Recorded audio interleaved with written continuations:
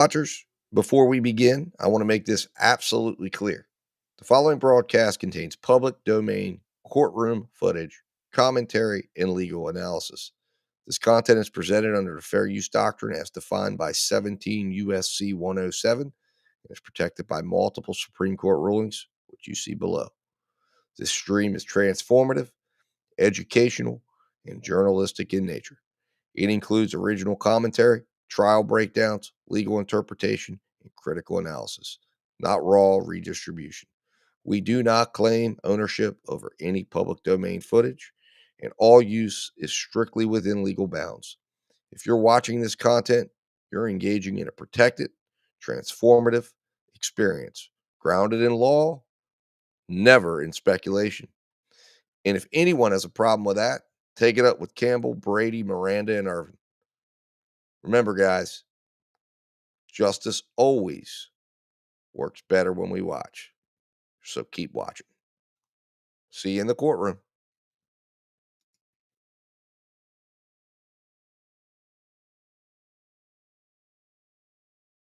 Finishing up with the lawyers, so we were running a few minutes late. And we are in the defense case in chief, the evidentiary phase of this trial. And I will turn to Mr. Hutchinson. And do you have a witness? Are you ready to play the video? Is that what you're going to do? I am. And so the parties have stipulated that Sergeant Mastardini was not needed for the end of this. He will return to answer questions. That's my understanding, Mr. DeMar? Yes. Okay, outstanding. All right, let's go ahead and get started. This is Exhibit DD, and as I recall, there was 80 minutes left. Yes. Thank you. I'm going to begin at 11:42, 31. Any remorse for these three things? The two lives you took and the one you tried to take.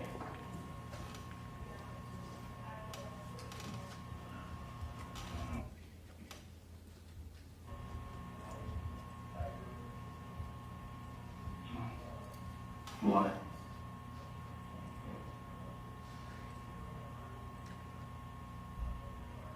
I'm not sure. You think it's because they're homeless or you thought they were? Is that why? No. All right, you're just skipping. I'm going to back up a couple minutes and start over. I apologize. Okay. Do you know why I was skipping? It looks like you got your two screens. I don't know why, but I'm just going to Okay. back up a little bit.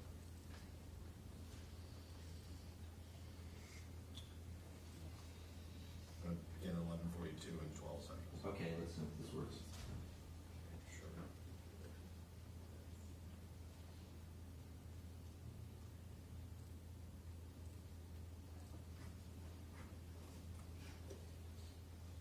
You lost yourself. Are you sorry? No.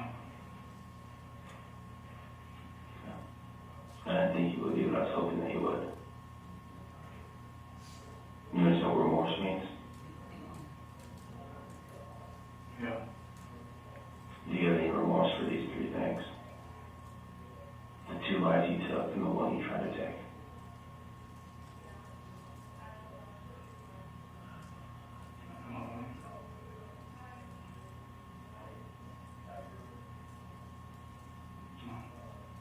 Why?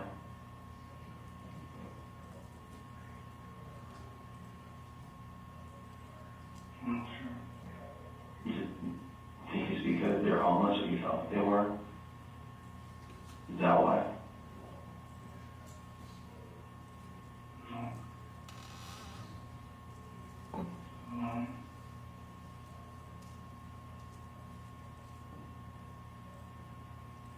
We didn't stop you tonight. Were you going to do it again tonight? No. We're gonna do it again. No. Did it make you scared when you almost got caught? No. Why?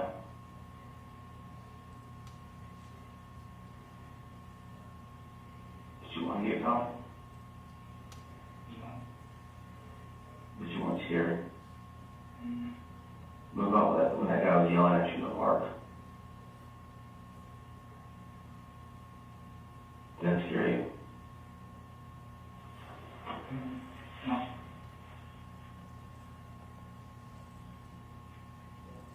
Let me ask you this, when you left and you went across that bridge, look at me. Do you know what I'm talking about? When you left and you ran away across the bridge? Yeah. Okay. That night, did you go back across the bridge? Later? No. You went across the bridge, where did you go after that? I didn't go. I just went to, like, the usual, like, walk, and I went back. You're doing that thing again, backing up. You just told me you went across the bridge. When you went across the bridge, that night that guy confronted you, yelled at you, did you go left or did you go right?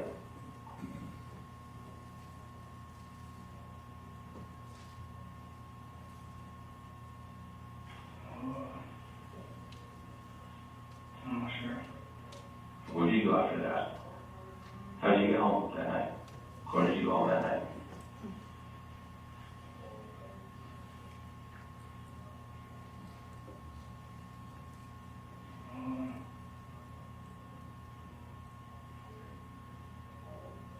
No, I didn't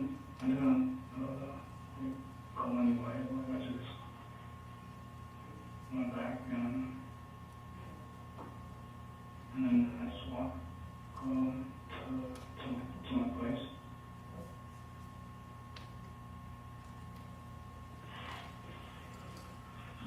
Take a bike, didn't belong to you, and leave it somewhere? No. Still be weird to find your DNA on it. It doesn't belong to you. No. We talked about DNA, remember? Yeah. Skin cells, blood, fingerprints, all that kind of stuff.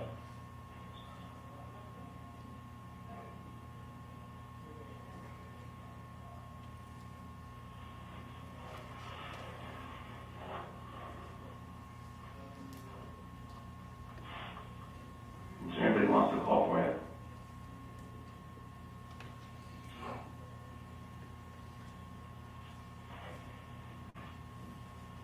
Have you killed anything other than a person before? No. Like an animal or anything like that? No. Have you wanted to? No.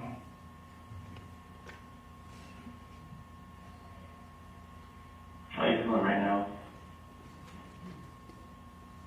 Oh, good. You feel relieved? No. You still don't feel sorry?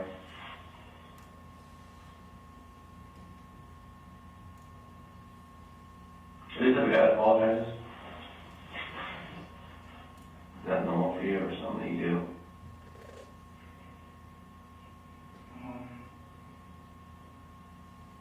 Yeah. You apologize when you're wrong. Usually.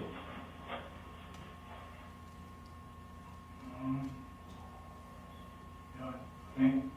You apologize when you hurt somebody, whether on purpose or accident. So I'll apologize. Like, when like I hurt someone, or, you know, like when I hurt their feelings or something. So you apologize if you hurt somebody's feelings, but you want to apologize for killing somebody, for taking a life.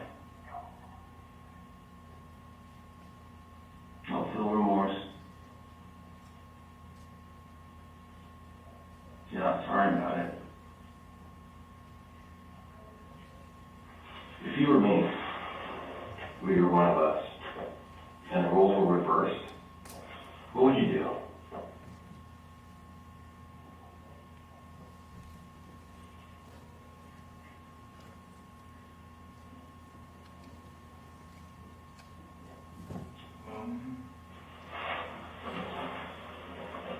Like, I was like talking to them. What, when you pose the questioning to them?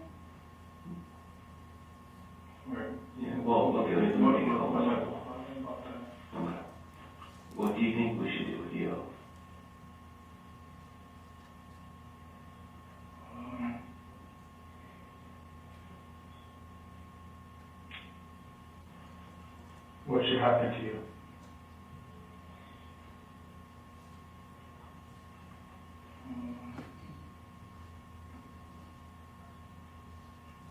I'll say,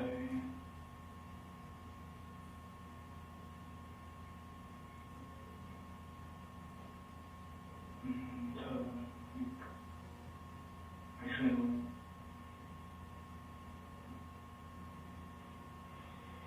like think about like what you're doing.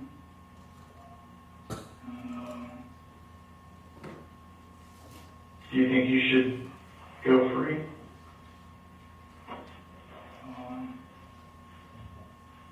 Yeah.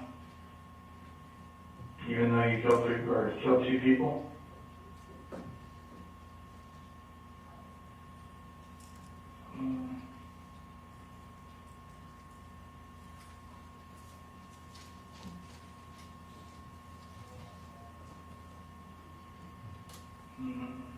No. So you don't think you should go free? No. Yeah. Well, I'm sorry. What did you say? I think I should. Why is that? Because you don't think killing 2 people is wrong? Do you think it's right or wrong that you killed these 2 people? I think it's wrong. You think it's wrong that you killed these 2 people? Yeah. Do you think it's wrong that you hurt this person? Yeah. Do you think it's right that you killed these 2 people?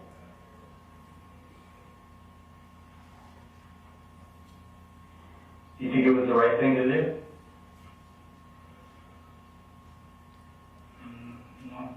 Do you think it was the right thing to do to hurt this person? No. So then why did you kill 2 people and injure a 3rd person?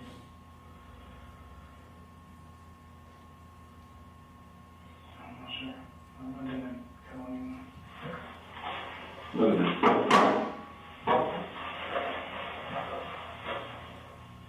How does that make you feel?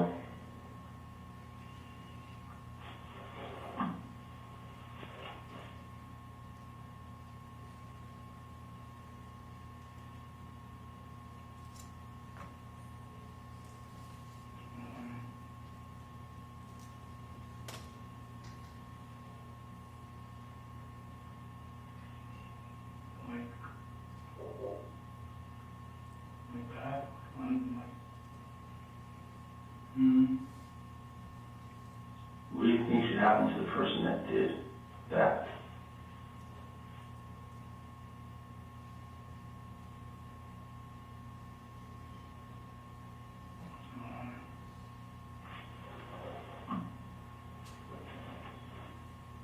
think of a lot of things. Like what?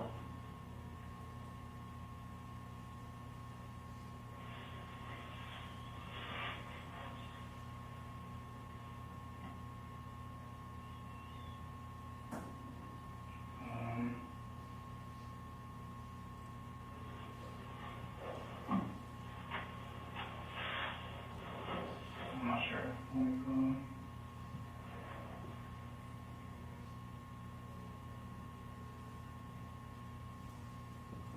You know, how many times did you stab that guy?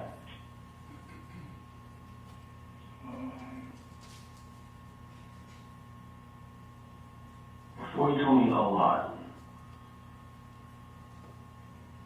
Somewhere between 1 and 40. How many times did you stab this guy? I'm not sure. I didn't understand. So we're still playing that game? If we're gonna play that game, then you're wasting our time. Okay, yeah, that's fine. You can sit here for a little bit until we're done.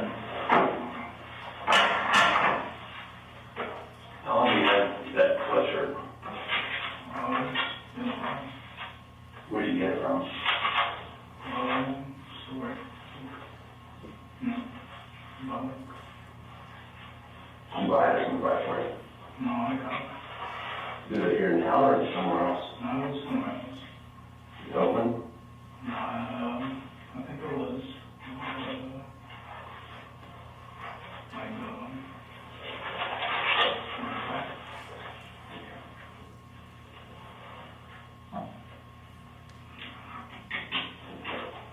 it looks like a lot, like a outlet.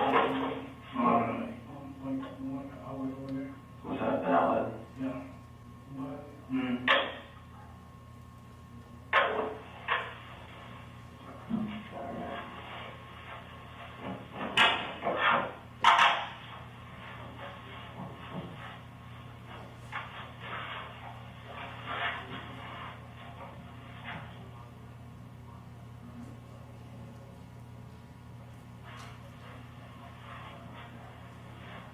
Hey, James?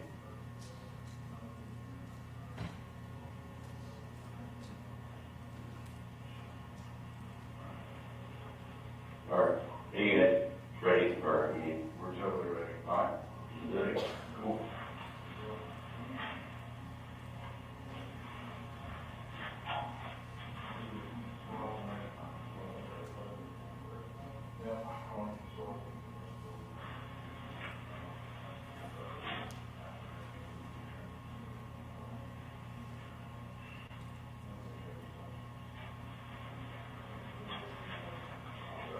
He's got a, did something on it for, he's into the process, so you can go down there.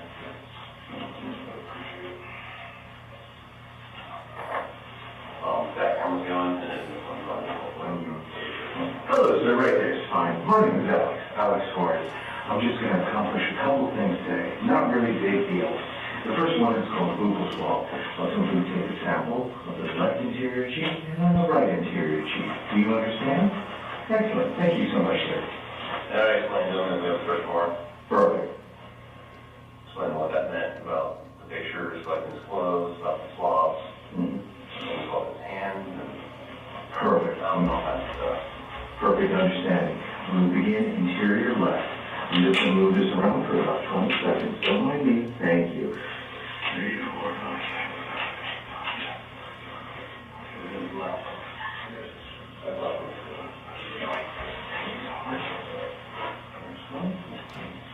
Thank you. And then I just need the second teacher.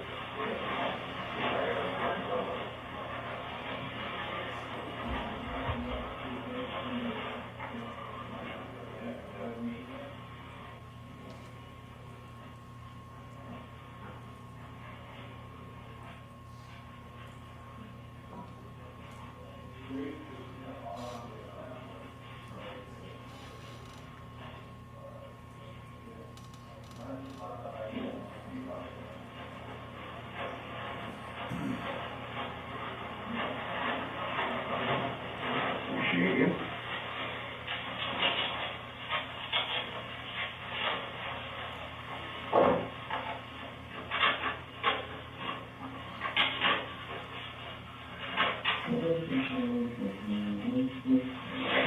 Interior right. Thank you.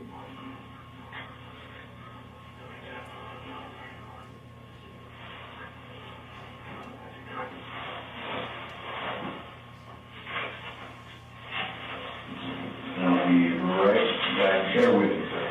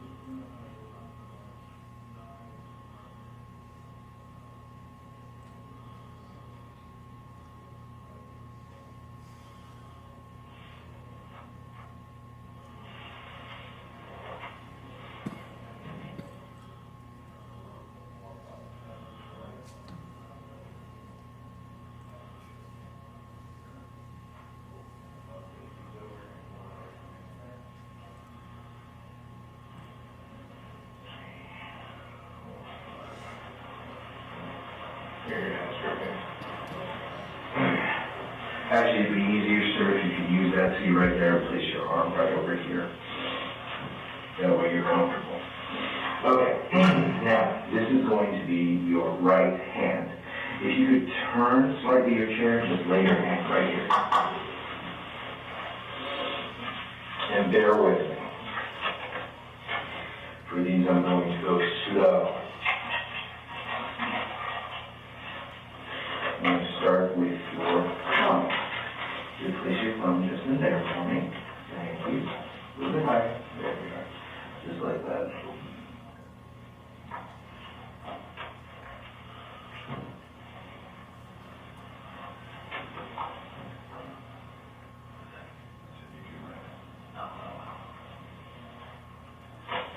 Thank you, sir.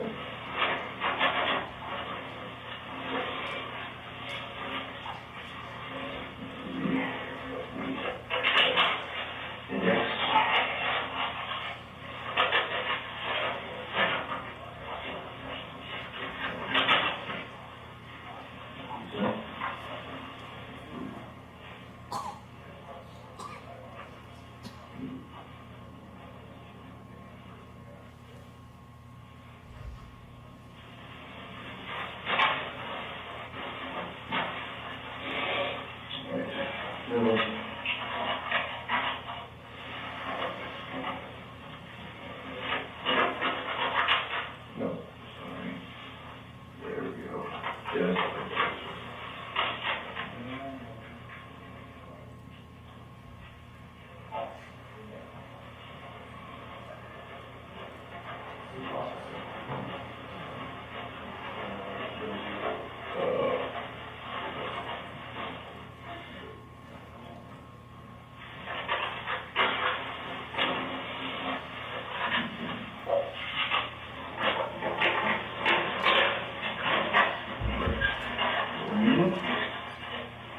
Have to go change your clothes after this one.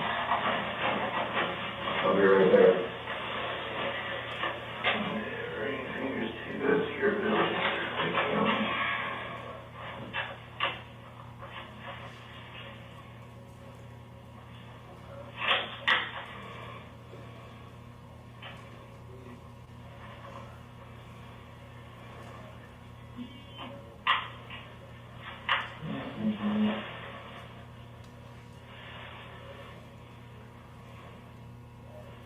Good stuff. Thank you.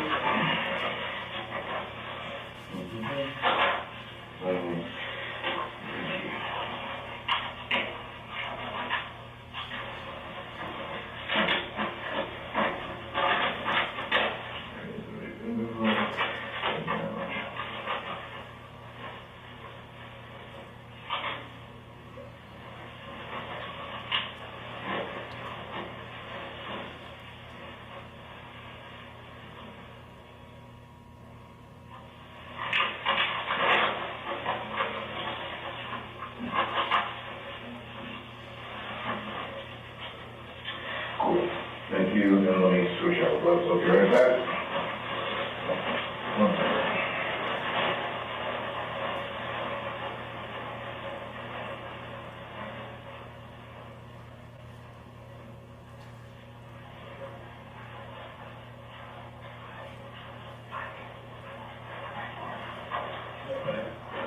Hands up.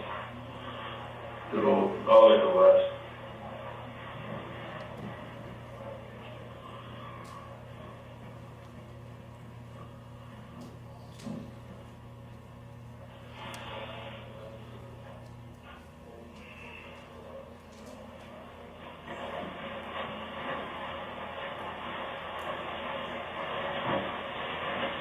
And then your left hand, sir. Thank you.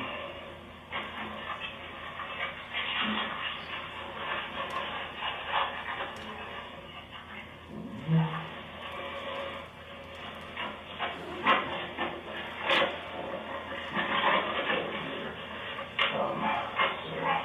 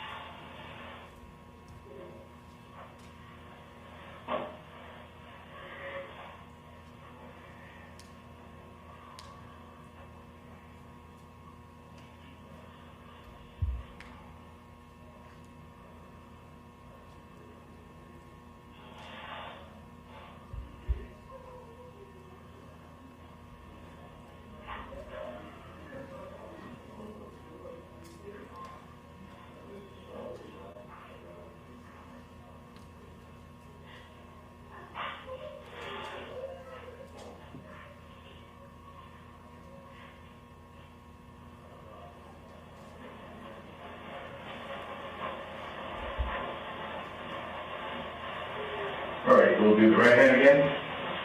This is going to be a quick clipping of the right thumb. Just right there for me. Thank you very much. Good. And then just clip that.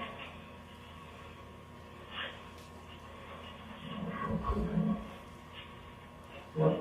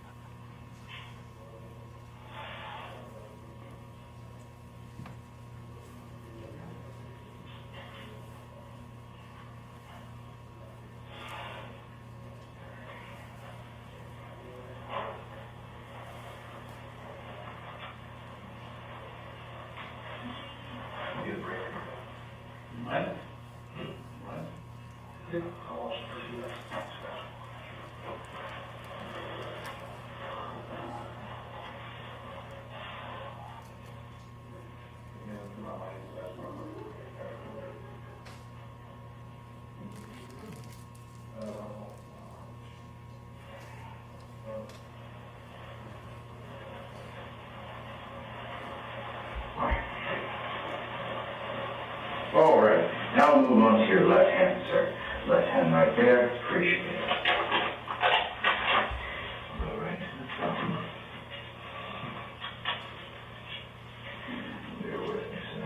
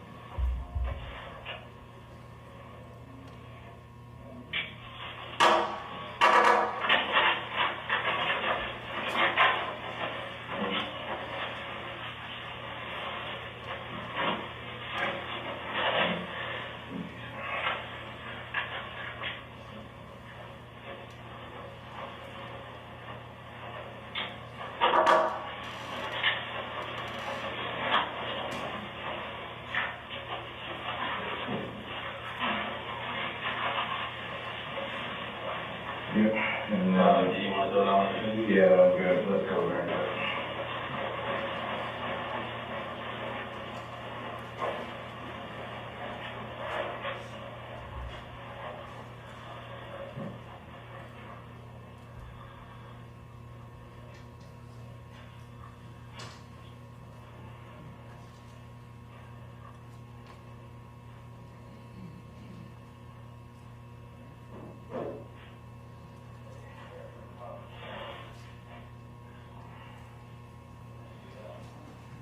So,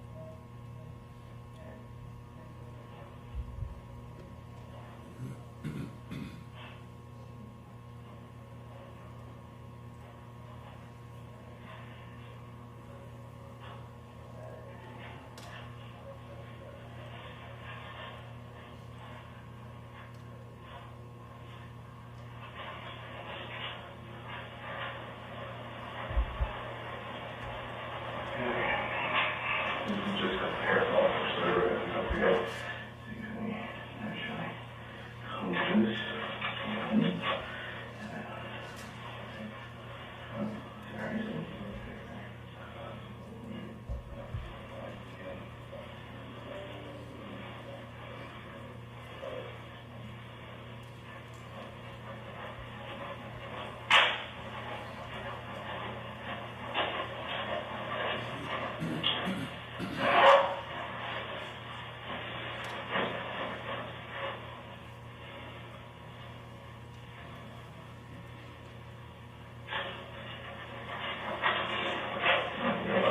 Okay, close it.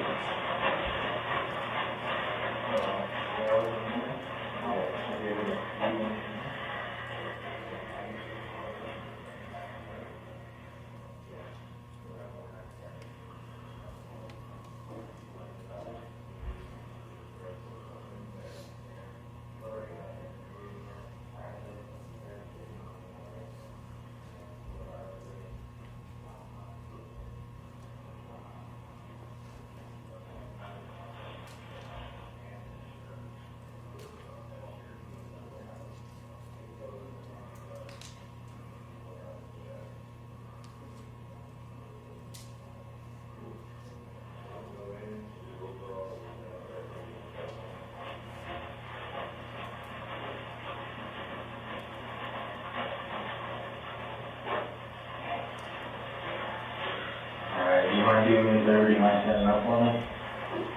Okay, and then let's go ahead and push that chair over there.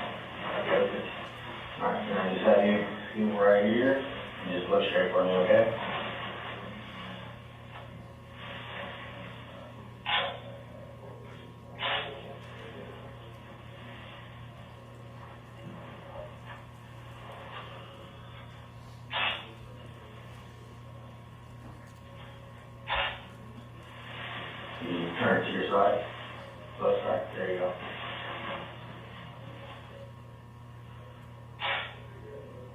Okay. Go ahead, turn around, face the wall.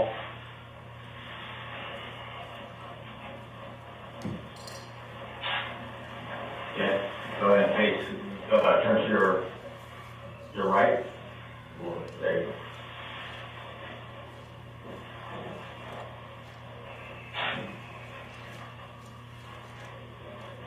Standing on your picking. Do you mind? Can you part your hair? There you go. There you go.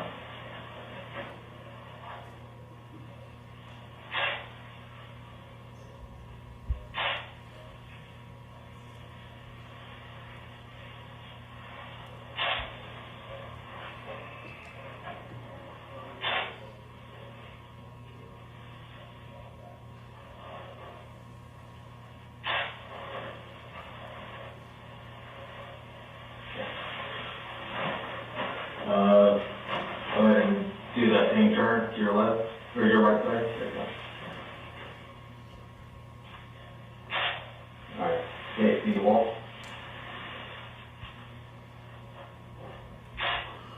Yeah, turn to your right.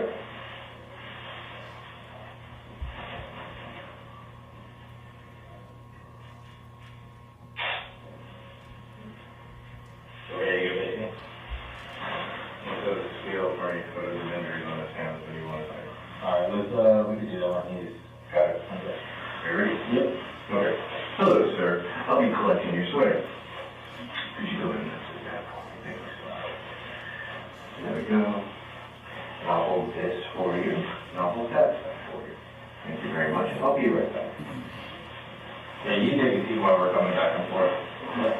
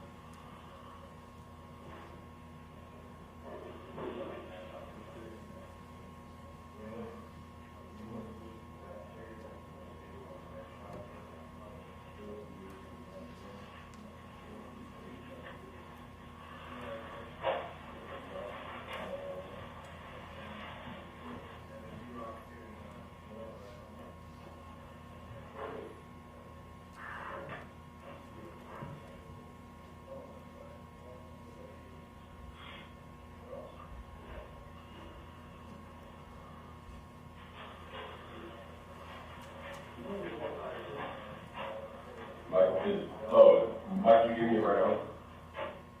I guess that would make sense. What's wrong with your name? David. No, remark card, there's one.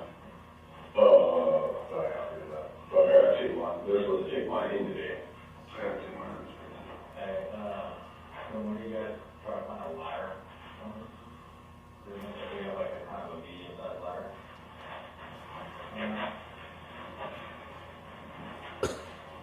You're just hang out for a little bit, then? Whatever they need. Whatever they need.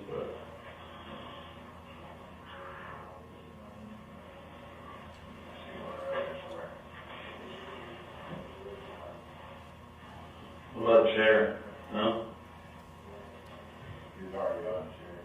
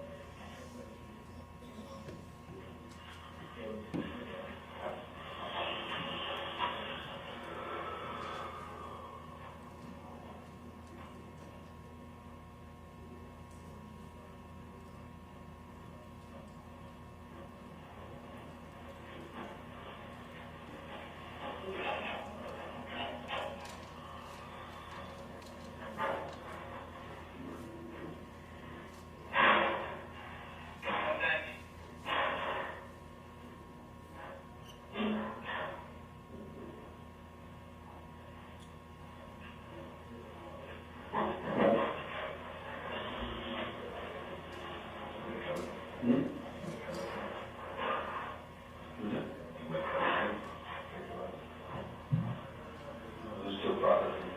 Oh, yeah. Yeah. I'll leave it running. I got a lot more.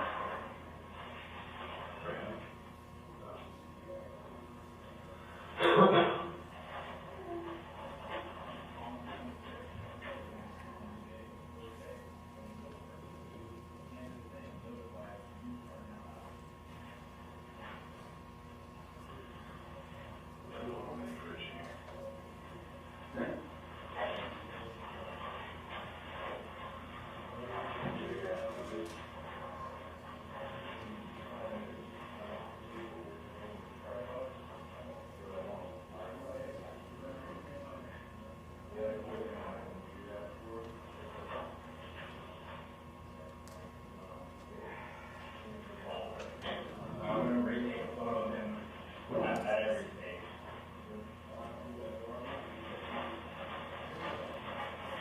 You don't like it? Felt like this one. You guys stand up on your list? Go ahead and just stand up. There you go.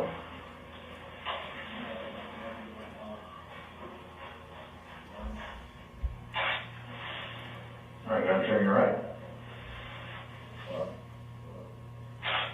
Now, you gotta face the wall.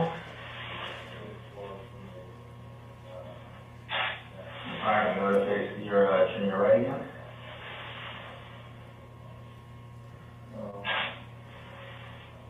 Perfect, you can go take a seat.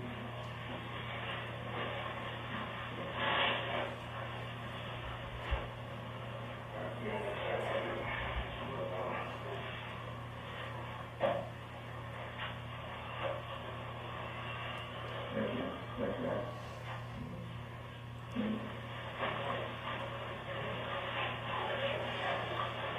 Alrighty, sir. Next item of clothing will be your shirt, please, ma'am.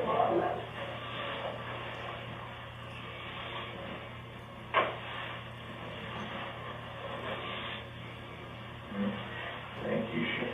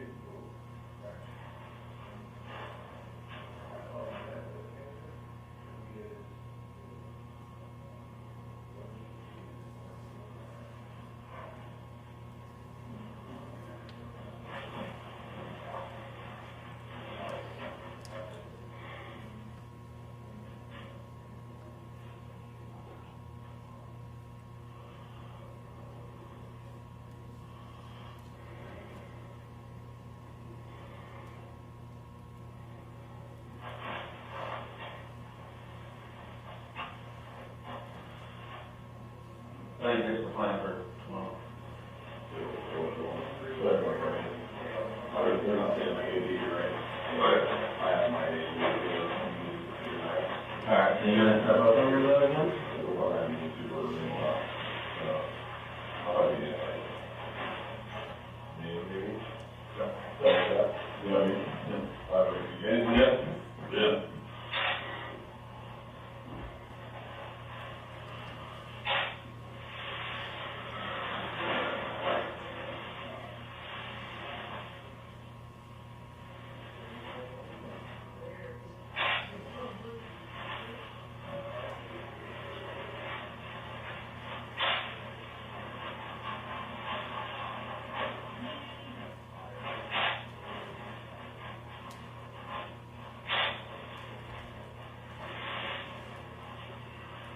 Alright, go ahead and, turn to your left.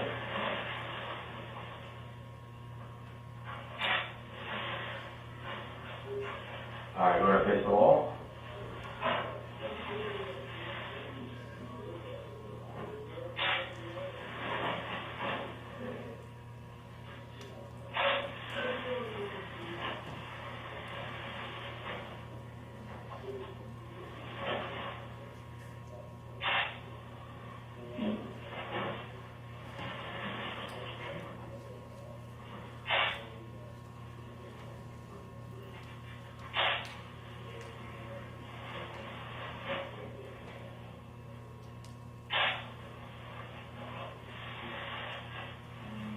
Can you lift your hair from the back? Yep, there you go.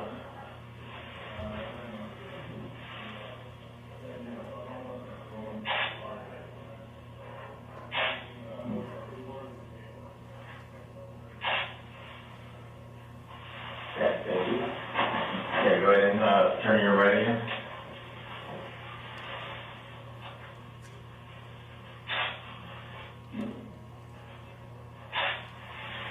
Okay, thank you. You can go ahead and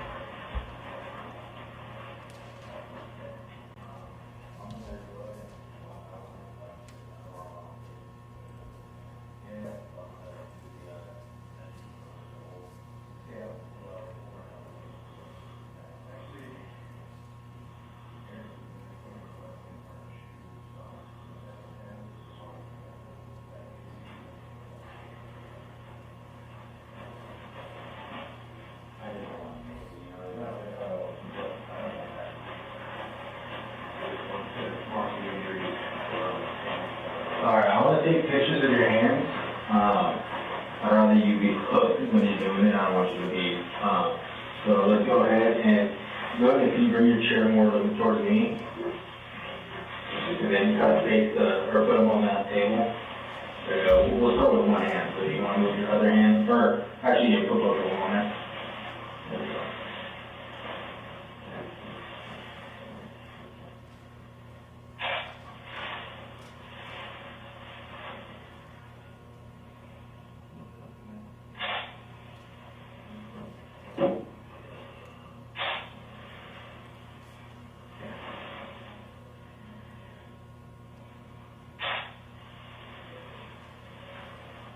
Yep.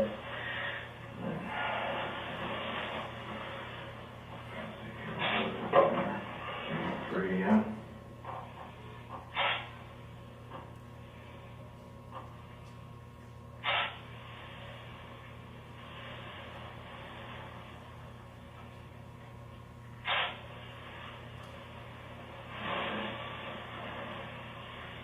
Let's do that from first.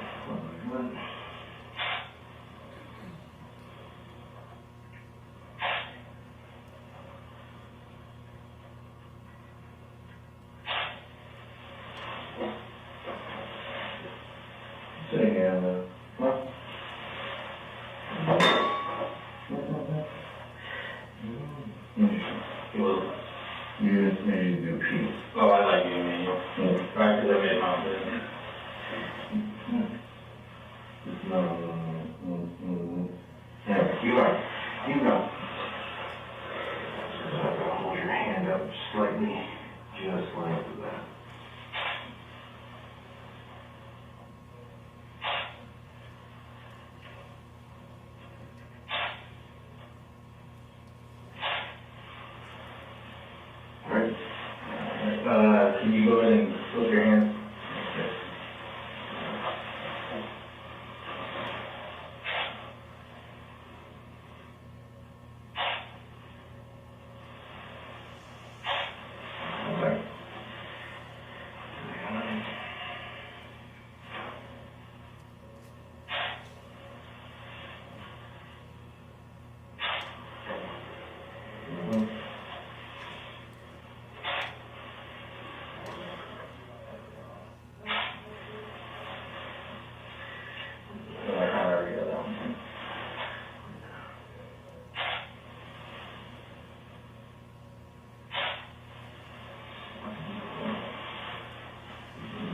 Alright, I'm going to take pictures of each individual form, okay? So can you go see, put that one down? And then just, yeah, just go ahead and put that one upside down. There you go.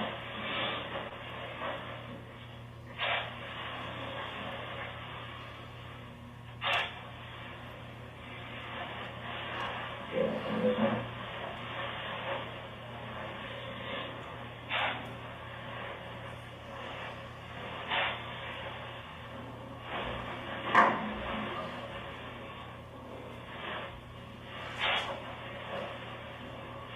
Okay, then we'll go ahead and lift up your armpits. Okay. You put your hands out too. Go ahead and look up. Alright, go ahead and sit back in your chair for me. There you go.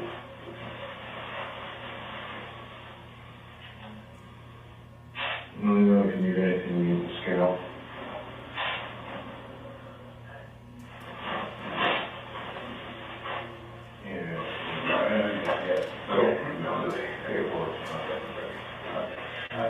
Yeah, oh, his back. Anything on his back? No, I didn't see anything on his Also, are you currently injured? Oh, no, Do you feel any pain to your body? no. Alright.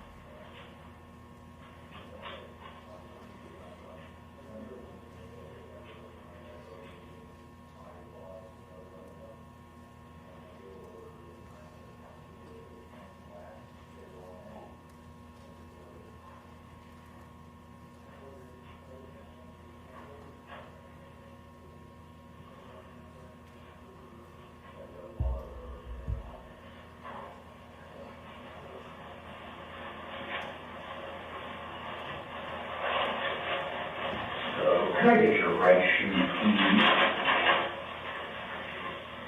Thank you.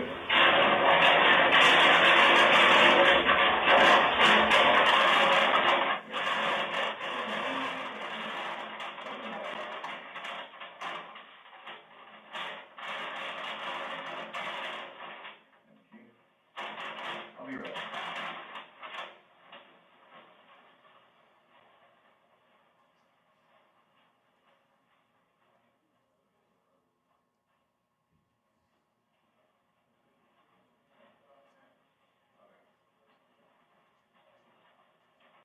Go ahead and stand up for me. I'm already gonna make you turn around all the time.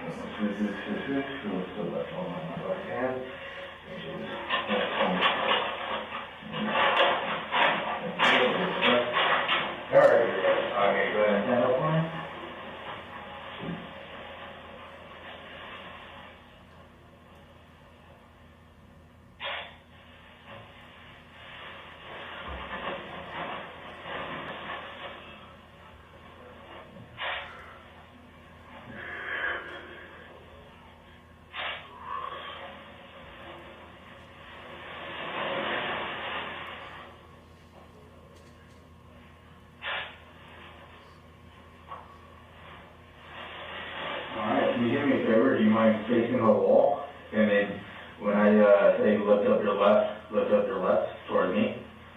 Go ahead and lift up your left leg towards me, your foot. Point it out towards me. The heel, there you go. You can hold on to the wall while you're doing this so you can keep your balance. Can you hold on to the wall so you can get your balance? And then go ahead and stand it a little further. You know what? Never mind. You're okay. Go ahead and take it. Counsel? Okay, thank you. All right, folks, my understanding is we have about 14 minutes left of this exhibit. 18 minutes left of this exhibit. Okay, thank you for that update. All right, we are going to take our mid-morning break. It'll be a 15-minute break. The jury's admonished not to discuss, not to form any opinions, not to research. And again, we have 18 minutes of this video to finish off. Then we have witnesses the rest of the day. All right, enjoy your break. Thank you. Thank you, counsel. Off guard.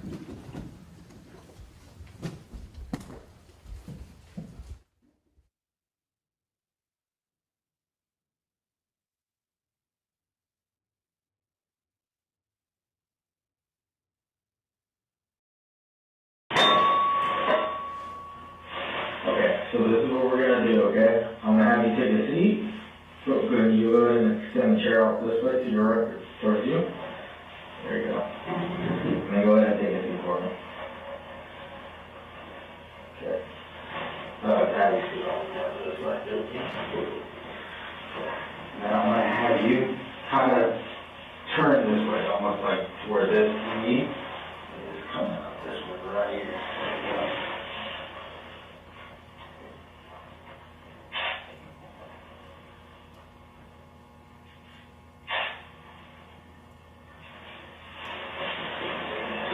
So, you might stand up one? I'm going to take it.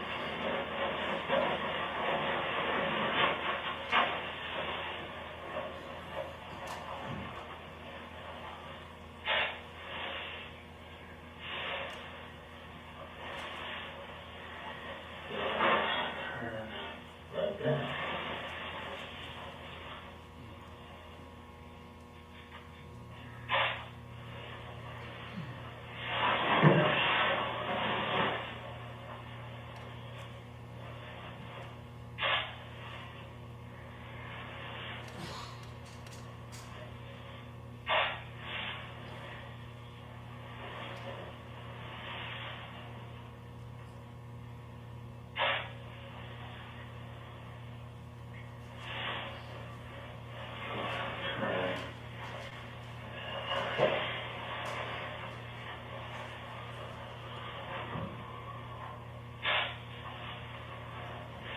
Okay.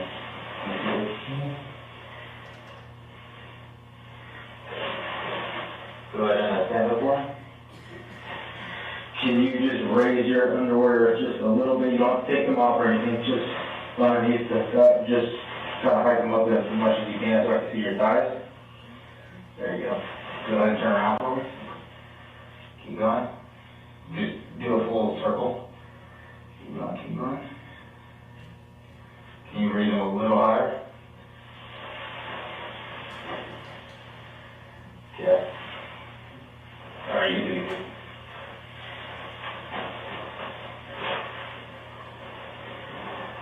Yeah, put this on.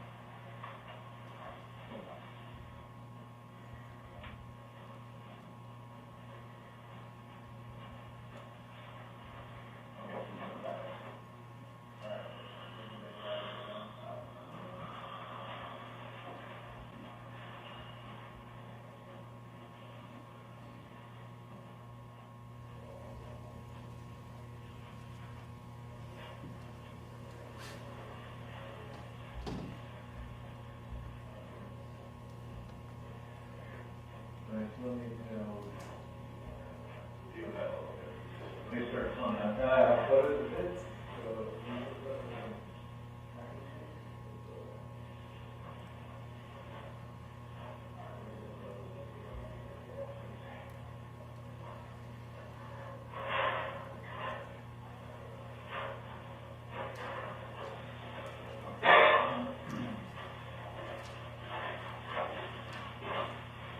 How you doing, man?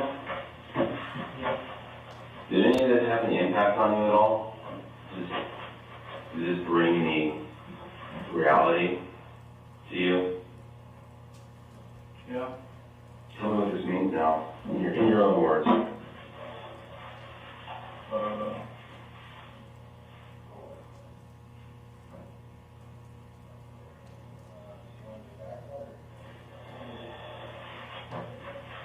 Are you sorry?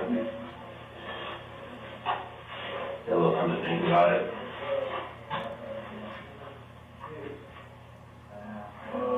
Yeah. You gotta have to think about it. Are you sorry? I don't think so. Still not? Why is that?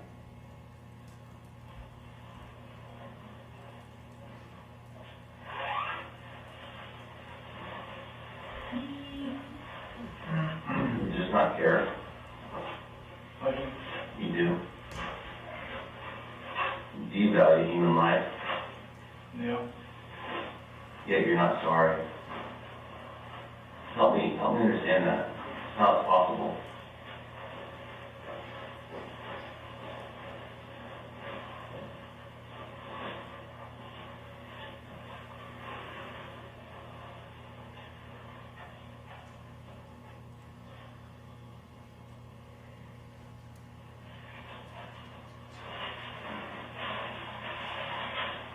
John, how is that possible? How can you value human life, yet not be sorry for taking two innocent people?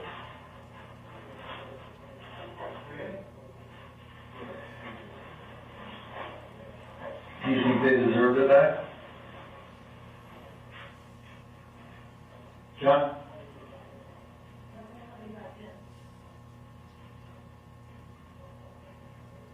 Hey, John.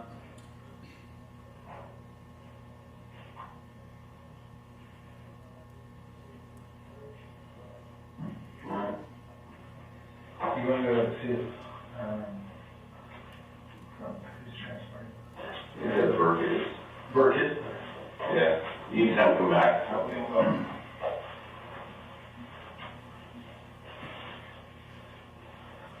Is there anything you want to say?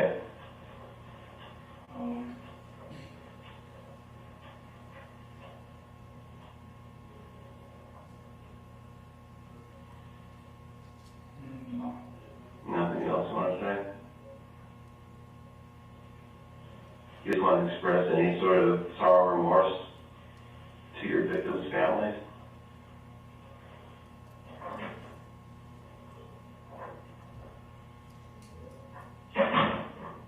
What do you want me to tell them tomorrow when I call them?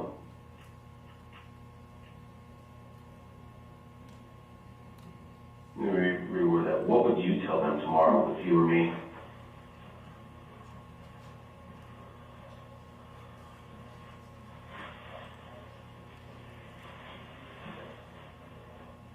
This is your last chance to talk to me, man. This is it. We're done.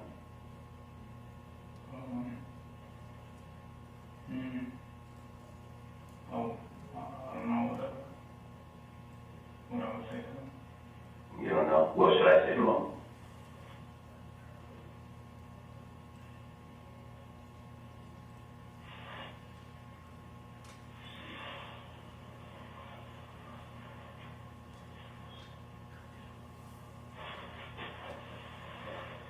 That, if I could call me, I would like to say something to them. Well, that's not going to happen, but I can do a recording for you if you'd like, and I can give it to them. But I can't allow you to call them. I can't give you their phone number. So I can pass a message if you'd like. No. Yeah, I'll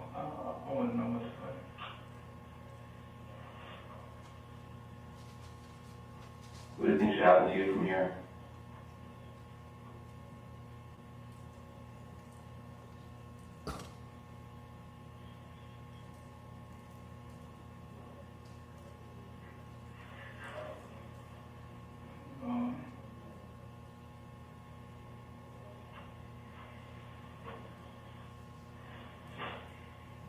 I'm not sure.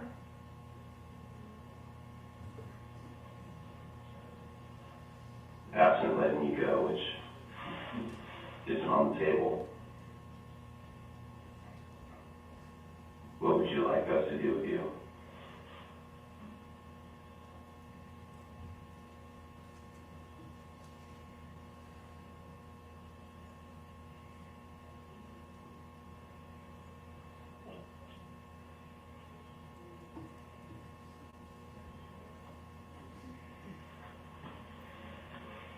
About the person in the tent, is there anything you'd like her to know? No.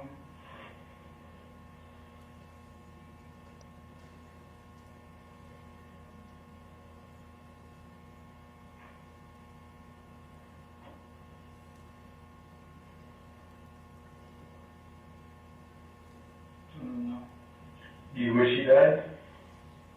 No. Are you glad she lived? Yeah. Why?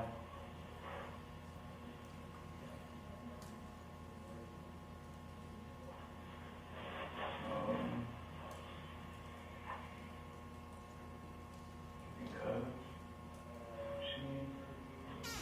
she's alive. But you tried to kill her. I didn't. Are we back here now, where you didn't do this? No. Earlier when talking, we got to the point where you're saying that when you stab that guy 40 times, the probability of them dying is pretty high. You said that you expect them to bleed to death. Right? You remember that part? Yeah. Why do you think the last person didn't die? The one at 10?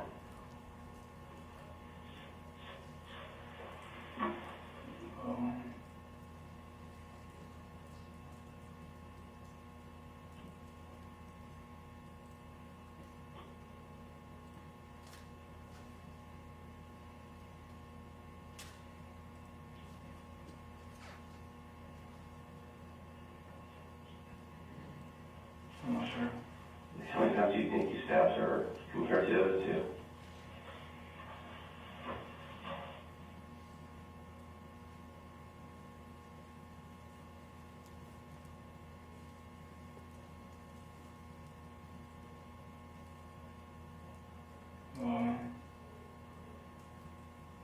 I don't know. I didn't. A lot or a little? I didn't stab her. No, we're back on that game. All right. Well, if we're going to play that game, David, then I have nothing else for you. Is there anything else that you want to say?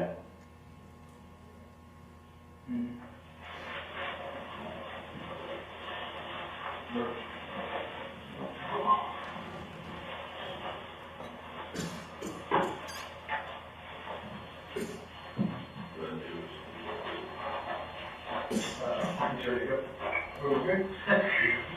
You ever stand up? He's been cooperative. Go ahead.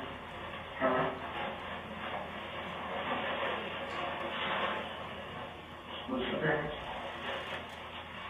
Good enough. Got enough answers for you.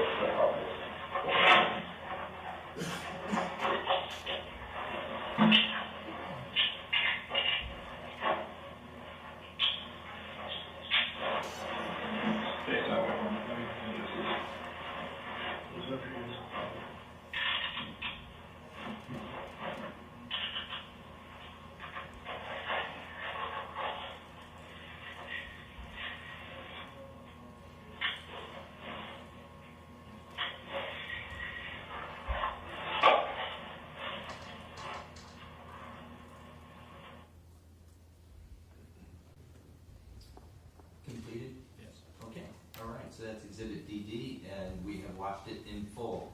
And we are in the defense case in chief. We're going to put the blinds up. And Mr. Hutchinson, do you have a witness you'd like to call? Yes, the defense calls in Sonia Rocha. Okay. Ms. Rocha, good morning to you. If you can stand at our lowered podium and take the oath from the clerk and then have a seat in the witness stand. You do solemnly swear that the claim about to give and the cause not to the court shall be the truth, the whole truth, and nothing but the truth? Yes, I do. Thank you, please be seated.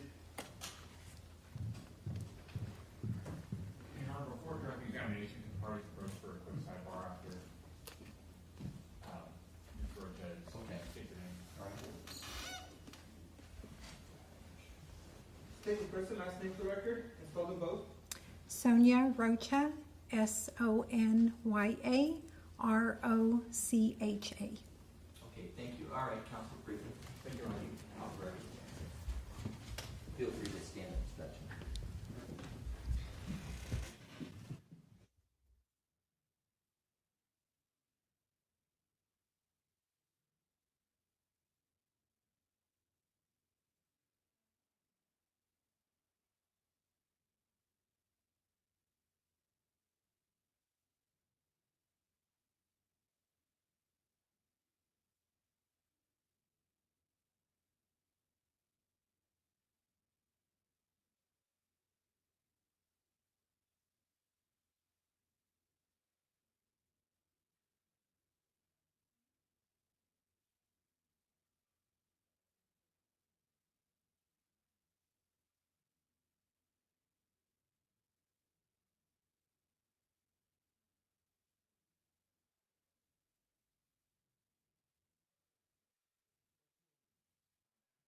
Thank you, Counsel. And so, Mr. Hutchinson, Ms. Rocha is your witness for direct. Ms. Rocha, what do you do for a living?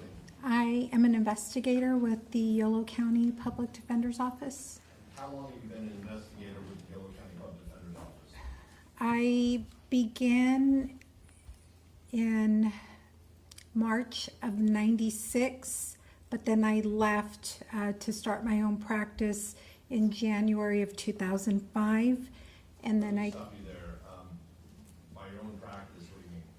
I am a California licensed private investigator also. How long were you in private practice as a private investigator? I began in 2005 and I currently still am licensed. At some point, did you return to work for a public defender's office again? Yes, I did. What public defender's office was that? Solano County. How long, when were you with the Solano County Public Defender's Office? I began November of 2008. And at some point, did you come back to Yolo County Public Defender's Office? I did. And what year was that? That was in August of 2021. And have you been with the Public Defender's Office in Yolo County since that time? Yes, Ms. Roach, are you one of the two investigators assigned to the case of Carlos Reales Dominguez? I am. Normally, are there two investigators assigned to a case? No. Why are there two investigators assigned to this case? Due to the high profile of this case and the extensive workload in this case. And who is the other investigator assigned to this case? That would be our chief investigator, Shanna Bly. Okay, is Ms. Bly seated behind me? Yes, she is. Ms. Roach, after Mr. Reales Dominguez was arrested in May of 2023, did you have an opportunity to observe him at court proceedings? Yes, I did. How did you observe these court proceedings? I was present in court, and if I wasn't able to be in court, I would view it via Zoom. Back then it was Zoom. And does the Public Defender's Office have a case management system that records the dates of court appearances? Yes, And are you familiar with the courtrooms in which Mr. Reales Dominguez appeared for his court appearances? yes, I am. Are you familiar with how he looked at these court appearances? Yes, And I previously showed you during the break an exhibit marked Defense Exhibit LL. correct. What does that exhibit depict? Photographs of Mr. Carlos Reales Dominguez at different court proceedings. And are those accurate depictions of how he looked at those court proceedings based on your observations? Yes. Permission to publish on it? Okay.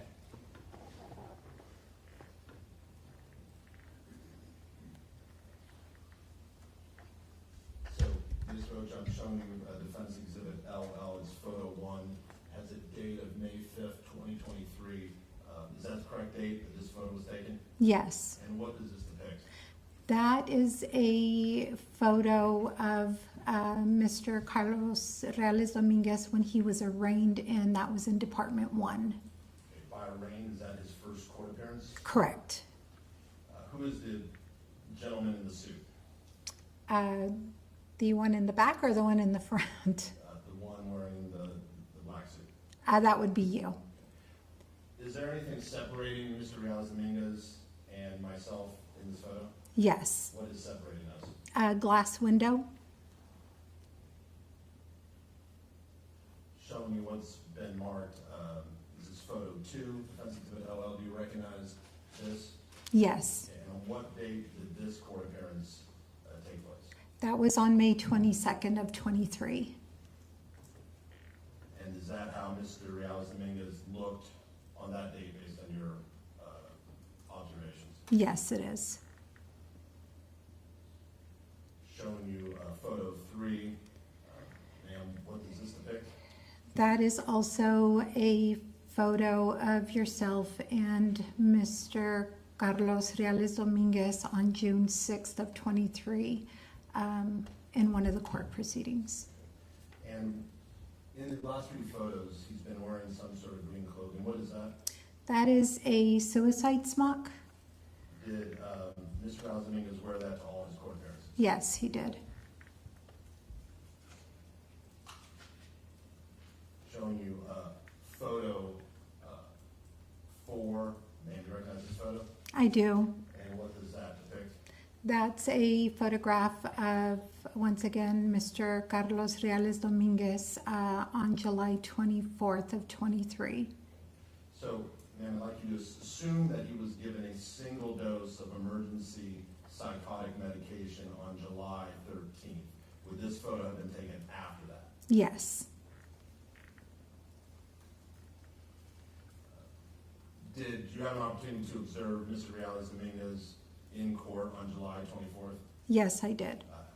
Describe his demeanor, posture in court appearance. He, exactly what it shows on the photograph, he had a flat affect. He would sit still. He wouldn't move. His posture was just very stiff, kind of like statue, just sat in one single place. At some point, in January of 2024, did Mr. Reales Dominguez return from Atascadero State Hospital? He did. Did you have an opportunity to meet with him at all prior to him returning from Atascadero State Hospital? Not in person. Okay, what opportunity did you have? I had we had an interview via Zoom while he was at Atascadero State Hospital. And what month was that, if you recall? I don't recall. Was it shortly before he returned? Yes. Showing you what's been marked photo 5. And what does this depict? That is a photograph of yourself and Mr. Carlos Reales Dominguez on January 5th when he returned from Atascadero. Okay. Was his hair still long? Yes. But looking at his hair, did you notice anything different about it compared to the long hair he had previously? Yes, it's well kept, it was clean, and he did not have it in his eyes.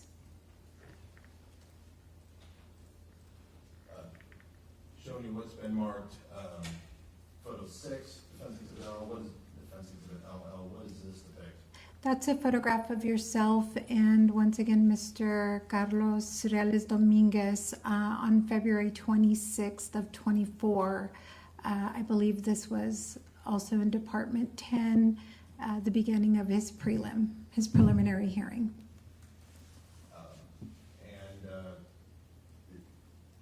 How does he look different compared to when he first returned in January? His hair is cut. He just is a little bit more, not as much as a flat affect as previously. And finally, showing you photo number 7. Is that taken from the same hearing? Yes, it is. And that shows Mr. Reales Dominguez's, what does it show? It shows his posture. He's about to sit down out at counsel table.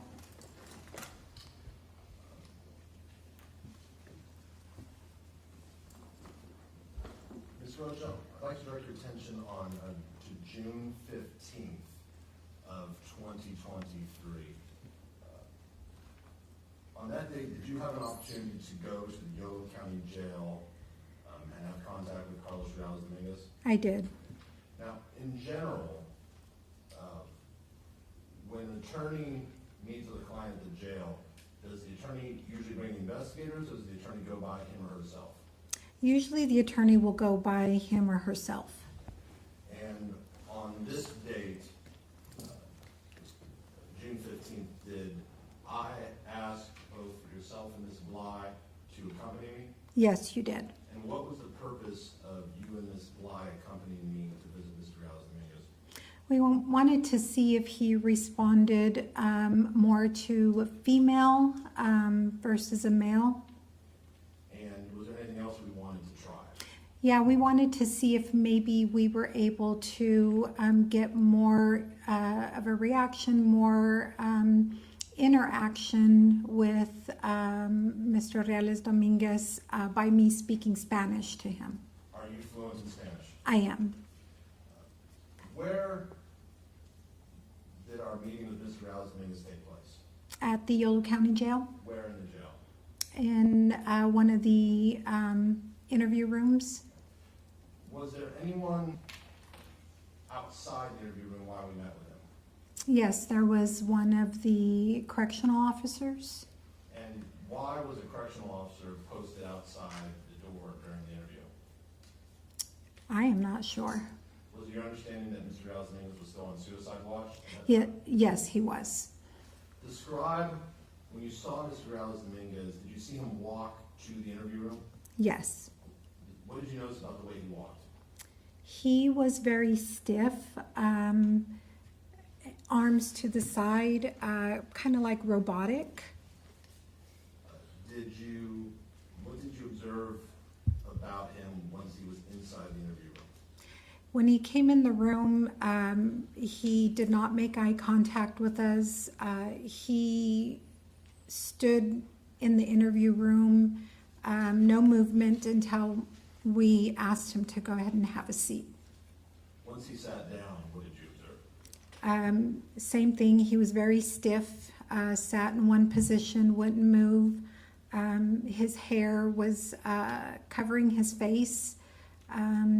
His lips were very, very dry, chapped, peeling. Stop you there. What do you mean his lips were peeling? They literally saw the skin peeling off of his lip. Describe his communication. Was he responding verbally at all? No. Did he give some short responses? He did when I spoke to him in Spanish, very minimal. When you spoke to him in Spanish, how did he react? He, once again, he just had a flat affect. He had no emotion.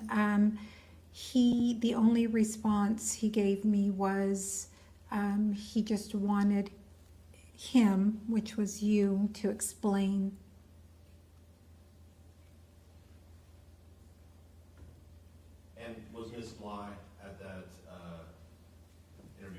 Yes.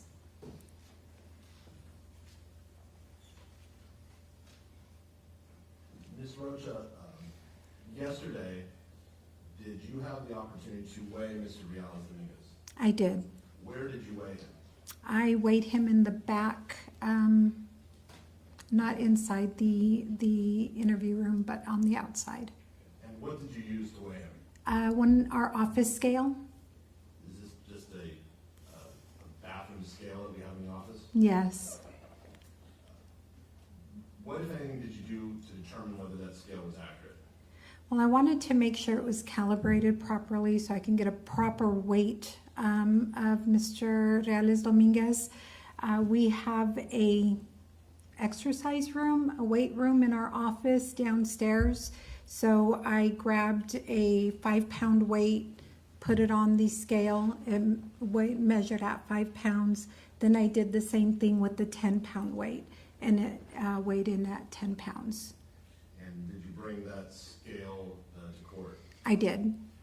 What was Mr. Reales Dominguez wearing when you weighed him?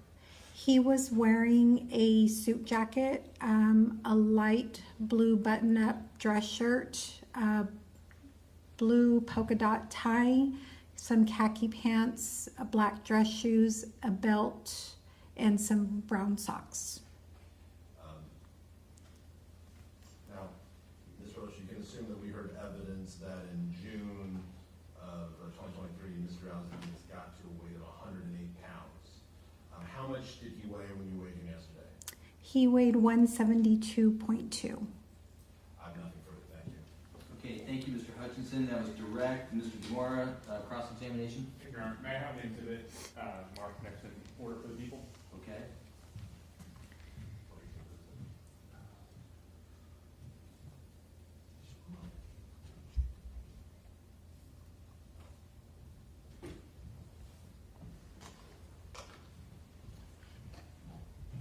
If we have one moment to confer with counsel about the mark. Okay.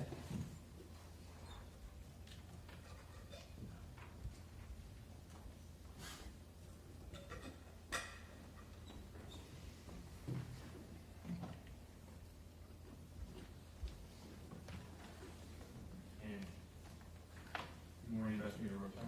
Good morning. And I apologize, I'm sitting down because it'll take 35 business days for this podium to rise. So That's fine. I mean, no disrespect to you in doing that. Not a problem. Now, Ms. Rocha, in direct examination, you went through a series of photographs that you took of Mr. Reales Dominguez when he was in court at various days in the last 2 years, correct? Actually, the state's testimony, she did take them. Okay.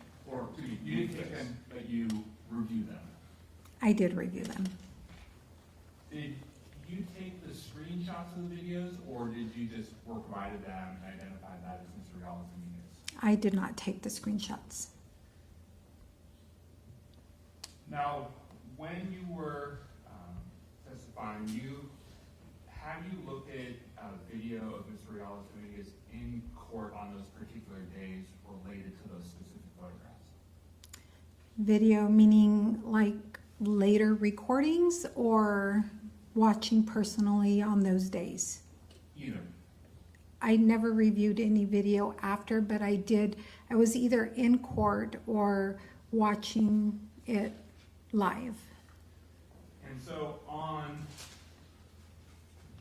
May 5th of 2023, were you present for Mr. Reales Dominguez's arraignment? No, I was not. Not personally in court. But you did watch it? Yes. So I'm going to show you People's 92. If I may approach her. Okay. I'll stipulate. Okay. Foundation. Okay. No objection, you can publish. Thank you.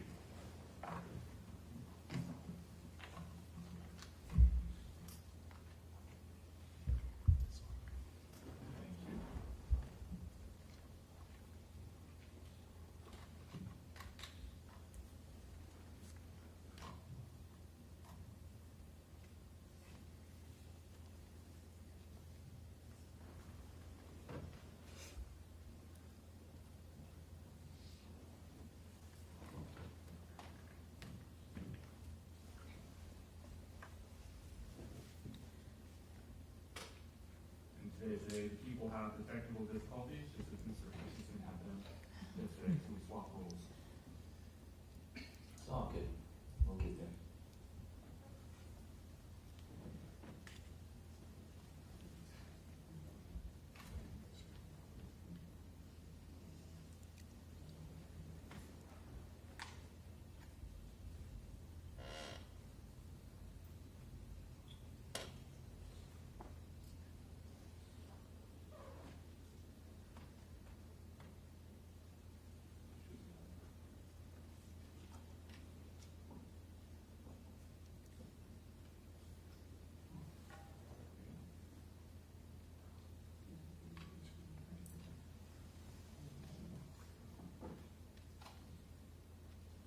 Swapping computers.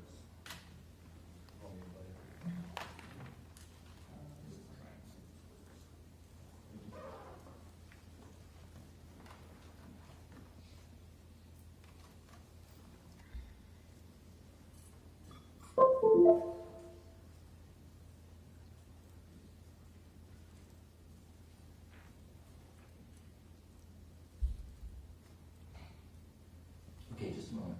So we have Exhibit 92. It appears to the court that this is an 8-second video from the May 5th appearance. Okay, go ahead, sir. Your Honor.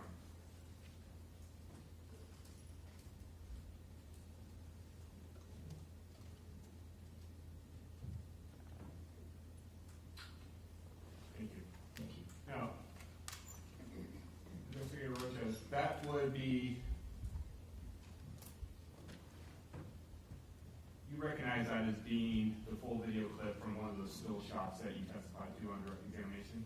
Objection, this states evidence is not a full clip. Or a video clip of one of those still shots? Yes, when he was walking in the courtroom. And so, on that, when you mentioned that Mr. Reales Dominguez was walking into court and looking at that video clip, there have been times where you, as an investigator, have worked with individuals who had to be physically escorted in a court, correct? Objection, outside scope. Yeah, we're really not getting into the substance of these hearings. Just the, on direct, it was the appearance of the defendant. Okay, well, let me rephrase. Mr. Reales Dominguez, from your observations, always walked in the court under his own power, correct? Object, outside scope. Over. On his own power, he was always escorted in. Right, and when we say escorted, meaning he had deputies that were with him, correct? Correct. But they weren't holding him up, right? No. He was walking with his own two legs. Correct. He was never in a wheelchair or being moved by someone else. Correct. And every time that you either observed a court hearing or watched the video or were in court yourself, Mr. Reales Dominguez always showed up to court, correct? That is correct. And you're familiar with the term cell extraction, correct? Yes. Objection, outside scope. Sustained. To your knowledge, at any point did Mr. Reales Dominguez not come to court voluntarily? Objection, outside scope. Sustained.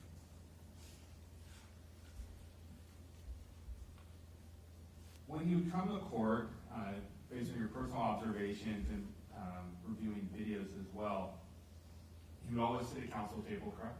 Yes. And when he'd leave the same way that he came in, under his own power, correct? Yes. Now, in that video clip, or at least in the May 5th, 2023 arraignment, Mr. Hutchinson asked about the glass window that was between Mr. Hutchinson and Mr. Reales Dominguez. Remember that? Yes, I do. Now, that glass window is part of Department 1, that courtroom, correct? Yes, that's correct. And so every defendant who is in custody will be on one side of the window, and the attorney will be on the other side of the window, correct? Yes. So this wasn't anything unique to Mr. Reales Dominguez, right? Well, I don't know if it would be unique to him. I don't know if he's ever been arrested or in court before, but it's nothing new to Department 1. Yeah, and that's more of my question is, he's not the first person to be on one side of the glass and defense counsel to be on the other side of the glass. Correct. Having been in Department 1 before, I think you've been there on more than one occasion, Yes, I have. and you're aware that a lot of times sound does not travel well between that window and the parties talking, right? Objection outside scope. We're focused on the physical appearance of the defendant at court hearings. That's the scope of direct examination, so the objection sustained.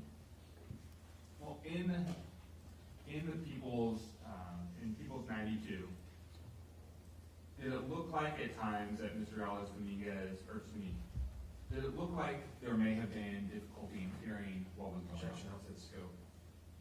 Speculation. Sustained. So focusing on his clothing, Mr. Hutchinson asked about the suicide smock. That's determined, what a defendant wears to court is determined by the jail, correct? Objection else. Foundation. Okay, don't guess. If you have some personal knowledge, you can answer. I don't know. That doesn't come from your office, public defender's office, right? No. And assume that jail staff, members of the jail, had testified that the suicide smock is based on jail policy. Assume that to be true. Mr. Reales Dominguez's attire would have been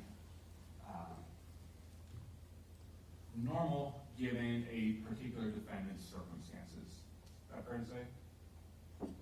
The jail will determine what they wear to court. Well, I believe the jail will determine, but I don't think any circumstance in Mr. Reales Dominguez's case is normal. Well, normal or not, you're aware that a jail can make the determination of whether someone is placed on suicide watch because of harm to themselves, unable to take care of themselves, or harm to other people. Correct.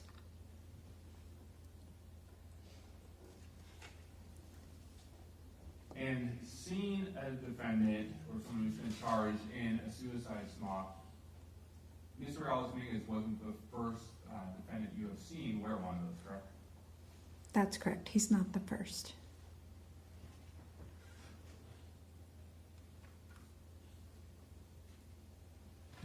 Now, on February 26, 2024, in the picture you testified about with when Mr. Reales Dominguez's hair was cut, you don't know who cut his hair, correct? That's correct. I don't. You don't know why his hair was cut, correct? No. You don't know if that was a personal choice by Mr. Reales Dominguez, right? That's correct. And you don't know if that was mandated in his return to Yolo County Jail, correct? Yeah, I don't know.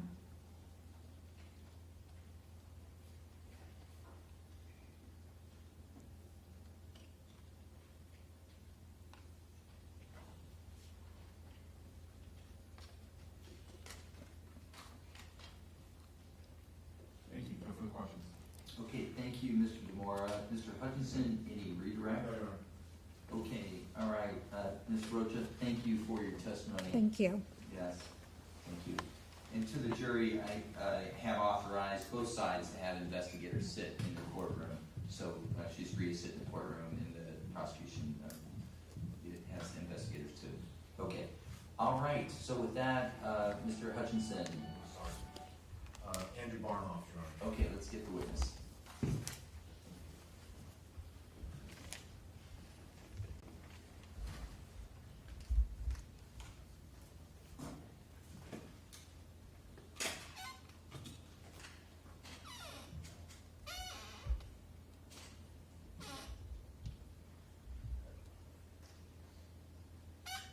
Okay, sir, thank you. Come on into the podium here if you would stand right before me. I appreciate you being here today. I'm going to have the clerk administer an oath, and after you take the oath, then I want you to take the witness stand. You do solemnly swear testimony about to give in the cause and opportunity for the court will be the truth, the whole truth, and nothing but the truth? I do. Thank you. Be seated.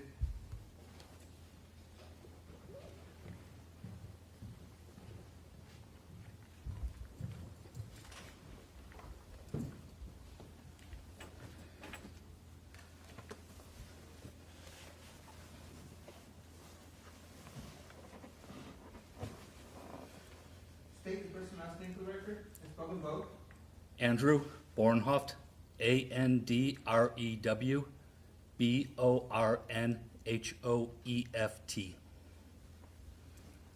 Okay, Mr. Hutchinson, direct exam. Good morning, Mr. Bornhoff. Good morning. So what do you do for a living? I'm currently an investigator with the Yolo County District Attorney's Office. And how long have you been an investigator with the Yolo County District Attorney's Office? I've been an investigator there for just over a year right now. Prior to having positions as an investigator, did you have a different position with the Yolo County District Attorney's Office? Yes, I did. And what position was that? I was a crime and intelligence analyst. When did you begin working as a crime and intelligence analyst for the Yolo County District Attorney's Office? August of 2021. So directing your attention to May 17th of 2023, were you asked by an investigator named Aaron Moe to locate a YouTube channel belonging to Carlos Reales Dominguez? Yes, I was. And were you able to locate a YouTube channel that you determined belonged to Carlos Reales Dominguez? Yes, I did. And did you download multiple videos from that YouTube channel? Yes. And so very briefly, what is YouTube? YouTube, it's an online company where people can post videos to it. And sir, prior to taking the stand, did I show you an exhibit marked the defense exhibit MM with a YouTube video on it? Yes, you did. And was that a 2-minute and 20-second clip of one of the videos you downloaded?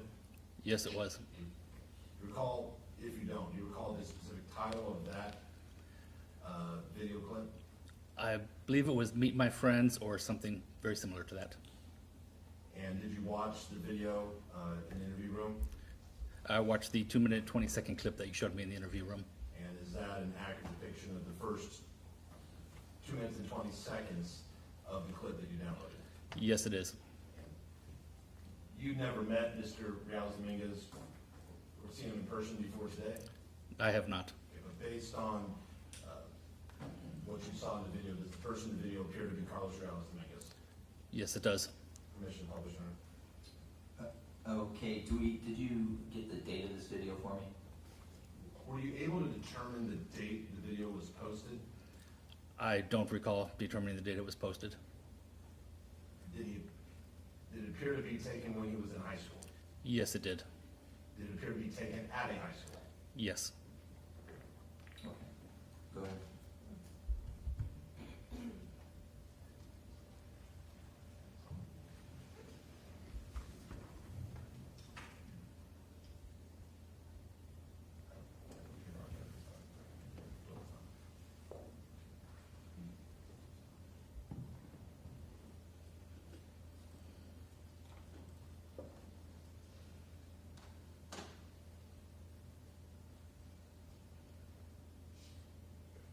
I'm plugged in.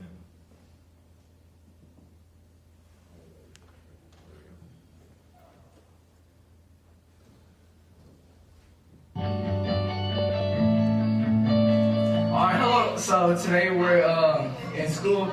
I want you guys to see all my friends, my brother Marwan, and in a little bit I'm gonna show you guys, Taylor and Oliver, those are the people I hang out with. But I'm just showing you a little bit of my life. But yeah, I go to Castle High School. Many of you guys don't know this, but yeah, Pedro, my other friend. So where is Oliver? Oh, here you have my brother Taylor. Taylor, where you going? Taylor, Alright. Well, yeah, he's oh, you better do this. You know, he's a supportive one. Oliver's a shit talker. Y'all will see in a minute. I just have to find him. He talks shit all the time. Let's see. But he's hella soft. Don't worry about him. Like, yeah, look. But yeah, this. Here you have Paul and Jesse. Say hello to my fans, my subscribers. Follow my YouTube account. But yeah, hold up. Where's Oliver? You know, this is the people I hang out with. And I'm right there too. Here we have Mr. Bennett, this teacher. What's up? How y'all doing? I don't have his class, but I wish I did.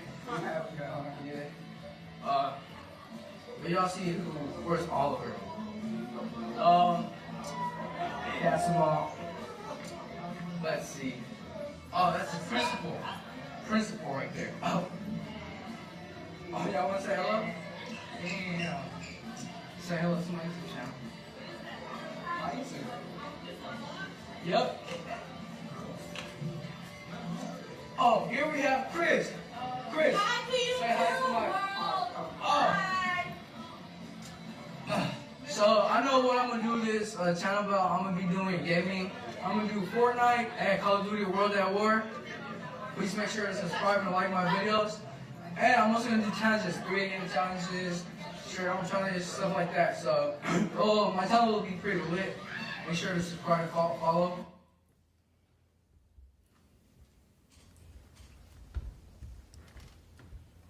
I have no further questions. Okay, thank you. So we completed the exhibit and then, all right. And then Mr. DeMora, any questions for Investigator Bornhoff? Yes. Good afternoon, sir. Or Good afternoon. morning. Almost afternoon. Now, that wasn't, you went to Mr. Reales Dominguez's YouTube station, correct? Yes, sir. And the clip that you saw was not the only video you downloaded from that page, correct? Correct. There were actually 129 videos that you downloaded. That sounds about correct. I don't know the exact number right off. Right, but more than But there were a lot. There were a lot. And so those were all videos that you downloaded and you preserved. Yes. And not all of the videos, I'm not going to get into the content of them, not all the videos were of that, what we just saw of Mr. Reales Dominguez, correct? No, they were not. Various other content. Yes. You know the name Savage Family, do you know where that came from? I do not.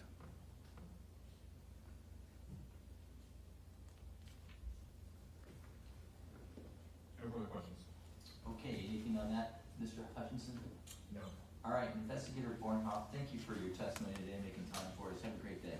Thank you, sir. You know, I have them subject to recall. Subject to recall, yes. Thank you. Okay, ladies and gentlemen of the jury, we are going to take our midday break, and we have an afternoon of witnesses. So remember the 3-part admonition: don't discuss, don't formulate opinions, and don't research. And we'll see you this afternoon. Thank you, folks. Off the record.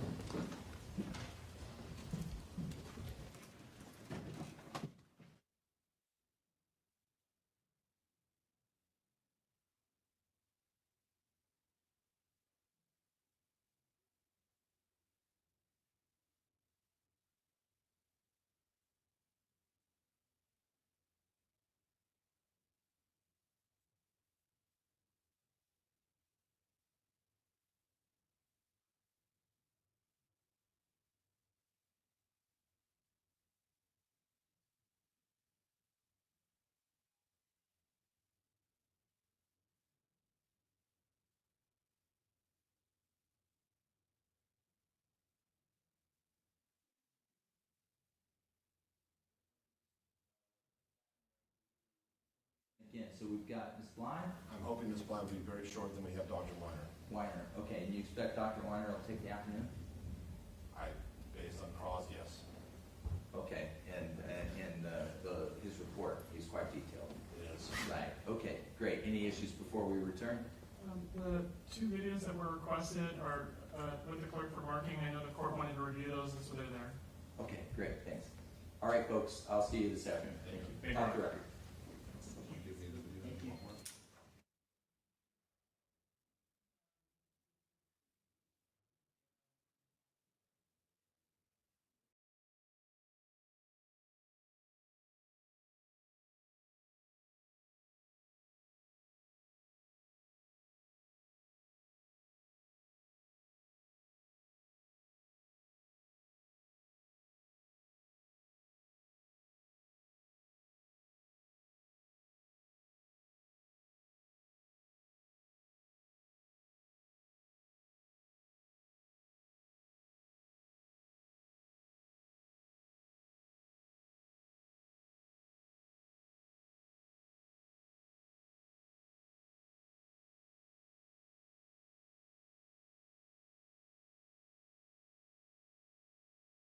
Thank you. You can see it.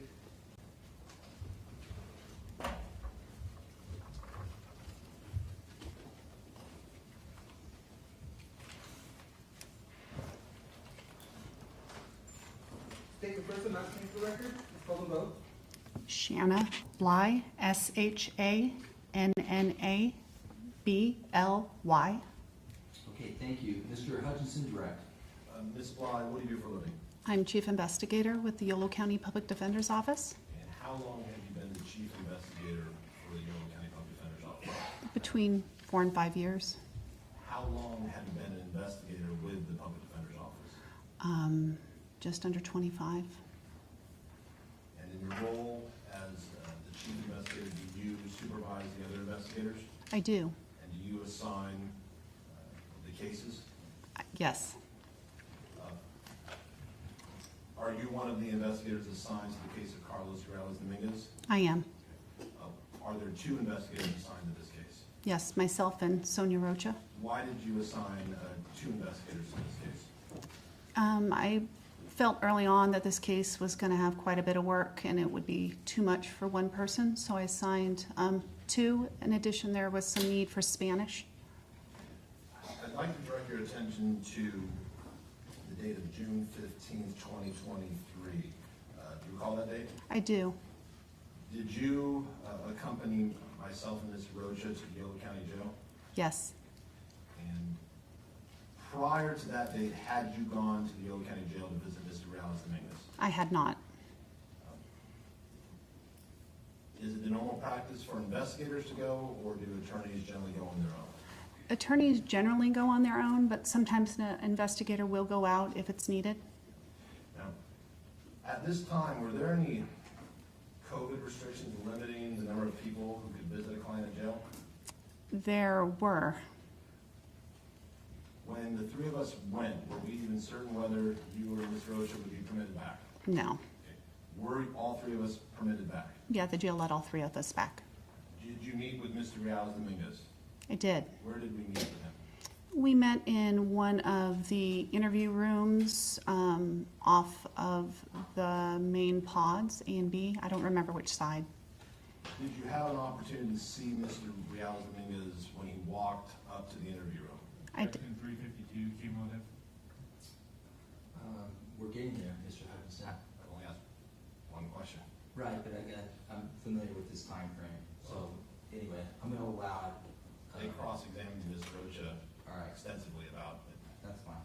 Overruled. Describe how he walked. Carlos Reales Dominguez walked very stiff for our meeting. I'm sorry? For our meeting. When he sat down, what, if anything, did you observe about his physical appearance? He was stiff in his chair. His hair was hanging in front of his face. He was malodorous. His lips were severely chapped with vertical lines. What do you mean by severely chapped? Just really dry with pieces of skin hanging that could have been pulled that were just left. He did not lick them or mess with it at all. You said he was malodorous. What do you mean by malodorous? He smelled very unclean. Did he have a significant body odor? Yes. Describe how he communicated verbally during this meeting. He was verbal, but I would say he wasn't conversational. He answered direct questions, but there was no give and take. At some point, did you make a statement to Mr. Reales Dominguez about you contacting UC Davis? I did. What did you tell him? I told Mr. Reales Dominguez that I had been in contact with UC Davis and I was attempting to get his student records. I was trying to fill him in on what had been done and build a little rapport to show him that we were working on his case. When you mentioned that you were contacting UC Davis, did he respond at that point? He did. What did he say? He asked. Circumstantial evidence state of mind. Not offered for the truth. Go ahead. He asked for a laptop. Did he explain why he wanted a laptop? Yes, he said that he was missing class and was falling behind. on June 15th. Yes. Did anyone advise Mr. Reales Dominguez at that point about his status at UC Davis? Yes, we advised him. I don't remember if it was myself or you. And what did we tell him? He was told he was no longer a student with UC Davis. How did he respond to that? He responded by asking for a telephone number to call the campus. When he asked for the telephone number, what did you tell him? I told him that reaching out to the university was not a good idea, and I gave him some further information that he wouldn't be able to get anywhere by reaching out to the university because his files had been administratively locked by the university. Other than this brief moment we started asking about UC Davis, how were his other responses throughout the interview? Minimal. Did Ms. Rocha try to speak to him in Spanish? She did.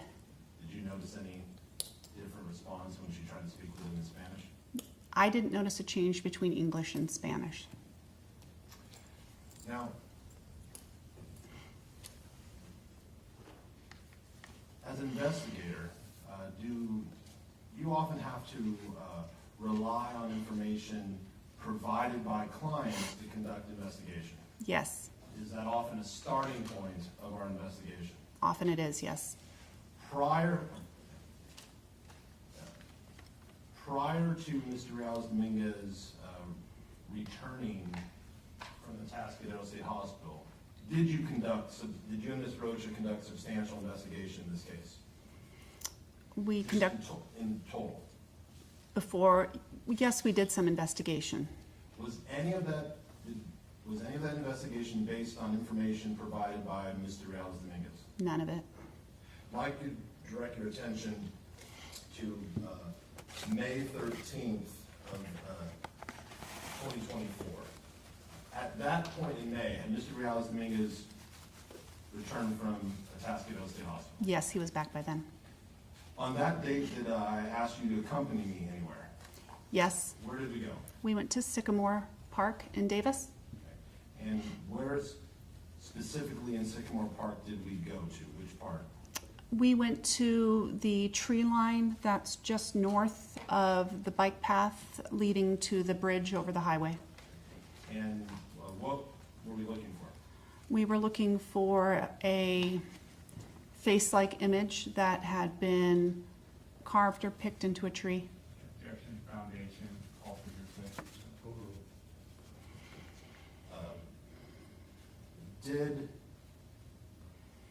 So you were looking for some sort of, you said like a face-like picture that had either been carved or picked into a tree? That's what we were looking for, yes. And did you find a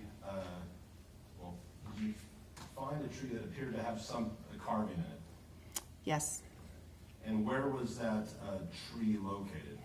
It was in the same tree line we were looking on in the northwest quadrant, closer to the bridge than to the street. How far was this tree in relation to the bridge crossing the highway? 2 trees over. Did you take photographs of this either carving or picking as you described? I did. And prior to the hearing this afternoon, did I show you defense exhibit NN containing 4 photographs? You did. And are those the photographs you took on May 13th, 2024? They are. Permission to publish them? You showed it to her. Okay, granted.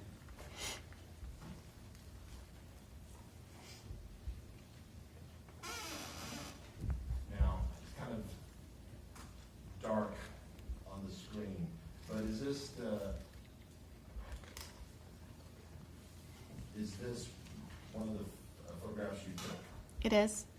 And looking at it, did it appear to you that someone could see a face in this carving? It's possible, yes. So I'm pointing right here with the cursor. Are there some markings in the photos that appear that they could be eyes? Possibly, yes. And is there a portion that indicates or suggests could be viewed as a nose? Yes. And is there an opening, a deeper opening, that could be viewed as a mouth? Yeah. Maybe. Can we Okay. darken it? Answer stricken. Close the window. Yeah, we can close the blinds. Yeah, that's right. You just have to ask non-leading questions: who, what, when, where, how, what do you see, that kind of thing. Do you have the pointer up there, Ms. Black? Yeah. Okay. Test it out. Okay. Yeah. Ms. Bly, did you see portions in these photos that could be viewed as a face? I did. Okay. Using the pointer, point to the features that you believe could be viewed as a face. The space up to the top of the picture had some indents that could be seen as eyes with some bridging in the middle, and then this middle or this lower section possibly could be seen as a mouth. I'm showing, this is photo 1. I'm going to photo 2. Is this taken from a different angle? A better angle, yes. Okay. And can you point to what the features that could be viewed as a face? Possible eyes to the top with a nose-like look in the middle and the mouth to the lower end. And showing you photo 3, is that another photo that you took? It is. It's from a distance. Is it from the profile? Yes. Can you still see the features that could be viewed as a face? Yes. Showing you exhibit 4, or photo 4, what does that show? That is further back, straight on, of the same spot in the same tree. Did you look over the tree to see if there were any other parts of the tree that had a similar feature, such that could be a natural occurring phenomenon or whatever? Yeah, I went 360 degrees around the tree, and that was the only spot on the tree that looked like that. What did it look like had been done to that spot of the tree? It looked like the tree could possibly have been picked at or carved in some way. It was not the full bark piece right there. It was more exposed than the other areas of the tree. And that, now, did you return to, I'd like to direct your attention to almost a year later, March 27th, 2025. Did you return to Sycamore Park? I did. And what was the purpose of going to Sycamore Park on March 27th of 2025? The purpose of that trip was to take pictures of the park and cross the bike bridge that goes over the highway to get pictures of the bike path on the other side of the highway that goes parallel to Crystal Grove. Now, ma'am, in this trial, we saw Defense Exhibit C, some photos that were shown to Justin Schaefer, and Defense Exhibit AA, some photos that were shown to Hannah Cheney. Did you take those photographs? I took those photos. Did you take additional photos beyond those in Exhibits C and AA? I did. Prior to your testimony, did I show you a flash drive marked Defense Exhibit 00? Yes. Okay. And are those photographs that you took on March 27th, 2025? Yes. And are they an accurate depiction of what you saw on that date when you took those photographs? They are. Before crossing the bike bridge, did you inspect the tree to see if the face was still visible? Yes. And could you still see it? It was still present. Permission to publish? Okay.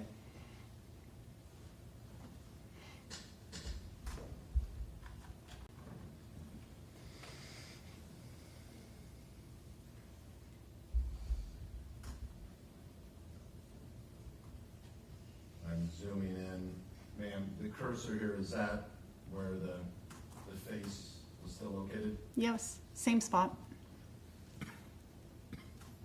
And showing you photo 2, is that a close-up of the image? Yes. Ms. Plea, when you look at this image on a computer screen compared to a projector, is there any difference? On the projection, some of the nuanced shades are lost versus seeing it in person. And when you previously looked at it, did you look at it as I am now on the computer screen? Yes. Did you take pictures of the bike path on the opposite side of the pedestrian bridge? I did. Show me what's been marked photo 3. What does this show? That is the bike path that crosses 113. And which way are you facing when you took this photograph? That is facing to the west, so you're still at the edge of Sycamore Park, not yet on the bridge. So is this facing west or east, this photograph? That photograph is facing to the west. You sure of that? I believe so, but maybe I'm wrong. Let's go back to, can you see the entrance this way? Yes, Okay. I was wrong on the previous. So does this has a sign right here, no dumping, no parking, no Yes. trespassing? So which way is this facing? That one is facing to the east. Back towards the park. Yes. Okay. Thank you. I understand. Show me what's been marked as photo 4 in Defense Exhibit 00. What does this show?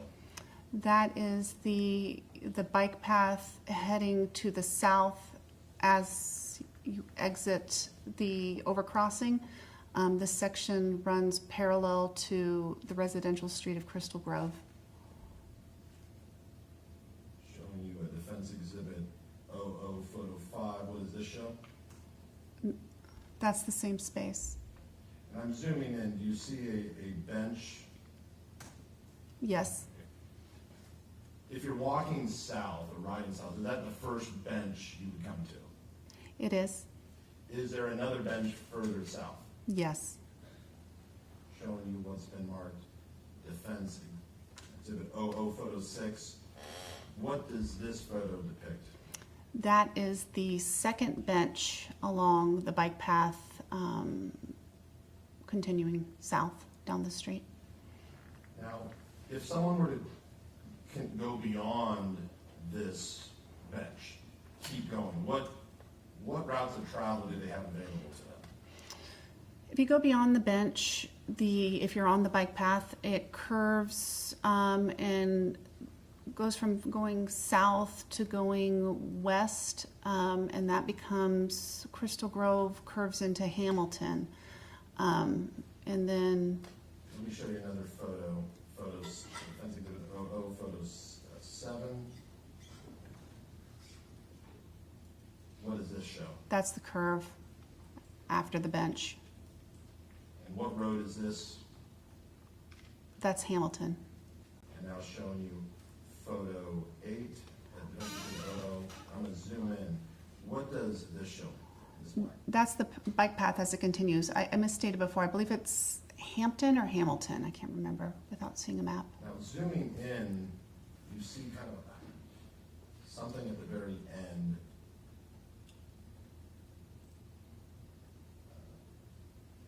Some sort of overcrossing. What is that? That is where the bike path goes under the road. I believe that section of road is Arthur.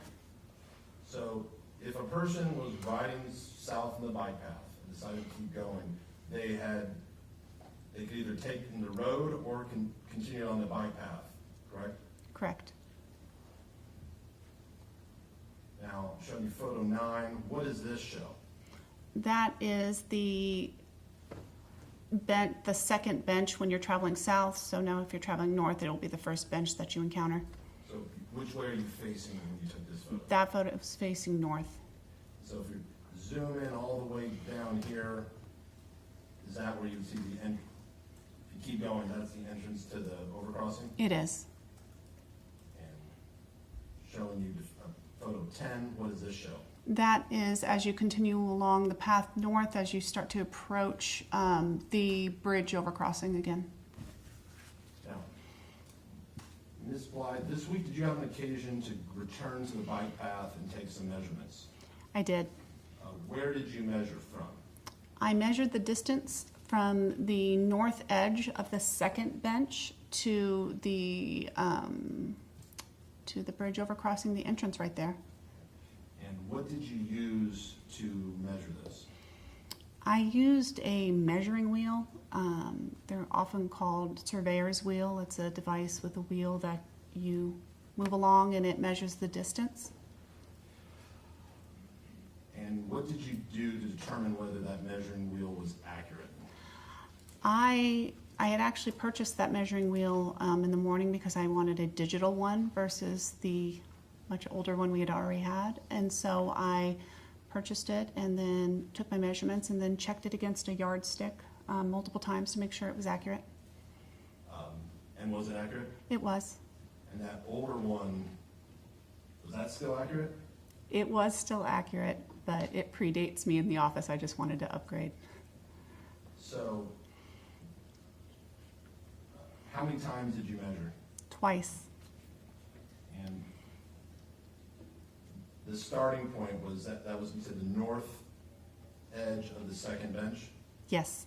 And where was your stopping point in photo 10? Where did you stop measuring? Essentially the edge of that entrance. When I got flush and I could look down to my right and see, I considered myself at the entrance of the bridge and stopped there. So using your pointer, could you kind of indicate where you stopped measuring? Yeah. I stopped right about here. And you're pointing kind of right to the point where the asphalt and concrete appear to connect? Yes. And what was the distance both times that you measured? It was 592 feet and 10 inches.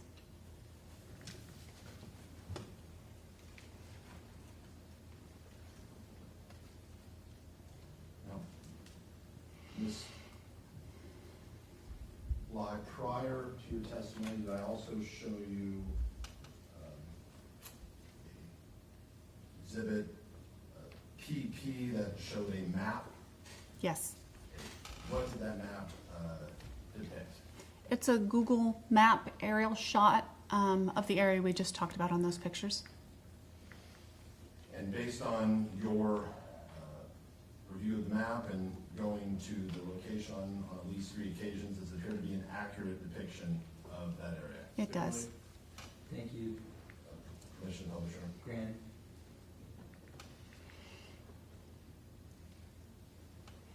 So, Ms. Bly, can you see Sycamore Park on this map? I can. And can you see the overpass? Yes. Approximately where was the second cursor? Tell me when to stop. About right there. It was roughly across the street from And so are you referring to which houses are you referring to? those 2 houses that you're Last 2 houses that face east. Yes. And does this map show the bike path that a person could continue to ride on and then go through the tunnel and keep riding? Yes, the bike path is the thinner gray line from the shot, while the roads are wider and labeled with the street names. And it's not labeled on this map, but what street does the bike path go under, if you recall? That's Arthur.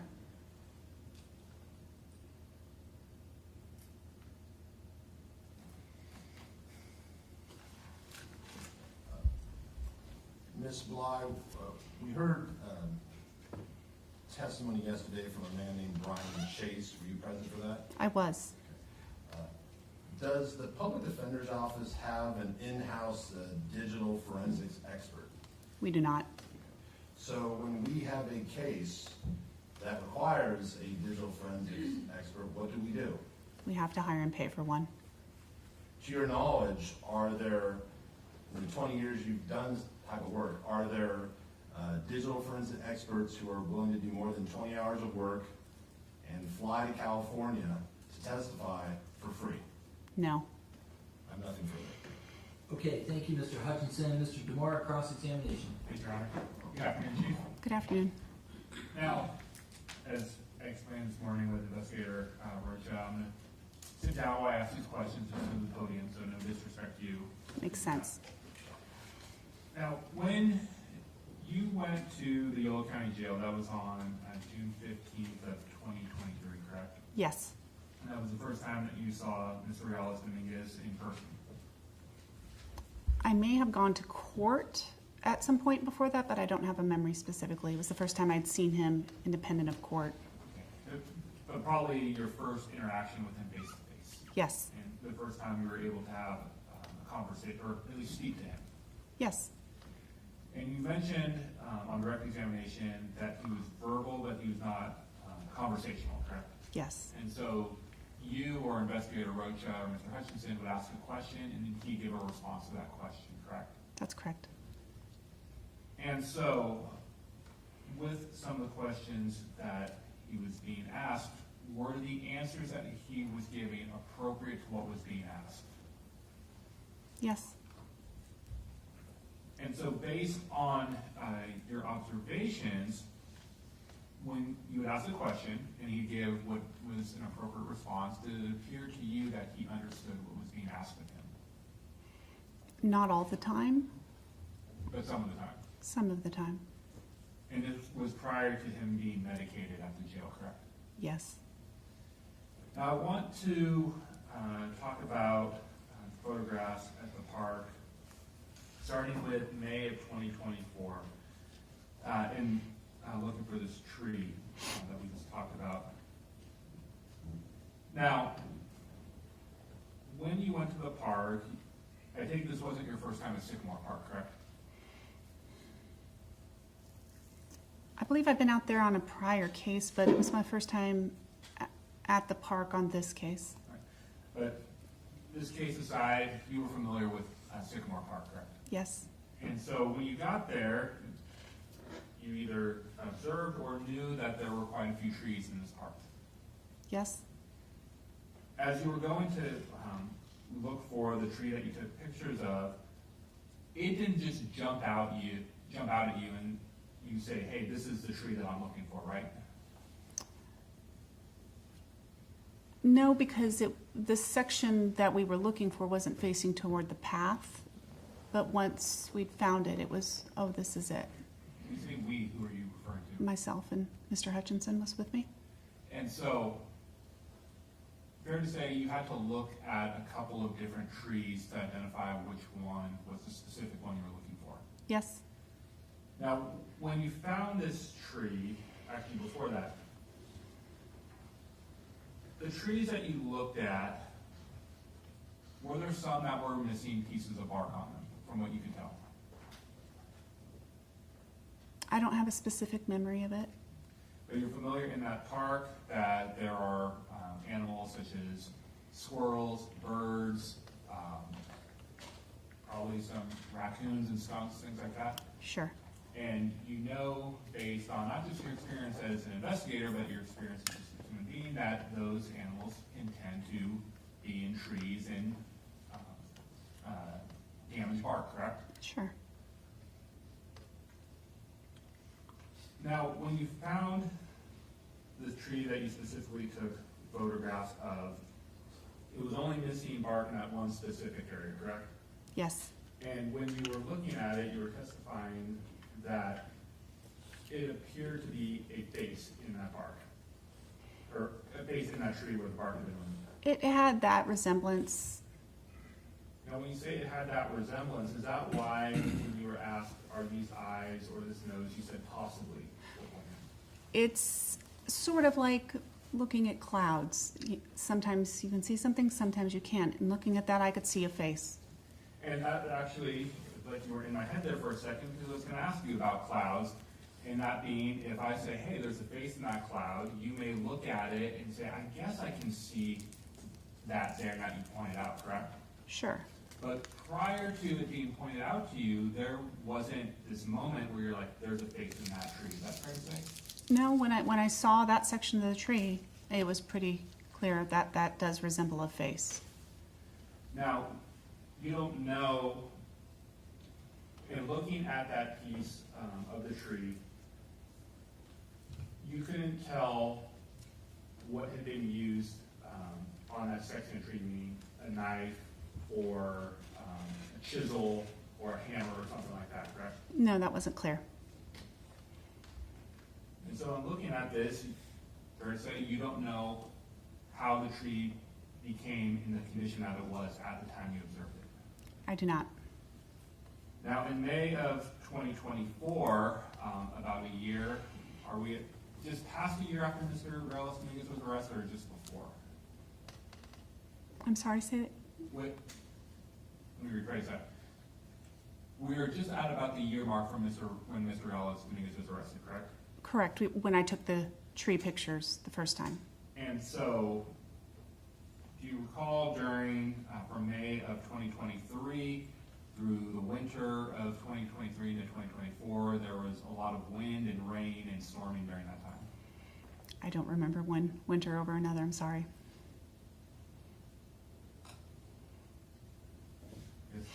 What we know about the weather is all we know is going to be hot this week, right? Yes. So, with that, you don't know in your observations of how long the tree had been in the condition that you observed it in May of 2024, correct? I do not. It could have been like that prior to May of 2023, correct? It's possible.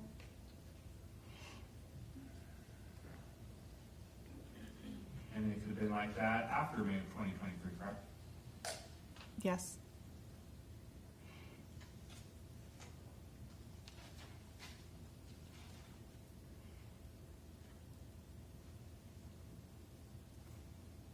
Now, crossing over the footbridge or bike path into West Davis, along that path, and the area that you measured, you're familiar with sort of the larger bushes that are along the bike path, along the sound wall? Did you observe those? I observed them, yeah. And are those in substantially the same shape and size as they were in looking at photographs from 2023? Protection Foundation.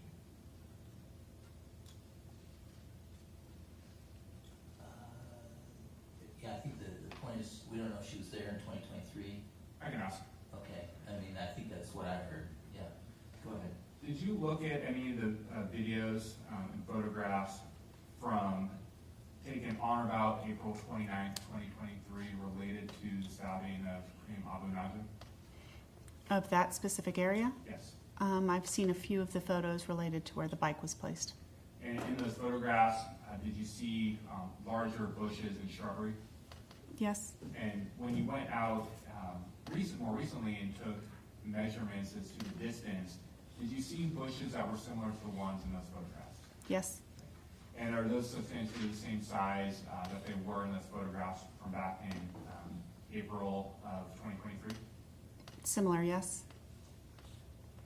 When you observed those, did they appear to be of a size where an item or a person could hide behind them?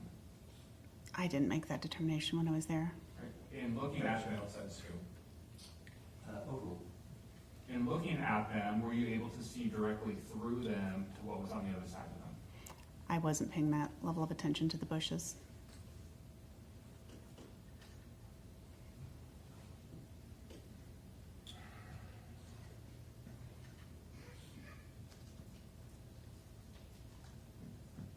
Thank you. No further questions. Okay, thank you, Mr. Demora. I have one follow-up. And go ahead.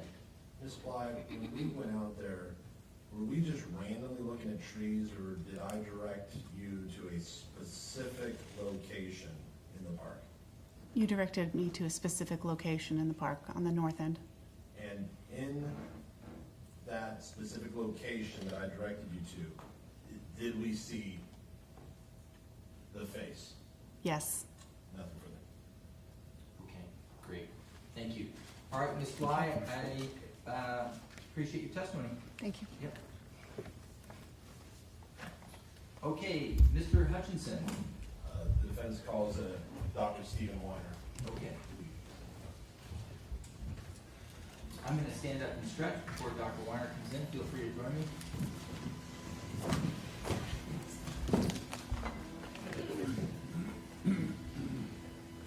Good afternoon, doctor. We're just taking a stretch break. I'm going to have you stand at the podium where the lawyer is adjusting it. Okay, on the record, the doctor before us, again, good afternoon. I'm going to have the clerk administer the oath to you. After you take the oath, then I'm going to have you sit in the witness stand, okay? And we have 2 lawyers to ask questions. All right, Mr. Clerk. Please raise your right hand. You do solemnly swear that the testimony about to give in the cause not given to the court shall be the truth, the whole truth, and nothing but the truth? I do. Thank you. You can see it.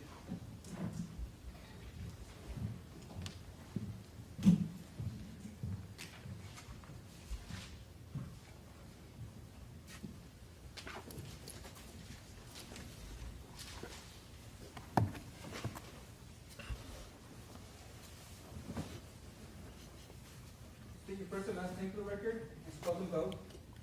Stephen Weiner, MD. First name Stephen, last name Weiner, MD. Okay, thank you. And Mr. Hutchinson, direct. Good afternoon, Dr. Weiner. Good afternoon. Sir, what do you do for a living? I am a board-certified psychiatrist. And what is a psychiatrist? A psychiatrist is a medical doctor who specializes in mental health. And what is your educational background that you had to accomplish to become a psychiatrist? So first I attended UCLA, University of California, Los Angeles. I double majored. I did a music performance major and a history major. After that, I did my pre-medical coursework at San Francisco State University. Then I completed 4 years of medical school. And then for my psychiatry-specific training, I did my psychiatry residency at Kaiser Permanente, Oakland. And where did you attend medical school? Virginia Commonwealth University. I'm sorry, Virginia. So if I understand, you were a music performance and history major, and then you went back to college to take the medical prerequisites. Is that what happened? That's correct. And what year did you graduate from medical school? 2019. And after your graduation from medical school, what did you do then? I attended psychiatry residency. And where did you attend your psychiatry residency? At Kaiser Permanente Oakland Medical Center. What is a psychiatry residency? What does that mean? So psychiatry residency is where, in essence, people that have finished medical school learn to become psychiatrists. And so unlike medical school, where the focus is more so on like book learning and being in the classroom, although there is some exposure to clinical medicine, in residency, the focus is much more on, in the case of psychiatry, clinical psychiatry, seeing patients, coming up with a diagnosis, learning about specific treatments, that sort of thing. And how long did your residency last? 4 years. And in your residency, did you see patients who suffered from schizophrenia? I did. In what capacity would you see patients who suffer from schizophrenia? In many different capacities. For example, I had rotations where I was caring for patients on inpatient units, so folks that are very ill acutely and they have to be admitted to the hospital. I also saw folks who were doing a bit better and they could be managed in the community. And so I saw those people on an outpatient basis, like in a medical office. And then I saw people kind of in between that in a program called IOP, or intensive outpatient. And this is a program that Kaiser and many other institutions have where high-risk individuals are identified, and with the goal of keeping them out of the hospital, they're seen more frequently, but still on an outpatient basis. And then finally, I did rotations in the emergency department setting where people come in acutely with, from their perspective, some sort of like severe mental condition that they want to get help with rapidly. After you completed your residency, what positions have you held? So after residency, I worked for the California Medical Facility, which is a prison healthcare facility associated with the California Department of Corrections and Rehabilitation, or CDCR. And while I was at California Medical Facility, or CMF, I saw patients with schizophrenia in various settings. For instance, I worked in their version of an emergency department, so inmates who were identified as high risk and decompensating in their mental health symptoms were sent to a sort of emergency department within the prison where I would evaluate and treat them and determine whether they needed, say, a higher level of care, whether they could return to their cell, in essence. Additionally, for the past 3 years, so this started during residency, but I'm still working there, I've been a emergency psychiatrist at John George Pavilion in San Leandro, California, where I evaluate and treat folks on an emergent basis who, again, are presenting to the emergency department emergently to get help with some mental health issue, commonly schizophrenia. This, you said it was John George Psychiatric Hospital. Describe what that hospital is. So it's essentially 2 parts. It's an emergency department where folks can come in off the street or via ambulance for some sort of emergent mental health crisis, for instance.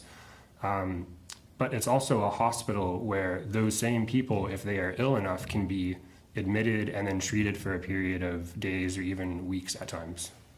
And you currently have a position with the University of California, Davis. That's correct. What position do you currently have with the University of California, Davis? So I'm currently a forensic psychiatry fellow at UC Davis. What is a forensic psychiatry fellow? Maybe I'll start with just what's a forensic psychiatrist. So a forensic psychiatrist is, or forensic psychiatry rather, is a branch or specialty of psychiatry that deals primarily with the really considerable overlap of mental health questions and the law. So a forensic psychiatry fellow is, I'll back up, a fellow is somebody who has completed residency and is getting sort of additional subspecialty training. So in this case, I did a psychiatry residency, and after that, I'm now going on to do a fellowship. The fellowship is specifically in forensic psychiatry, and it's a 1-year-long program. Based on your experience, are you familiar with the symptoms of schizophrenia? I am. Are you familiar with the requirements to diagnose someone who is suffering from schizophrenia? I am. And can you give a rough estimate of how many patients with schizophrenia you have seen in one capacity or another over your career? At least 400. At this point, I'd like to offer Dr. Weiner as an expert in psychiatry and specifically schizophrenia. Okay. All right. We have a qualified expert. Go ahead. Dr. Weiner, how did you become involved in the case of Carlos Reales Dominguez? The case was, the case was assigned to me by the program coordinator in my fellowship. And do you know why it was assigned to you? What led you to be assigned this case? I actually don't know exactly. The way it works is a significant part of our fellowship is involves us doing this sort of work where we're doing various forensic evaluations for Sacramento and Yolo counties, and periodically we'll be assigned such a case by our program coordinator. Were you specifically retained by one of the parties, or were you appointed by the court? I was court appointed. And until this week, had you and I ever spoken in person or met in person? We had not. Have you ever spoken even on the telephone before this week? Not to the best of my recollection. So, do you recall when specifically you were appointed, were you appointed to conduct an evaluation of Carlos Reales Dominguez? I was court appointed, yes.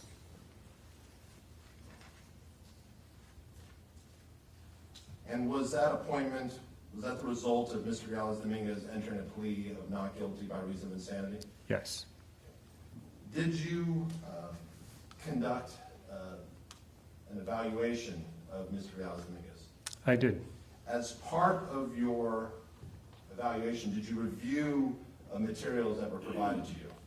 I did. I'm going to discuss the materials you reviewed. We'll do it in categories. Did you review any medical records or reports from other experts? I did, yes. Did you review medical records from Wellpath or Yolo County Jail records? Yes. Did you review medical records from Atascadero State Hospital? Yes. Did you review a neuropsychological report from a Dr. Dale Watson, PhD? Yes. And ultimately, did you write a report summarizing your opinions? I did. And after you wrote your report, did you review a report written by a psychologist by the name of Dr. Plea? I did. In addition to the medical records and reports from other experts, did you review witness statements and prior testimony from third parties who knew Mr. Reales Dominguez? Yes. I'm just going to go through some names and let me know if you reviewed either statements or prior testimony. Did you review a statement from Juan Carlos Reales Campos? I did. Did you review a statement from Mia Reales Dominguez? Yes. Did you review statements and a transcript of prior testimony by Kaylee Gallardo? Yes. Did you review statements and a transcript of prior testimony from Nathan Riego de Dios? Yes. Did you review witness statements and a transcript of prior testimony from Gladys Verdon? I did. Did you review witness statements and a transcript of prior testimony from Mark Capito? Yes. Did you review witness statements and a transcript of prior testimony from Philip Hahn? Yes. Did you review witness statements from Ava Bindus, a former instructor of Mr. Reales Dominguez? I did. Did you review the medical notes and prior testimony of Amy Gutierrez from Wellpath? Yes. Did you review the medical notes and prior testimony of Brandy Halstead from Wellpath? Yes. Did you review the medical notes and transcript of prior testimony by Dr. Patricia Tyler? Yes. And did you also have an opportunity to watch a video of Dr. Tyler's testimony in this case? I did. Did you review the prior testimony of Shanna Bly? I don't know that I reviewed her testimony specifically. I read numerous reports in which she was listed as an investigator.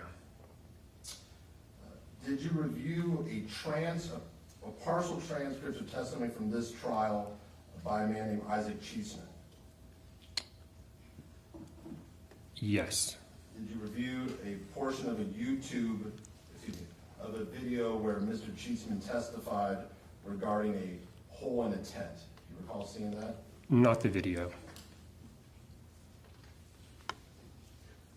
In addition, did you review body camera recordings and interview room recordings? I did. Did you review the body cameras of an officer by the name of Leo Gonzalez? Yes. Did you review the body cameras of an officer, Officer Story? Yes. And were these of Mr. Reales Dominguez's first contact with Davis Police Department? Yes. Did you review a body camera from a detective named Matt Muscardini taken at the scene of the contact before Mr. Reales Dominguez was taken to the Davis Police Department? Yes. And did you review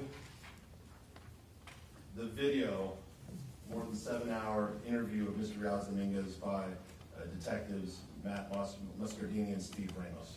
I did. A few more things. Did you review a PowerPoint presentation by a man named Brian Chase? Yes. And were you provided last night Mr. Chase's updated PowerPoint presentation? I was. Did you review photos of Mr. Reales Dominguez taken while he was in custody in court? Yes. And did you view a YouTube video of Mr. Reales Dominguez when he was in high school? I did. In addition to those materials, were there other materials you reviewed in preparation for this evaluation? I believe that captures the bulk of what I reviewed. Were you also provided police reports? Yes. So after you were appointed, were both sides given an opportunity to present, by both sides, I mean both the defense and the prosecution, were both sides given the opportunity to present you with materials to review?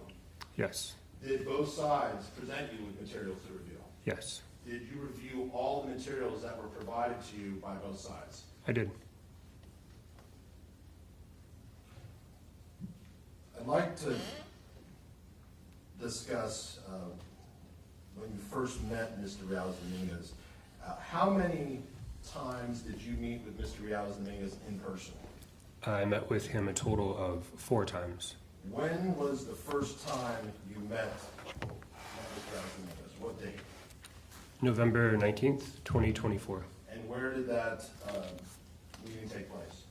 It took place at the Yolo County Jail, but I think I've also heard it referred to as Monroe Detention Center. Okay, just a moment. So, do you have your report? Okay, and you've got it before you. So it's fine that you have it, and it's fine that you refer to it. We just need to know when you're referring to it. So counsel, you'll handle that. If you need to refresh your memory, you can look at your report. On November 19th, where did you meet him within the jail? What type of room was it? It was a non-partitioned room, so it was just an empty room with a table and 2 chairs. Was there anyone in that room other than you and Mr. Reales Dominguez? There was not. Did you meet with him a second time, sometime after November 19th? I did. When was the second time you met with him? The second time was December 3rd, 2024. And how long did you meet with him on that time?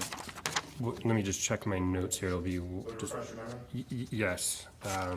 So on December 3rd, 2024, Yes. I met with him for approximately 52 minutes. And why did you meet with him a second time after meeting him for 4 hours and 45 minutes in November?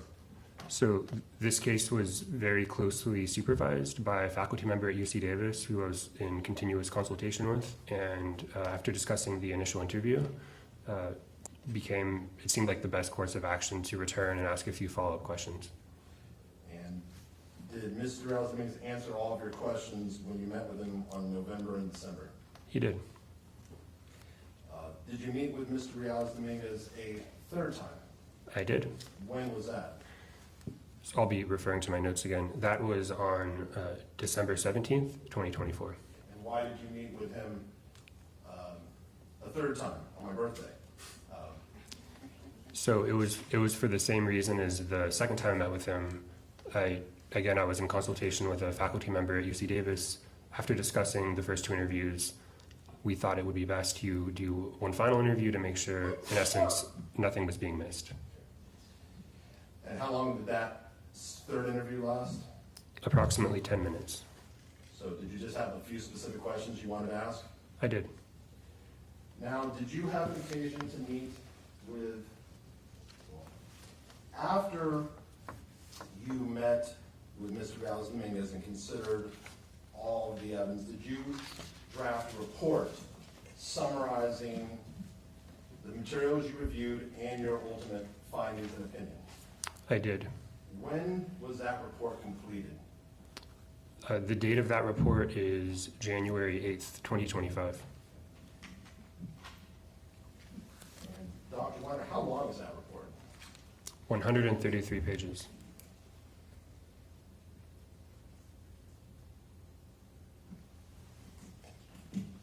And are many of those pages you summarizing the voluminous materials you reviewed? Yes. And I'm not telling you don't tell us what your opinion was, but at the end of that report, did you offer your opinion on the certain questions that had been presented to you? I did. Now, at some point after you drafted your report, did you have an occasion to meet with Mr. Reales Dominguez a fourth time? I did. When did you meet with him for the fourth time? I don't have that date written down. I believe it was at the beginning of this month. Was it,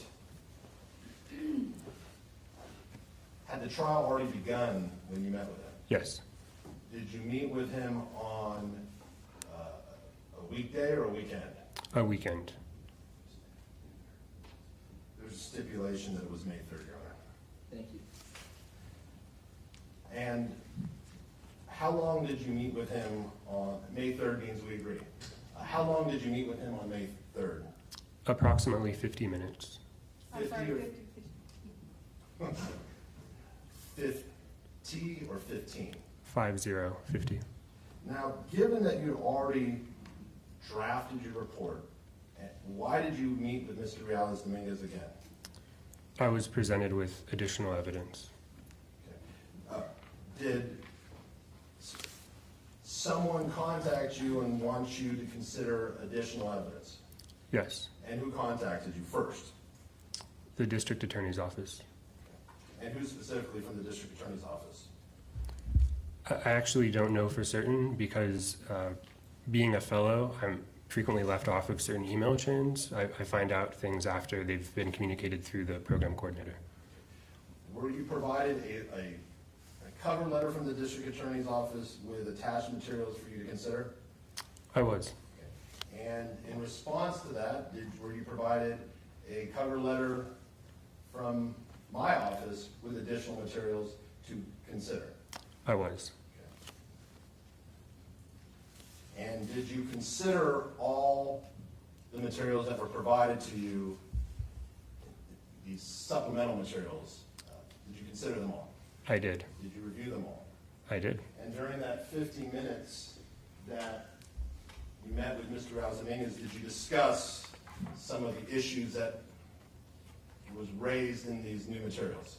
I did. And did anything that you reviewed change your opinion that you summarized in your report back in January? Objection, culture, proper opinion. No.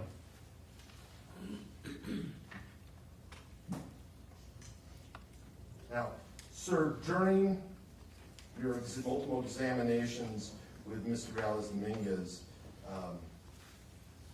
did you have an opportunity to observe him? I did. Did you perform any testing on Mr. Reales Dominguez? I did. What testing did you perform? I performed 3 tests. I'm happy to talk about each right now. We're going to get to that. I want to just back up. At the time you met with Mr. Reales Dominguez, was it your understanding that he was taking antipsychotic medication? Yes. Okay. And at the time of your meeting in December, based on your review of records, how long had he been taking antipsychotic medication when you first met with him? Approximately 1.5 years.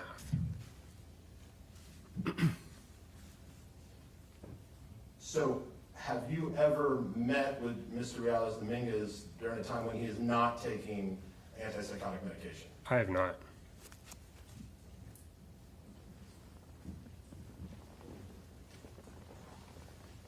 Let's now go to the test. What tests did you perform? So I performed 3 tests. The first test is the MOCA, or the Montreal Cognitive Assessment. What is the Montreal Cognitive Assessment Test? It's a screening test used to screen for the presence of neurocognitive disorder, for instance, dementia, something like that. And what were the results of that test?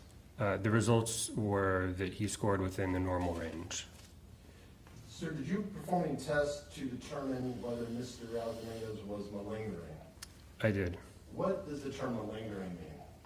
So malingering means that the person that you're evaluating is consciously doing what they can to make themselves appear more ill than they really are. And so it's not specific to psychiatry, but in this case, it would mean that the person is attempting to appear more sick psychiatrically than they really are. And they're doing that with the goal or intention of obtaining some sort of gain, whether it's money or time off from work or even evasion of, basically not being held responsible for some criminal activity, something like that. Are there specific tests that have been developed to identify patients who may be malingering? There have. And are these tests supported by data? They are. Are they considered to be reliable? Yes. Did you perform any tests to determine whether Mr. Reales Dominguez was malingering? I performed 2. Which was the first test you performed? The first is called the MFAST, or the Miller Forensic Assessment of Symptoms Test. And the MFAST essentially is a structured psychological instrument used to detect if someone might be intentionally producing their symptoms as opposed to the symptoms arising organically or, due to their illness. And I can go ahead and mention the results of that test. Is there a certain result or a score that, if you reach it, it indicates malingering? It generally scores of 6, 7, 8, and above. Typically, you start to worry about malingering. Okay. So a score of 5 or below, that would not indicate malingering? Generally, yes. Okay. What was Mr. Reales Dominguez's score? It was 0. And what does a 0 mean to you? A 0 means that on that test specifically, it's unlikely that he was, or that any examinee is malingering symptoms. So based on that test, was there any indication of malingering based on the results of that test? No. Did you perform another test to determine malingering? I did. What test was that? It's called the SIRS-2, or the Structured Interview of Reported Symptoms. 2 just means the second edition of the test. And I can talk about the SIRS-2. Yes. Well, how does that test administer? So the SIRS-2 goes much further than the MFAST. The MFAST is kind of like the MOCA that I talked about earlier, to the extent that it's a screening test. You're looking to see if you can rule out or be less concerned of a given issue. In the case of the MOCA, it would be a neurocognitive disorder. And so if the results of that are negative, you're much less worried about there being a neurocognitive disorder. It's the same way for the MFAST. If the MFAST is, like in this case, is 0, you're much less concerned about malingering. But just in the spirit of being as thorough as possible, I went ahead and administered the SIRS-2, which, unlike the MFAST, is more designed to detect people who are malingering as opposed to people who aren't. So instead of ruling out the malingering, you're sort of ruling it in. So in psychiatry, we would say that it's a much more, the test is much more specific for malingering.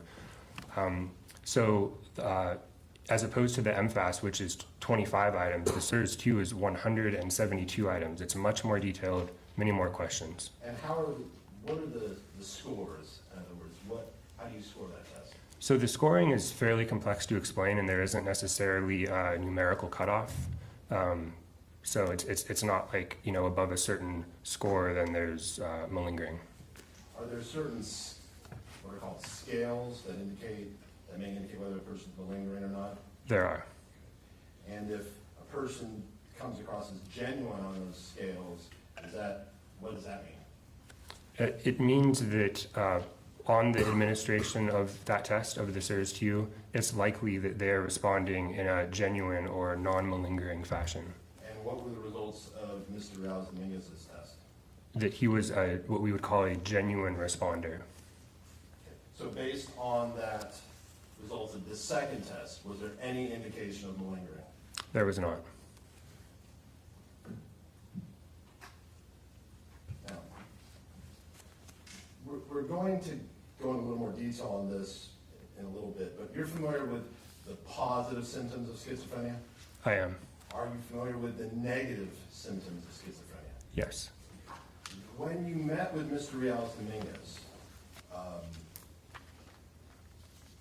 did you observe any positive symptoms of schizophrenia? Hallucinations, delusions, disorganized thoughts or speech? Not when I met with him, no. Sir, in your opinion, can medication be very effective at controlling positive symptoms of schizophrenia? Yes. When you met with Mr. Reales Dominguez, did you observe any negative symptoms that were still present? I did. Okay. What negative symptoms did you observe? The primary symptom that I documented in my report and that I observed was mild to moderate affective blunting, which that just means there's reduced emotional expression, reduced emotional range. In essence, the person is just not showing much emotion one way or the other. Is it common for people who have schizophrenia to, when even after being placed on medication for extended period, can still exhibit negative symptoms? It's quite common. Is medication more effective at controlling positive symptoms than it is at alleviating negative symptoms? Injection foundation. Yes. And sir, rigid postures, can that be a negative symptom of schizophrenia? It can be. And sitting long periods of time without moving, can that be a negative symptom of schizophrenia? Yes. And can people exhibit those sort of negative symptoms even after being placed on medication? They can. In addition to reviewing the materials and examining Mr. Reales Dominguez, this is yes or no, did you speak with him about his past and current symptoms of mental illness? Yes. Did you speak with him specifically about the stabbings that he's charged with relating to David Breaux, Karim Abou Najm, and Kimberlee Guillory? I did. Did you discuss with him what he believed and perceived at that time? Yes. Did you discuss this with him in detail? Yes. And did you consider his statements about these stabbings? Did you consider his statements in relation to the other evidence and materials that you reviewed in this case? I did. And sir, based on everything you reviewed and your evaluation of Mr. Reales Dominguez, do you have an opinion as to whether Mr. Reales Dominguez currently suffers from a serious mental disease? I do. And what disease does he suffer from? Schizophrenia. And do you have an opinion as to whether Mr. Reales Dominguez suffered from schizophrenia at the time of the charged offenses in April and May of 2023? I do. And what is that opinion? Also schizophrenia.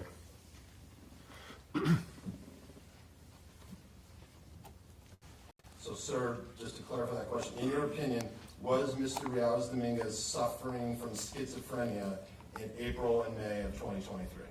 That is my opinion. Sir, we're going to step back and kind of address schizophrenia in more detail. We've heard from Dr. Patricia Tyler, but I'm going to ask you to go into a little more detail. What is schizophrenia? So schizophrenia is a severe and chronic mental disorder that really significantly compromises a person's ability to think, feel, and behave. And in particular, there's a significant impairment in their ability to parse or tell the difference between what's real and what's not. We've talked about, mentioned positive symptoms. Are hallucinations a positive symptom of schizophrenia? They are. What is a hallucination? A hallucination is when someone is responding or believes they are experiencing either a sight or a sound, but it can also be a smell or a taste or a feeling, like a physical sensation, in the absence of any like visible stimuli. So, put simply, you might be in a room by yourself and yet you are hearing something that isn't there, or you're seeing something that isn't there, etc. So a person could be in an empty room and have hallucinations of things that are there. In the case of schizophrenia, that could arise, yes. Can a hallucination also be a distortion of reality? In other words, you're in a room, it's not empty, there are things in the room, but based on hallucinations, your perception of those things are distorted. So that's a slightly different but related concept. Okay. So that's actually called a delusional perception. And so unlike a hallucination where there's no stimuli, meaning there's no object there making sound or like that's visual for the person to look at, there actually is something there. And so the problem is not that they're sort of inventing it in their mind, it's that they're perceiving it incorrectly or delusionally. And I think we might talk about delusions next, but all that means is that they have a fixed but crucially false, wrong idea about what it is they're looking at. They're looking at, in the case of visual delusional perceptions, they're looking at something, but they're delusional about what it is they're seeing or hearing or whatever the stimuli might be. And so we discussed hallucinations, delusional perceptions. What is a delusion? A delusion is a fixed false belief. It can be about anything, about oneself, about your environment, about the world. The term fixed just refers to the fact that typically, if you present evidence to the contrary to, say, challenge somebody's delusion, the delusion might not resolve right away. They may continue to believe it, and then false, obviously, because the delusion is not true. And are disorganized speech, thoughts, and behavior, are those also considered positive symptoms of schizophrenia? Yes, but with one exception I'd like to clarify. So if you look at the DSM, which just stands for the Diagnostic and Statistical Manual of Mental Disorders, I'm going to refer to it as DSM going forward. It's how psychiatrists make diagnoses. If you look at the DSM for schizophrenia, disorganized thought isn't there, but disorganized speech and behavior are. But do you see disorganized thoughts in patients with schizophrenia? So the way that you might think about a disorganized thought is through interpreting their speech, and their speech frequently can be disorganized or incoherent, and you make inferences or assumptions based on their disorganized speech about the way they're thinking. Speech is sort of a proxy. We look at speech to think about the way someone might be thinking. When you met with Mr. Reales Dominguez after he had been on antipsychotic medication for a year and a half, do you have any difficulty communicating with you verbally? He did not.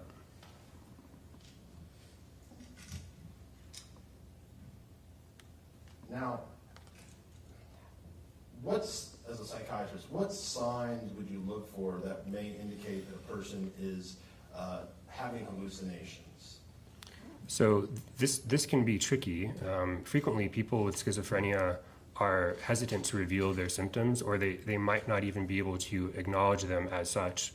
So I'll just sort of caveat whatever I'm about to say with that. Now, one thing you can do is just do very close observation. Obviously, one thing you can do is ask if someone is hearing voices or seeing things that aren't there. But for the reason I just stated, sometimes that's not a successful sort of way of figuring out that information. So what you might do is simply observe them and see if they are what we would call internally preoccupied or internally stimulated. And that would be where they are, one way to think about it is, talking to themselves. So to the outside observer, they're talking to themselves, but from their perspective, they may be talking to somebody next to them or talking or conversing with a voice in their head, and that can be a clue that maybe they're having some sort of abnormal sensory experience like a hallucination. What about staring at walls or staring off into space for an extended period? Could that be an indication that a person is experiencing a hallucination? It could be. It could be that they are preoccupied with something that they think they're seeing on the wall that in reality isn't there. It could also simply reflect a negative symptom of schizophrenia. I'm thinking specifically of the symptom in which somebody just sort of stops engaging with the environment they stop doing things that they enjoy. They kind of just sit in their room, for instance, and not really engage with anything. And that could manifest as just sitting there staring at the wall. So staring at a wall, that could potentially be evidence of a positive symptom of schizophrenia, but it could also be evidence of a negative symptom. That'd be a correct statement? Yes. You said that people with schizophrenia are sometimes, or are often reluctant to reveal their hallucinations. How common is that? So I don't have a percentage that I could refer to you, but it is common, it happens, and like I mentioned before, it isn't necessarily because they don't want to reveal it. That can be a reason. They may not feel comfortable revealing their symptoms, but they may also not even be able to recognize their symptoms as such. And so that could be another reason that they're not sort of describing what they're experiencing. I'd like to turn to negative symptoms. What is a negative symptom? How is that defined? So they're called negative because they should be there, but they're not. Just like positive symptoms shouldn't be there, but they are. So positive, frequently in psychiatry and medicine, if something's positive, it means that it's indicating a disease state. Like you can think of like a positive test. So negative symptoms is the opposite of that. It should be there, but it's not. And so there's several different positive symptoms. Several different negative symptoms that we can go into if you like. And these negative symptoms, can these be symptoms that a person did not have prior to developing schizophrenia? Yes. You already mentioned a flat effect. That was a negative symptom that you said Mr. Reales Dominguez still had. Describe that in a little more detail. When you say a flat effect, what do you mean by that? So a flat or a blunted affect means that, in essence, there's reduced emotional range. They don't outwardly show happiness, sadness, anger, nervousness, frustration. It's as if they're not experiencing any emotions, and so that would be a flat affect. The fact that the person is not exhibiting emotions, does that mean they're not feeling emotions? It depends. So not necessarily, although it is true that another negative symptom in schizophrenia is what we would call anhedonia, or the inability to experience joy or pleasure or positive emotions, good emotions. And so it can be that they're experiencing emotions but simply not displaying them, but it might also be that they're suffering from yet another negative symptom, anhedonia, and so they're not experiencing, at least, any joyful or positive emotions.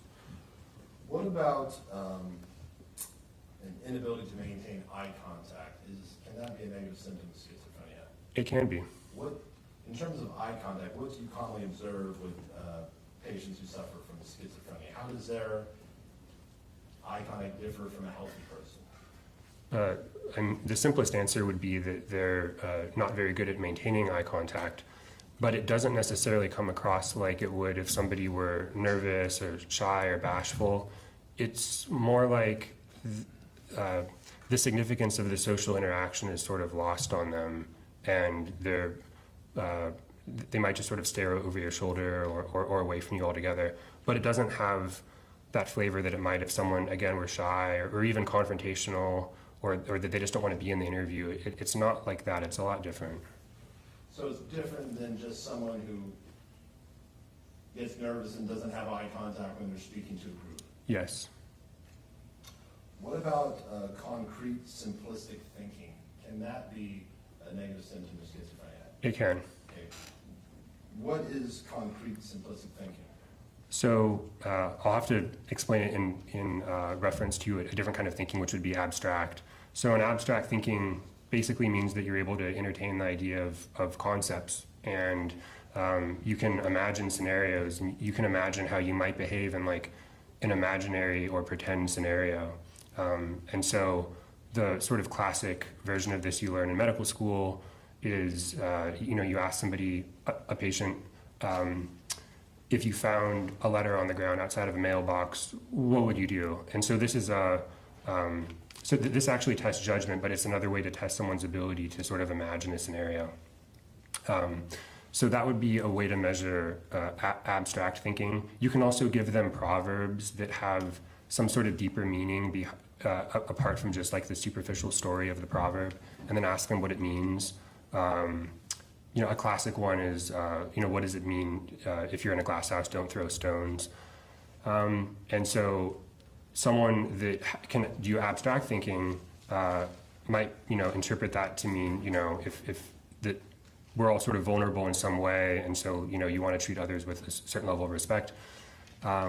Whereas someone who has very concrete thinking isn't able to think in a way that's above just sort of the surface level of what you're telling them. And so they'll kind of be very overly focused on that you told them a glass house and stones, and they might say something kind of nonsensical about stones and glass houses that like completely misses the point of what the proverb is about. Do people with, so you said people with schizophrenia, would they struggle in an academic class that has abstract concepts? Yes, they would absolutely struggle in that setting. Now, sir, what is the typical age of onset of schizophrenia for men? So classically, it presents in late adolescence to early adulthood, 17 to 25 or so. Sir, have you had experience with people who suffer from schizophrenia who prior to getting sick were high academic achievers? Have you seen that? Yes. Okay. And what can these people then, after developing schizophrenia, then have, the concrete, simplistic thinking? In other words, they can't do what they used to be able to do before. Unfortunately, that's quite common. So, when we talk about negative symptoms, would it be correct statement that these negative symptoms often take away from a person something they had before? Yes.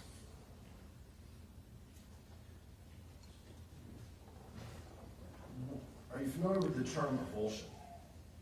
Yes. What is avulsion? So that refers to a lack of motivation to do things, I think in the simplest way of explaining it.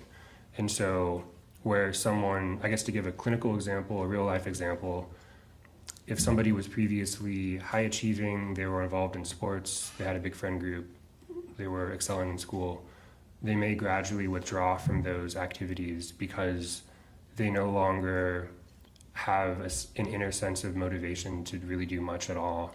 It's sort of like the motivation version of anhedonia, where you just sort of start to lose the ability to experience joy or pleasure or positive feelings. It's like that, but with motivation to do things. Can that lead to a decline in personal hygiene? It can. How common is it for people with schizophrenia to see a decline in personal hygiene? It's quite common. It's one of the things we look at quite carefully when we're looking at one of the criteria of schizophrenia, which is a decline in functioning. And so, have you had patients who, prior to developing schizophrenia, had no problems with hygiene, and then it declined once they got sick? Yeah, I'm aware of that symptom course, yes. What about this avulsion? Would that include an inability to care for others, care for family members, or care for a pet? Yes, in the event that that was something they were previously doing and previously motivated to do, if they stopped doing that, that could indicate that they are lacking motivation. So I like to assume that a person has a cat, is bonded with the cat, and cares for the cat, but then after developing schizophrenia stops caring for the cat. Could that be a result of avulsion? It could. What about slowing of movements? Is that a negative symptom of schizophrenia? It is. What do you mean by slowing of movements? So it can be the case that folks that have schizophrenia, particularly more, and if their presentation is more heavy in the negative symptom sort of area, the way they walk or move can change. We already talked about one example, which is if someone just assumes a very rigid or neutral posture, not neutral, but rigid, particularly if they're not moving very much. They can do this for hours at a time. But you can also see a difference in their gait or the way they walk. That can slow down. And in fact, on the sort of serious end of things, this cluster of symptoms can become even deadly in a condition known as catatonia, where they just stop moving at all. Sir, are you familiar with the concept of how some mentally healthy people, it can be difficult to sit still for long periods of time? We fidget, move side to side. Are you familiar with that concept? I am. Okay. For people with schizophrenia, is there a negative symptom that many can sit motionless for extended periods of time? You can see that, yes. So why is it that people with schizophrenia can sit like statues, or some people with schizophrenia can sit like statues for extended period of time, where a healthy person may find it difficult to do for even 10 minutes? What is happening in their brain that allows them to do that? So I don't know if that specific question is known with certainty, but we do know that in schizophrenia there are numerous biochemical changes that take place in the brain that may have an effect on the way someone goes about their day, even in a very concrete way, like the way they move around, or in this case, the way they don't move around. But I don't know that there's for instance, a specific chemical that has been linked to that specific issue where they sit very still. Let me stop you there. Okay. So, Dr. Weiner, we're going to take our afternoon break. We're going to resume your testimony in 15 minutes. Okay. And thank you, and we'll see you then. Good. To the jury, 15-minute break. Do not discuss the substance of the case. Do not form any opinions, and do not research it. And we'll see you in a few minutes. Thank you. Off the record.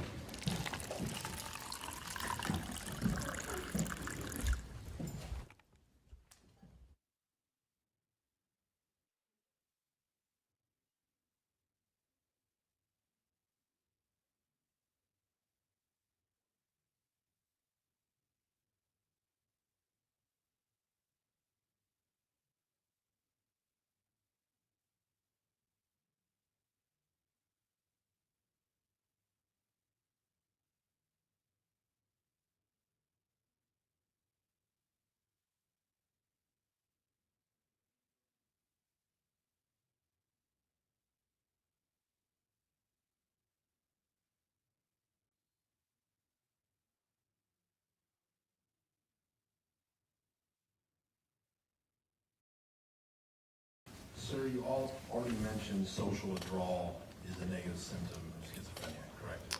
Yes. What about distrust of others? Well, not strictly a criteria. It can potentially manifest as paranoia, which is adjacent to the idea of a delusion or a fixed false belief. Describe what you mean by paranoia. So paranoia is just broadly speaking, a mistrust of others. It can be a mistrust of a specific area or situation. It doesn't necessarily have to be with respect to a person. It can simply be an area that maybe somebody doesn't want to go around. It can be as distinct as, say, a certain room they don't want to go into. So it really comes down to a deep sense of mistrust and even fear if something happens. Sir, you mentioned in terms of positive symptoms, hallucinations, delusional perceptions, delusions. Can a person with schizophrenia experience multiple positive symptoms during the same time period? Yes.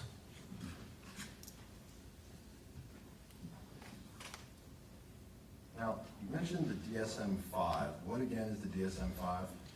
So the DSM stands for the Diagnostic and Statistical Manual of Mental Disorders, and 5 just means it's the 5th iteration or the 5th version. The DSM-5, and technically now it's the DSM-5 TR, text review, text revision. And the DSM-5 TR is the book that psychiatrists and other mental health professionals go to when they are looking to establish a mental health diagnosis. It has criteria, it has data on a given disorder, such as the prevalence or how common it is. It has other data on it, like associated features, things like that. What criteria does the DSM-5 require before that must be met before you can diagnose someone with schizophrenia? So there are several. I can walk through them.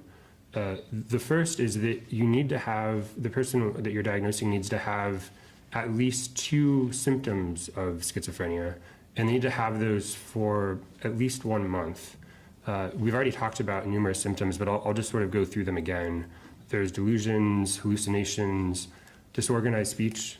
There's also disorganized behavior and broadly speaking, negative symptoms. And so this first sort of component of making the diagnosis, we sometimes refer to it as criterion A.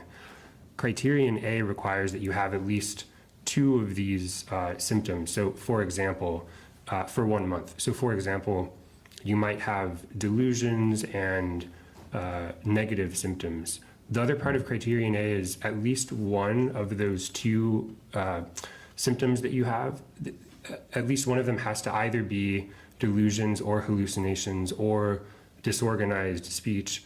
It could be 2 of them, but it has to be at least one of those. So given that Mr. Reales Dominguez was on medication when you examined him, is it important to look to the past in deciding whether these criteria has been met? Absolutely. And so, based on your review of the materials, including statements from witnesses in the past, what symptoms, both positive and negative, did you conclude Mr. Reales Dominguez suffered from? Several, and if I could go back and just clarify the second part of the schizophrenia diagnosis because it pertains to this question. Okay. So the second, there's actually more than 2, but this is really important. The second part of making the diagnosis has to do with having at least 6 months of a symptomatic phase. And this can take many different forms. And so, for instance, it can be just 2 symptoms that I talked about, but in an attenuated or sort of less severe form. It could be just negative symptoms. And then along with that, you need to have some sort of like decline in functioning socially, in your work, in school, that sort of thing. So it's relevant to this question because one of the central symptoms that, in my opinion, Mr. Dominguez displayed was that classic, gradual, what's sometimes described as the prodromal phase of schizophrenia, in his case lasting, in my opinion, longer than 6 months, in which there's a gradual loss of functioning in school, socially, withdrawing from activities, that sort of thing.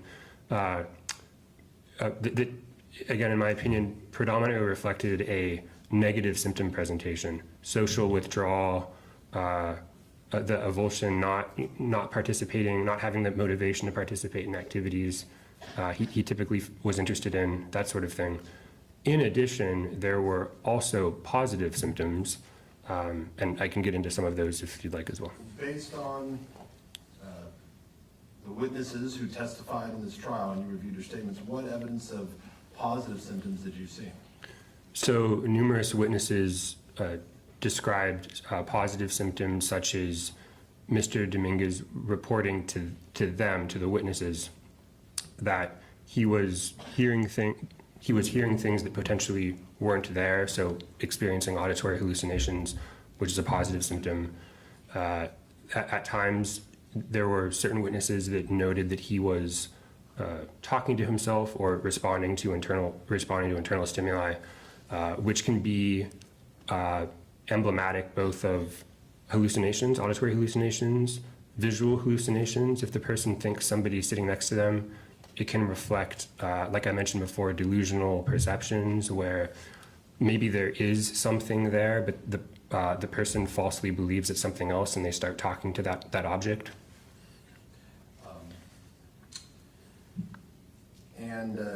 Hearing things, believing people are saying things when no words have been said, would that be a positive symptom of schizophrenia? Yes, Could that be evidence of an auditory hallucination? it could. Based on all, and would it be fair to say, well, based on your review of the materials, was there evidence that Mr. Reales Dominguez exhibited substantial negative symptoms of schizophrenia? There was evidence of that. And did he meet the criteria, in your opinion, for under the DSM-5 for a diagnosis of schizophrenia? He did. And would it be fair to say he had more symptoms than is required to diagnose someone with schizophrenia? So I didn't include that in my report, and I don't know for certain, but again, in my opinion, he certainly met the DSM-5 TR criteria for schizophrenia. Sir, what causes schizophrenia? So it's a very complicated question, and the best answer I could provide most simply is that despite decades of intensive research efforts of various sorts, we still don't know for certain. In the psychiatric community, is there a belief that certain factors make a person more likely to develop schizophrenia? Yes.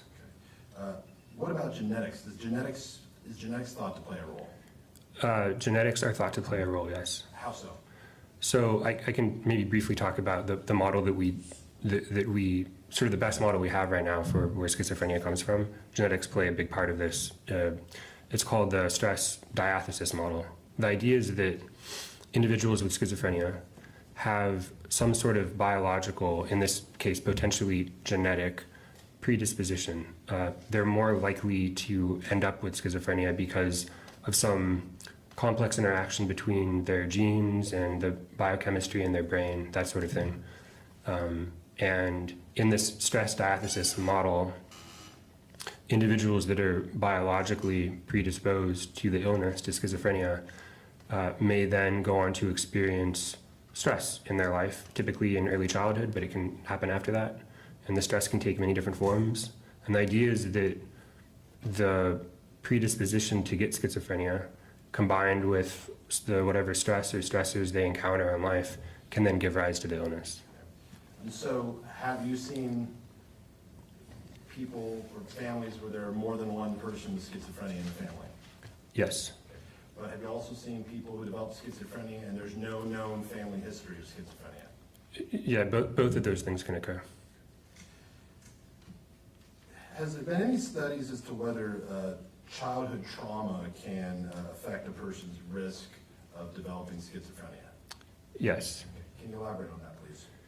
Yes. So I'm not prepared to discuss any specific studies. I don't have any studies with me, but there have been studies on this topic, and in fact, in the DSM-5 TR, in the section that describes, to the best of our knowledge, where schizophrenia might come from, they list what we call adverse childhood experiences or childhood trauma as one of the potential stressors that can occur within the context of that stress diathesis model I mentioned before, in which someone that has the genetic biological predisposition can then be exposed to, in this case, a stressful or traumatic childhood event or events that then, with those two things interacting, the biological predisposition and the childhood stress, can then give rise to schizophrenia.